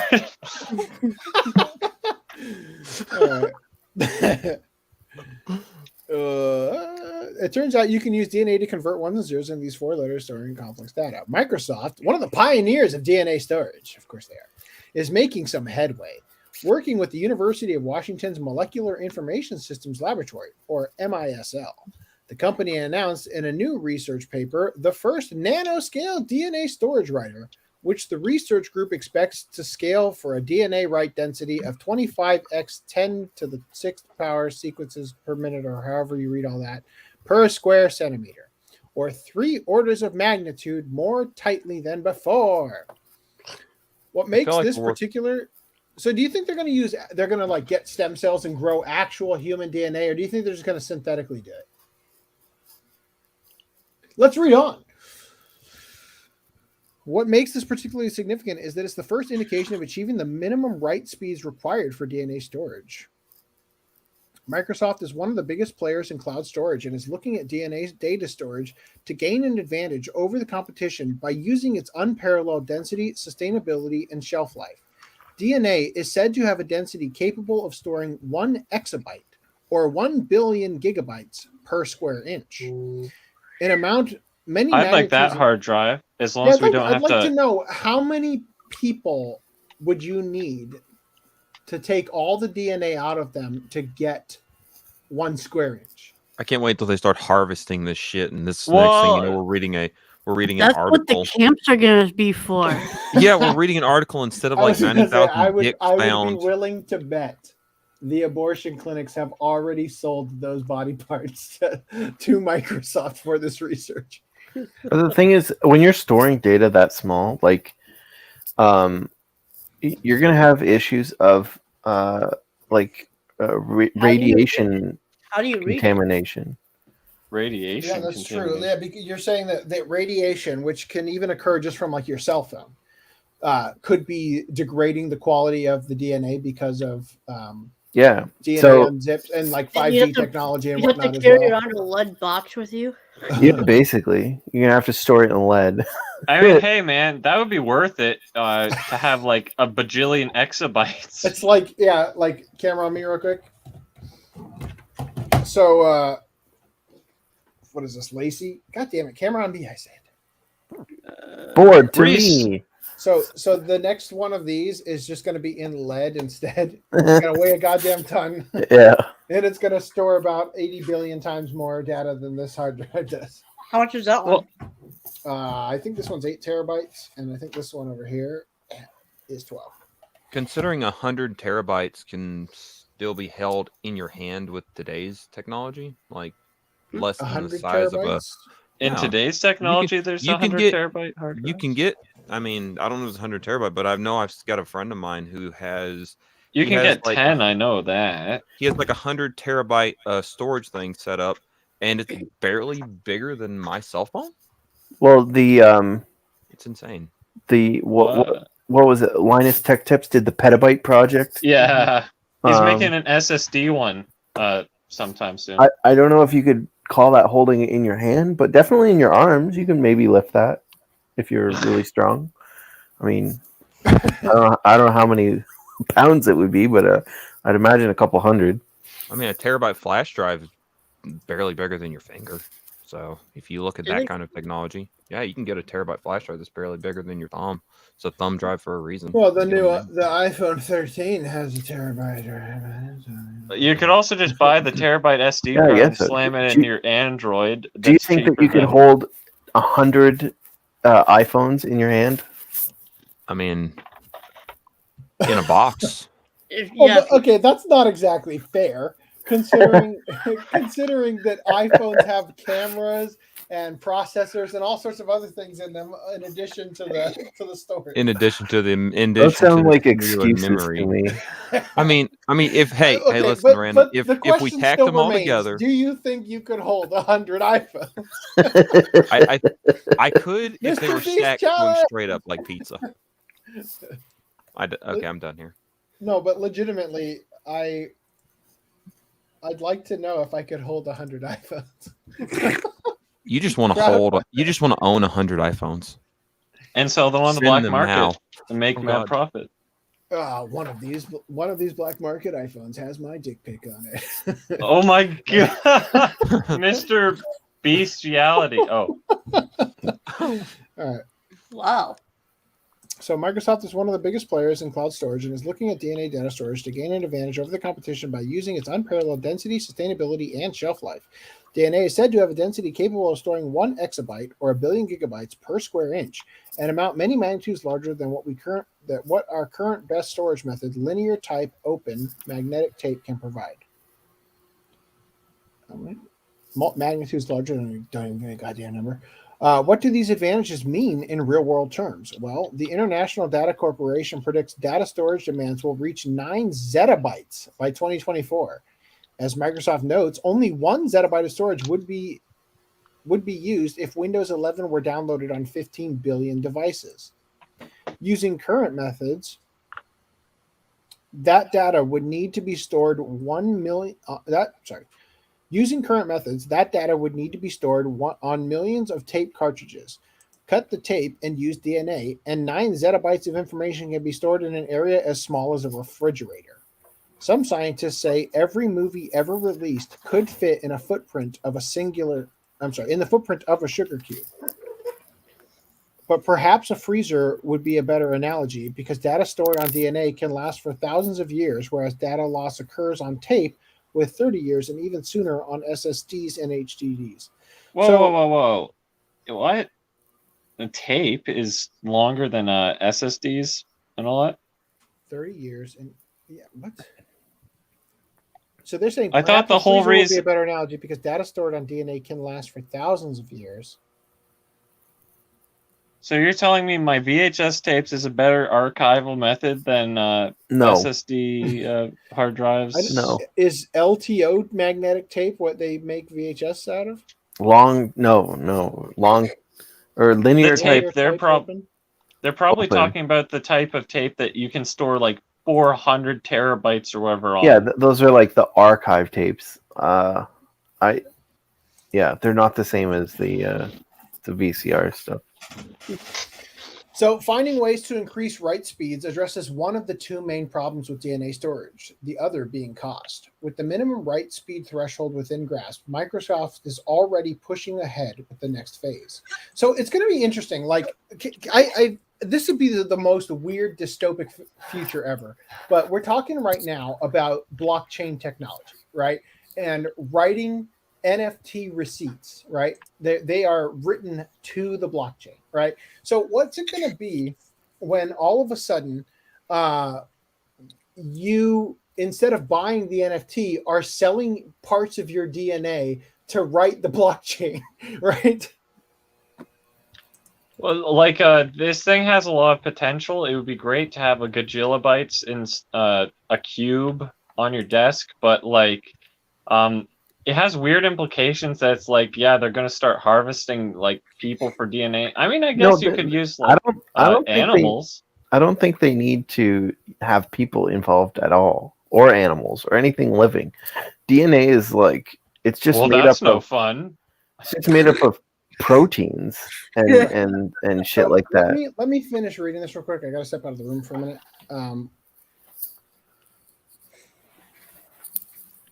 A natural next step is to embed digital logic in the chip to allow individual control of millions of electrode spots to write kilobytes per second of data in DNA. And we God, that sucks. And we foresee the technology reaching arrays containing billions of electrodes capable of storing megabytes per second on DNA. Megabytes per second of data in DNA. This will bring DNA data storage performance and cost significantly closer to tape, Microsoft told Tech Radar. As promising as this all sounds, we are many years away from storing data on DNA. Ignoring the technical complexities, DNA data storage is simply too expensive. A few megabytes would cost thousands of dollars, according to ETH Zurich's Robert Grass. I'm assuming ETH is Ethereum, but I have no idea. And the slow write speeds mean you wouldn't want to use DNA for frequently accessed data. Still, researchers around the world are working to bring us closer to an era where the data we create is stored on the very molecule that contains our genetic information. So it's going to be interesting when history resets, because we store all of our data on DNA, and the DNA doesn't survive the next coming apocalypse. And so, like 6,000 years after that, 6,000 years later, society looks back and they're still looking at the ancient Egyptians like, wow, we marvel at their technology because they actually wrote shit on stone and stone survived, right? Well, stone erodes too. So yeah. I'm not sure why we're not like archiving like the encyclopedia of the world and how to like we did everything on stone as we go. Like, I don't know. Just a thought. I mean, there's only so many spots in the world that we have space to put a big giant stone encyclopedia. Hey, you make a new stone. You just make like sheets of stone, and then you like put them in a giant stone vault, and then you get stoned. No.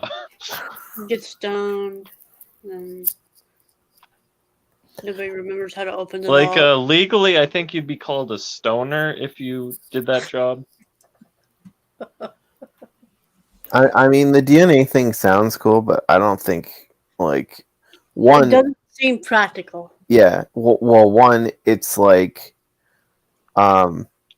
theoretically practical, I suppose, if they can get it working, and that's a big if. There's a lot of these like tech stories and shit over promise, like the Hyperloop.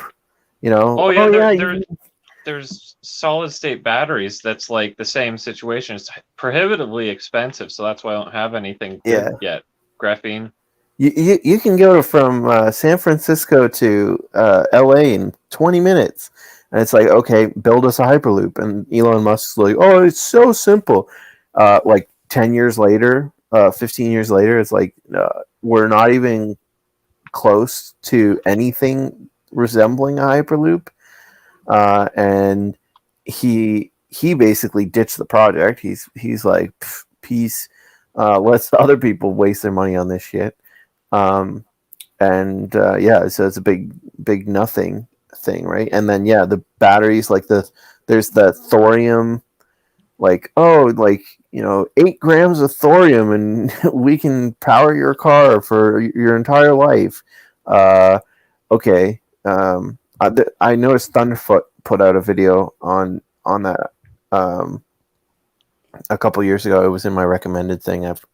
I kind of forget what he said, but basically that's not going to happen. So how much of this is just like publicity versus like practicality? I don't know. I'll say this. They say megabytes a second is all they can do, which might not be good for frequent access, but it's like, well, there's a huge range when you say megabytes, because what is it? Is it I think they're talking like literally like 1 megabyte, 2 megabyte. Okay, because it's like 100 megabyte speeds. That'd be fine. No, I think they're talking about like 1 or 2 megabytes a second. I think they need to work on technology to make gigabytes a second like an actual thing, because all the SATA cables say like up to 6 gigabytes a second, but you're not getting that. You're never getting that. Well, I mean, they have to physically build out the protein strands. Like, this isn't going to be at all fast. And that's just talking about speed, right? Then you're talking to like, okay, well, how much does it cost to make a machine and operate a machine that can build DNA, right? And not have like structural errors crop up in the DNA every 10,000 characters in the DNA sequence. I mean, I don't see this being viable. It's very clear that it's only kind of meant for like really long-term archiving, like, hey, we're the library of whatever we want to Alexandria 2.0. Yeah, we want to archive everything, and okay. But then even then, it still doesn't seem like it's going to be very economical to even do it. And that's ignoring the fact that they might not even ever get to the point where they can reliably store data as DNA. So it's an interesting topic, but I'll believe it when I see it. Yeah, basically.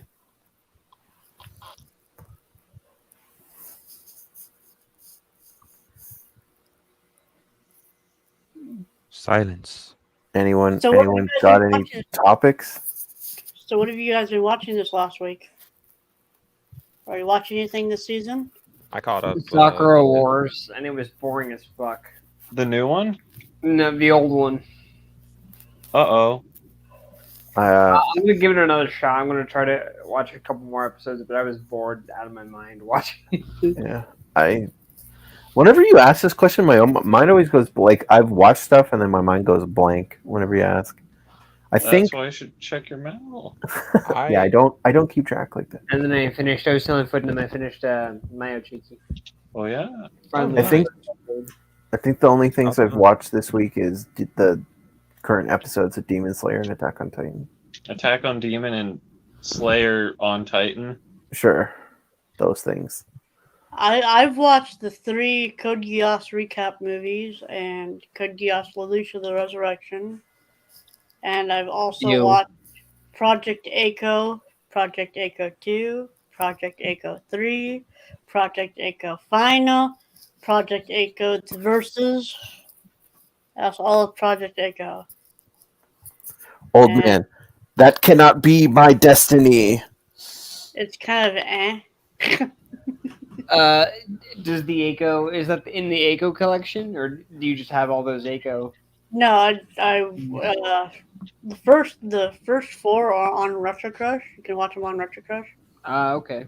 But Versus is not streaming anywhere, I don't think. So you have to do some magic on the internet to get it. Is that one even re-released by Discotech? I don't know. I don't think so. Not yet. The one that Discotech just released is just the first one. What would be the full quote? Like, I was not born a USB stick. I was created. My creators have used and abused me. You weren't created a hard drive. You were born a hard drive. No. So old man says DNA memory stick. What is my purpose? Scientist to store porn. So that reminds me of the Mewtwo quote from Pokemon the first movie, right? Where he's like, I was not born a Pokemon. I was created. And my creators have used and betrayed me. Something like that. And then he's like, I stand alone. And then he beats the shit out of Giovanni and is like, fuck you. Explicitly clear that you DNA stick are here to store my hentai collection. Yeah. Actually, I guess I didn't think of it that way. But maybe your DNA stick is meant to. It's not something that you can use to easily access stuff, so it wouldn't be feasible for that kind of thing. Well, it would be feasible for Bill Gates to get control if they like put the DNA from your very body, like portable. It would be a good way to hide it. Like, hey, I need to hide something for 5 years, and in 5 years when I'm feeling it, I just get the old stuff, the nostalgia stuff comes out. Ew. all that foot porn. Fucking one day. gross. So hold on, Lance, what have you been watching? Hello? I said, what have you been watching? I caught up Yashihime episode 32. Finally got done. Oh god, that's still going? Yeah. And rewatched some of Bride as a Mermaid because of a certain someone. Apparently they re-uploaded an episode of Spice and Wolf to Funimation because I checked currently added. Yeah. Episode 20 was added for some reason, so I maybe there was specific errors that they addressed in the subs or something. Or maybe it wasn't on the streaming before. Maybe it was edited or something. I don't know. I watched the first episode of Platinum End. Don't plan to continue that series, not because of any of the previous content, but because it was so boring and stupid. I don't take me wrong, watching paint dry is an option. That's a good anime, actually. Watching paint dry. I caught up on Mushoku Tensei Jobless Reincarnation. I'm loving it, honestly. I watched that show and I really liked it. And then you bought the figure. I did buy the figure, and I'm still curious as to whether or not that will be fully accurate. The writing. It will be. Well, you're gonna sue if it's not. Okay. The writing in the website kind of left it, questionable. Yeah, but the way the pictures showed the lines on the sleeve and the collar where the split points would have been. Yeah, but they might have just been a dick and molded that in and not have it actually open. So it just looks like an ass figure with an ass mold line. Well, because that's part of the figure, right? Yeah, if it normally it wouldn't have that kind of thing. It would be all solid. Yeah. But wait. They're he bought a figure and he's all solid. I'm sorry, I missed some of that. In Java's reincarnation, he models a figure of Roxy, right? And the figure has detachable clothing. Yeah. You mean the resting bitch face, Lolly? No, not resting bitch face. The purple haired demon one. The blue-haired one. That's what Rock. he calls her. He calls her the Lolly with the resting bitch face. No, that's the red hair one, isn't it? dub? No, that was Roxy. And he says that in the dub. Well, Yeah, no, I'm because confused. I didn't get when that she far. shows up to be his teacher, he's like, "My teacher is a Lolly with a resting bitch face." Oh, It's you when I mean the learned what internal resting bitch face monologue. was. Yeah, it was so funny. I I'm haven't going watched. back to the series because I was I like, will- listening to dialogue. I'll watch it when I get the Blu-ray. Yeah, I don't remember that line, Yeah. but I guess anyway. spoiler warning. Sure. So that character, anyway. So the figure, like the real life figure, has a picture and it shows the seam lines of like where the clothes would potentially detach, Yeah. but Where- it's the one- questionable if they actually do or not. I love how this is like a huge, big, It's a big deal for you. sticking point. It's like, I see clothes that better it has come a off. line, the detachable clothing. It's like the otaku at his desk writing an angry review. How dare you deceive me? But anyway, what I was going to say was I watched that show and I got up to episode like 10, I think. And The final episode 11 of the season 1. season 1. or maybe Oh. maybe it was episode 9 then. Whatever. I think it was like 2 episodes behind the end of the season. And I had caught up to where Funimation had dubbed it. And At the then time. like because of COVID or whatever, Funimation was like stopped releasing the episodes weekly. Sort of irregular release schedule. Yeah. And so you're unable to keep up with their release schedule. And that's one of my main yeah, complaints. so then I stopped watching and I'm like, okay, well I'll just wait for the dub, and then it never came out and I was like, oh, for fuck's sakes. And then I swear to God I went back and watched those couple episodes when they finally, at some point they came out, and then I finally went back and watched them. And now season 2's coming out. And I'm like, I'm going to go back and watch these 2 episodes again. And I'm rewatching them. I'm like, I have no fucking clue what's going on. I don't You need a remember. recap? I don't remember any of this. And I swear to God, I watched it. And this is like episodes from last season. So I don't know. Well, when you do that, you watch an episode before when you think you saw last. Oh, yeah, yeah. To recap. I'm going to have to go back and watch further back. You just watch in backwards order. You start all over again. Yeah, I don't want to start all over again, but yeah, I'm definitely going to have to go back a little bit further and watch further back and figure out where the fuck I was. But I got interrupted, and then I never went back and watched the rest of it. You were too embarrassed after they caught you looking at all the waifu. I will absolutely be campaigning for the Watch Club, so it'll give you a reason to watch. Hey, I'm down. I'm Tente basically going to be. Yeah. Yes. Oh, I'm sorry. I fucked that will up, didn't I? pitch in, and Well, no, that was just the end of the thought. Yeah. I would be willing to pitch in if FDDNM would want to pitch in half and order Brad both seasons. So Oh, that right. he has them. So he can actually watch them. Yes. Yeah, Yes. that's definitely, that is 100% a line. I have it, and I have it on MP3 now, so it will not ever disappear. MP3. That's Yep, a good one. MP3. Audio only. Well, I want to not trying to point too hard of fingers, but Funimation has made audio disappear before. They're not going to interspecies reviewers that. Okay? I'm not talking about. Like, I'm not talking about interspecies reviewers. One of the times that I'm talking about, to be very specific, was one of the last episodes of Data Life season 3. I would like to hear that VA again, who played Toka for a minute, but they made A that minute? disappear. Oh, Well, she had a wait. few lines. She had a few lines because Michelle Rojas was not available because she was on. She was on Drugs? vacation. No. So wait, She what was you're on telling me vacation. is you want the broadcast dubs for when they're like, oh crap, we can't get in the correct voice actor, and then they patch it Yeah, later. because Usually, it's part of the experience when you go But and watch it. usually Hold up. Funimation does keep both. Like you can pick Yeah, like yeah. simulcast or That's it. Have Pardon? you selected broadcast on the drop down before?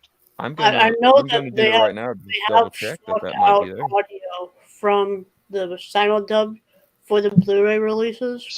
Sorry. What did you say, Lance? There. I'm going right now to check it because I know right where that's at in that episode because I actually complained about it at one point. Was it? Yeah, go that episode. And where it says like audio options or whatever, it should say like uncut or broadcast or something. Probably won't have uncut until the Blu-ray comes out. The Blu-ray's already out. Like for Not season 2 yet. For Stayed Alive season 3? Oh, I thought you were talking about Mushoku Tensei. No.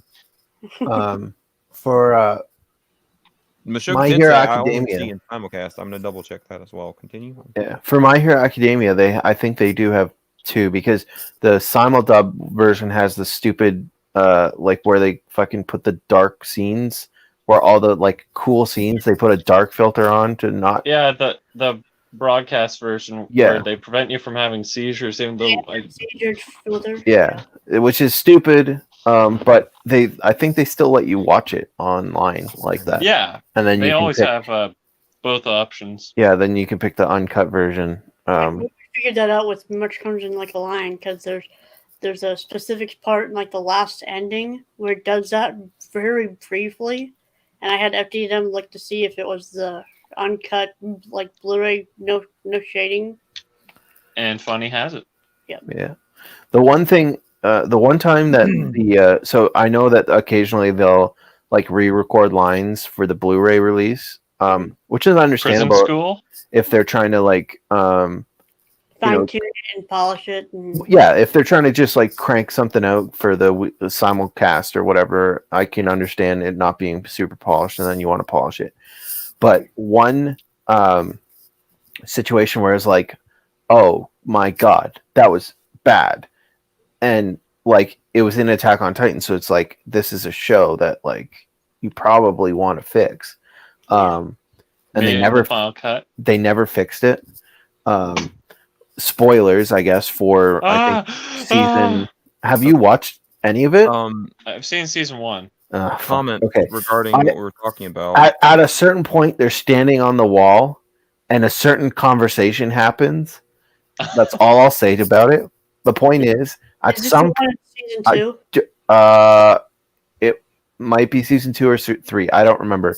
But at some point, they're talking, and a big reveal happens, and it's so I'm not going to spoil that. Reese, do not spoil that.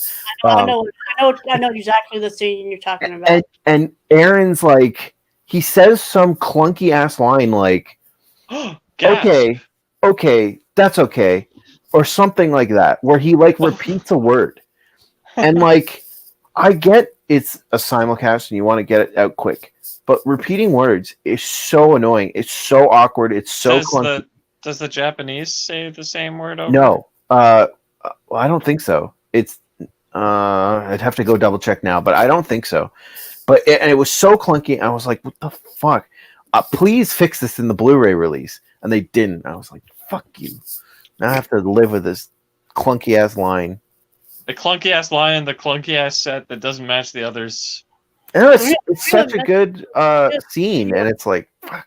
I'm gonna message you on Discord just to make sure we're thinking about the same thing. Mm-hmm. Okay, regarding that Data Live episode, to be very specific, it was episode. It's that's an episode. Angel of the Starry Night. Yes. My reader was not working. And yeah, if you go to simulcast, it will throw that to you, but that's not on the home release. Like, they're not going to put the simulcast release on there, if I remember correctly, because I had a friend of mine say it wasn't on there, but it has it. I'd love that to be confirmed or denied. Pardon? Well, I mean, for them, it kind of just takes up space, and, like, in a lot of cases, it's going to be so minimally different that it's kind of not worth it for them. And they want to present the best product, so they'll give you the final version of the dub. Yeah. Just personally, that's just a personal thing for me, because I got into collecting anime for the VAs, so it'd just be a really nice thing, in my opinion, to have a cut of it where they kept the, quote unquote, what they would call the imperfections. But I can tell with like new mic quality, VA's voices are slightly different Oh, dude, Guys I can need to get- check Kaguya-sama whenever they make a final version of the second A season final. because her what's her face this sister sound like complete ass. Her Mike was like a webcam. It felt like. Yeah, there were a few during the height of Chimera that that I could tell some of them were probably recording in homemade vocal booths or something to that effect. Everything's coming back to me. Just like Boomerang. She professed herself pupil of the wise man. What? And life with an ordinary guy who reincarnated into a total fantasy knockout have male MCs who get turned into waifus in another world. What the hell are you talking? I wonder if it's a new isekai trend. It's a show called She Professed Herself as Pupil of the Wise Man. And another show called Life with an Ordinary Guy Who Reincarnated into a Total Fantasy Knockout. It might be a new trend. Huh. These are old man's comments here I'm reading. Oh. I was honestly really confused. This is where all our binary tags come from for the Crunchyroll final. What was the? Did you see that, FDDNM? You gotta love gender bender anime. Yeah, It's the FDDNM. best. Talking about the Crunchyroll like statistics chart. What about it? Do you know what I'm talking about when I say that? The Crunchyroll statistics. The Crunchyroll. Yeah, it's like in this region, the top anime is this. And like all the male, female, and like 2% were non-binary or something. Oh, I haven't seen that version yet. There's a continuation of that. I'm actually surprised they haven't done that more in anime. Non-binary 0.01%. Yeah, slime 2%. With your name being so popular. Next thing they're gonna ask for your race on Crunchyroll when you sign up for an account. Why are you guys like? Sorry, what are you guys talking about? Well, I think we're gonna get to it later. Okay. I kind of thought they were continuing what you were talking about. But that's what I thought I'm too. And then it super was like, confused. wait, what? I was responding to Reese. I took it off on a tangent that I didn't need to. I apologize. Nah, you're good. Okay. Well, we're kind of stalling for Daddy join in Bratty to later get back. for the He's clarity. been like, I was so confused. But yeah, so to Old Man's comment, I'm surprised that they haven't done more of it with how anime goes into like copycatting a lot. With your name being so popular, and that being a key point in that anime. I'm surprised more haven't done the whole body swap or gender swap. Ranma 1/2 had did that in the 90s. Oh yeah, it's not an original idea. It's just it popped up, and it's you mean it popularized it like how Among Us popularized Sus? Yeah, kind of, yeah. Sus was a thing, but it just got amplified by Among Us. Wait, what episode do they say Sus? In Nagatoro? Because was it episode 1? Did they say Sus in the dub? Oh That's my the god, real the dub question. is full of so. Uh-oh, that's like not a if good you sign. if you don't enjoy that. Oh, you're hitting your data kind cap? of rep. Say what now? What's not a good sign? No, it's not a good sign. We're talking about what Lance is talking about. Oh. I've seen Nagatoro episode 1 dubbed. Okay. Sorry, FDDM's comment sounded like he was saying that's not a good sign of something completely unrelated. Sorry. Well, no, if you my don't- data if you don't cap's like all unlimited. the- I never got to say that before. Oh, okay. Well, that's good. It's then. double. It's double unlimited because both boxes have unlimited plans. Well, Oh, so and you're right now. Sorry, Lance, to interrupt you here, but go for it. FDM, you're holding your phone up to your face right now. It's on my chair arm rest thing. Okay, because if you have unlimited data, why don't you just? Does your computer not have Wi-Fi? No, it's Ethernet.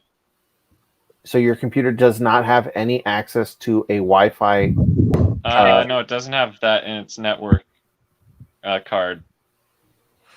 How old's your computer? It's like 2017. I don't And know you- why I didn't. How the fuck My do you not have motherboard. Wi-Fi on it? And you never got a I have Wi-Fi Wi-Fi, card?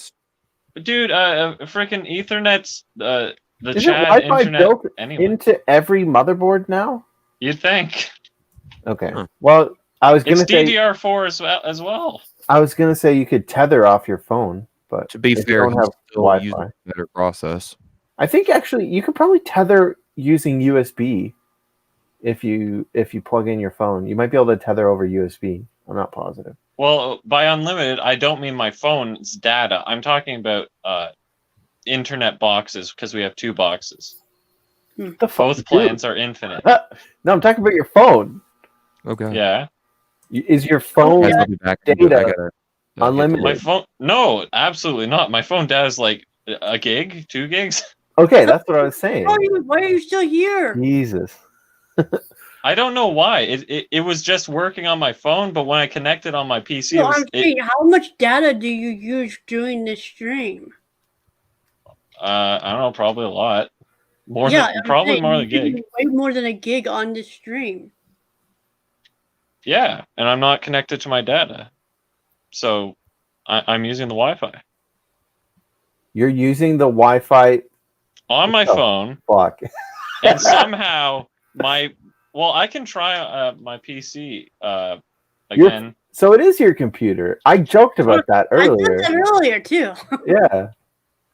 So you're on your house internet right now. On your phone. On your phone. On your Samsung. Yes. And everything. And your internet is perfectly fine. And as soon as you try on your computer, it fucks up. That's a computer problem. That's not an internet problem. Here, let's try the. 1 sec. Where are you? Well, he's playing technical difficulties. I've had this window open for a while now, so I just wanted to go over real quick what I've been watching this season. Now that everything that is airing that I'm watching has started, so I've got 86, part 86 part 2. That there's got 2 episodes left on it, just because it got delayed until March. Demon Slayer, How a Realist Hero Rebuilt the Kingdom Part 2 is good still. In the Land of Leodale is pretty fun. Love of Kill is pretty good. Live on the Third Part 6.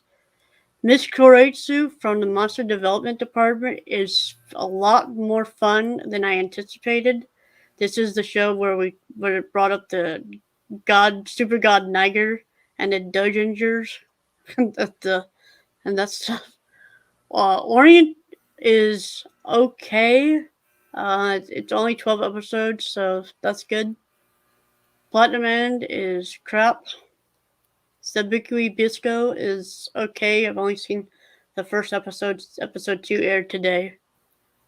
The Genie Prince's Guide to Raising a Nation Out of Debt is... I thought it was going to be a ripoff of How a Realist Hero Rebuilt the Kingdom. But it's more like this prince is trying to fail so hard to sell the kingdom, but all of his plans work out, like failed successfully kind of thing. Like, oh, we're not gonna take the mine. We'll never be able to take the mine. Oh, we took the mine. Fuck. Tribe 9 is kind of eh. And then World's End Harem is Nip Count show of the season. So yeah. See, I don't use any of these fancy websites. Black bar there. I want a website though that just fucking like keeps track of what I've watched and then also alerts me when new episodes come out. And like that doesn't seem to fucking exist. Because I want to be able to say like, okay, I'm interested in this show. You could do that on Anime Planet, in my anime list. In Anime Planet, it'll tell me when a new episode comes out. You see the little the clicker the blue boxes things on the side of the hold on. Let me reopen a new tab. Move tab. New window. restart my screen share. Share screen. Yes. Okay. So this is my anime planet. So I go over here, my anime. This is what I'm watching specifically. See that? Watching selected. Plus one app. Plus one app. These two have new episodes out that I have not watched yet. Right there. Just look at that.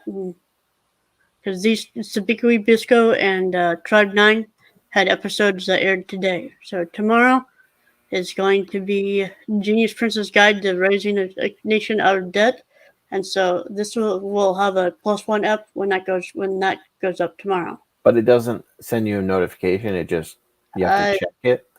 Yeah, but I mean, well, yeah, that's not terrible. I mean, if you're watching a handful of shows, you basically remember when you got shows. That's on you. Oh yeah, I mean, it's not so much an issue when you're like live. Like I know when the next episode of Demon Slayer is coming out. I don't need a thing telling me when it's coming out. But like I think you can set my anime list to do the same to do what you're wanting to do for episode. Jobless Reincarnation, like having an alert saying like, here, these are the new episodes. They're out now. Come watch me. Like, so I don't have to fucking remember. Notification settings. Old man says World's End Harem is censored on Crunchyroll according to reviews. It is censored on Crunchyroll. You have to wait for the cultured version, which airs on ATX, but also goes up on torrent sites with the Crunchyroll subtitles. So, internet magic will get it to you. I haven't torrented something in so fucking long. Whoa, you just confessed, bro. Okay, am I connected? You are connected. Because when I was connected before, I'd hear Reese like drop out every 5 seconds. Obviously, that was on my end, though. So I found something out. I found out why the Cody wasn't connecting. It's because I was switching the wrong cable the whole time. Yeah. That doesn't forgive that I was technically plugged into the network I was using on my phone, though, which was working fine. But now I'm on the other network, which had that dish that I said was replaced with a working good dish, and seems to be working good. Well, that's good. Yeah, but where did AC go? I don't know. He's like smacking off real quick, except real slow. He's taking it slow.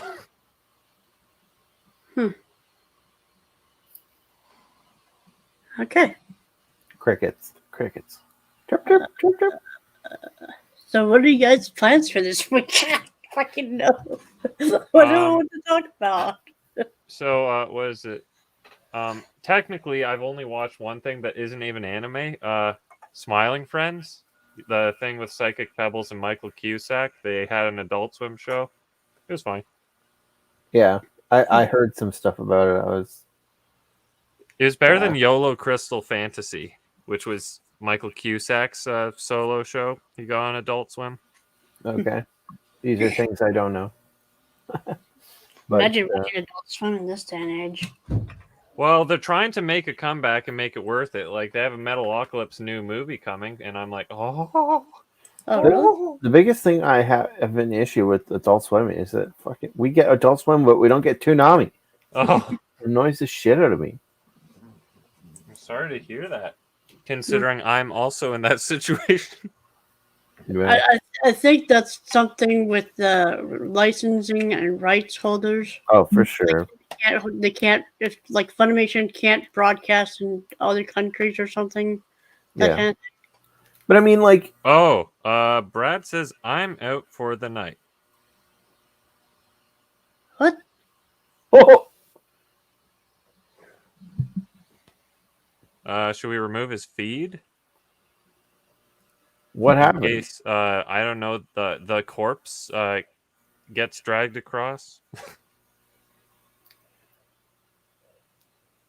Well, that's an interesting turn of events.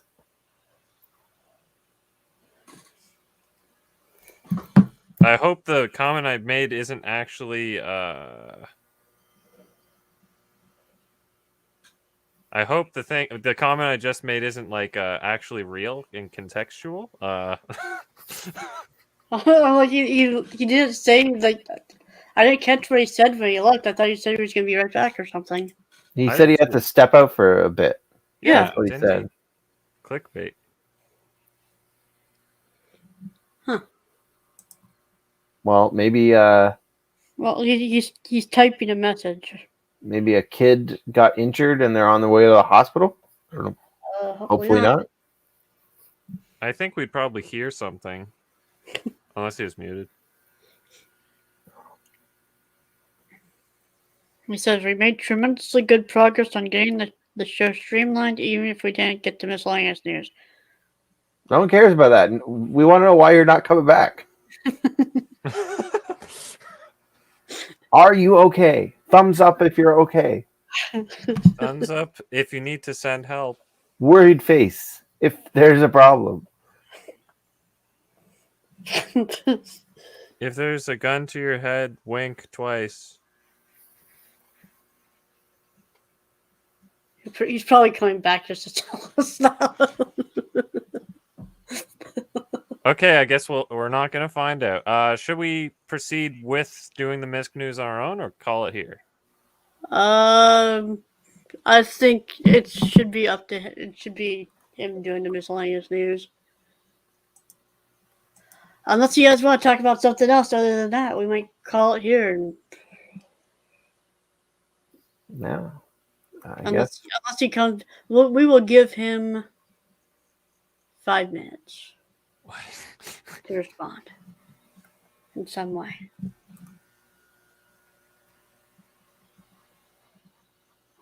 So we're gonna wait in silence for 5 minutes. Oh, guys, we have live video from the scene of why he can't arrive. Oh God, I'm coming again. I guess I suppose that's possible. They just like we're like, damn, can't hold it back any longer. Right when you get your internet back working again too. Yeah, like for real this time. It's on my computer and not my phone, which is catching fire from like trying to stream, upload, download, and technically it's like accessing my my cam or whatever. Huh?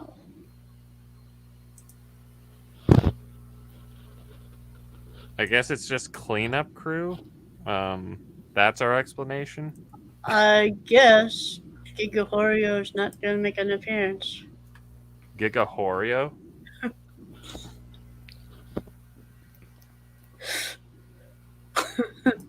So, next What week. the hell is this second clip, Reese? What is that? I don't know. I don't want to click on it either. Just, I don't want to. All right. Well, okay.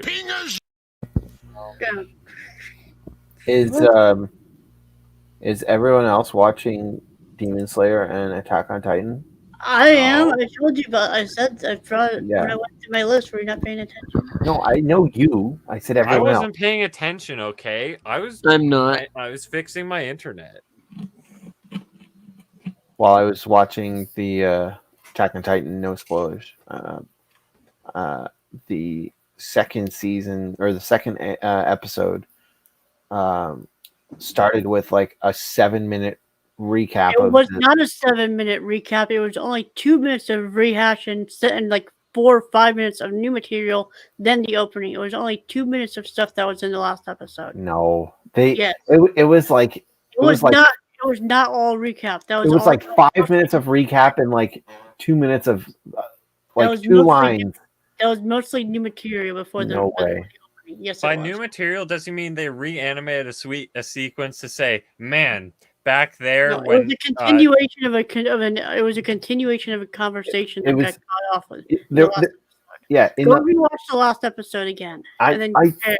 I know the last episode had 2 scenes going on, 2 separate scenes, and this episode took those 2 scenes, took like 4 minutes of those 2 scenes, and tacked on like a minute each to the Someone end is of those two actually scenes. wrong here. So it replayed basically I'm back. 2 or 3 minutes of one scene, added like a line to the end. Like, there you go. And then took the other scene, played 2 or 3 minutes of it, and then added like a line at the end, and then played the starting. And it was like, I get why you're doing it. You want like the It wasn't just a emotional. line, it was more than a line. It was like barely anything. Or more than a line. And I get why they did it, but like it was dumb.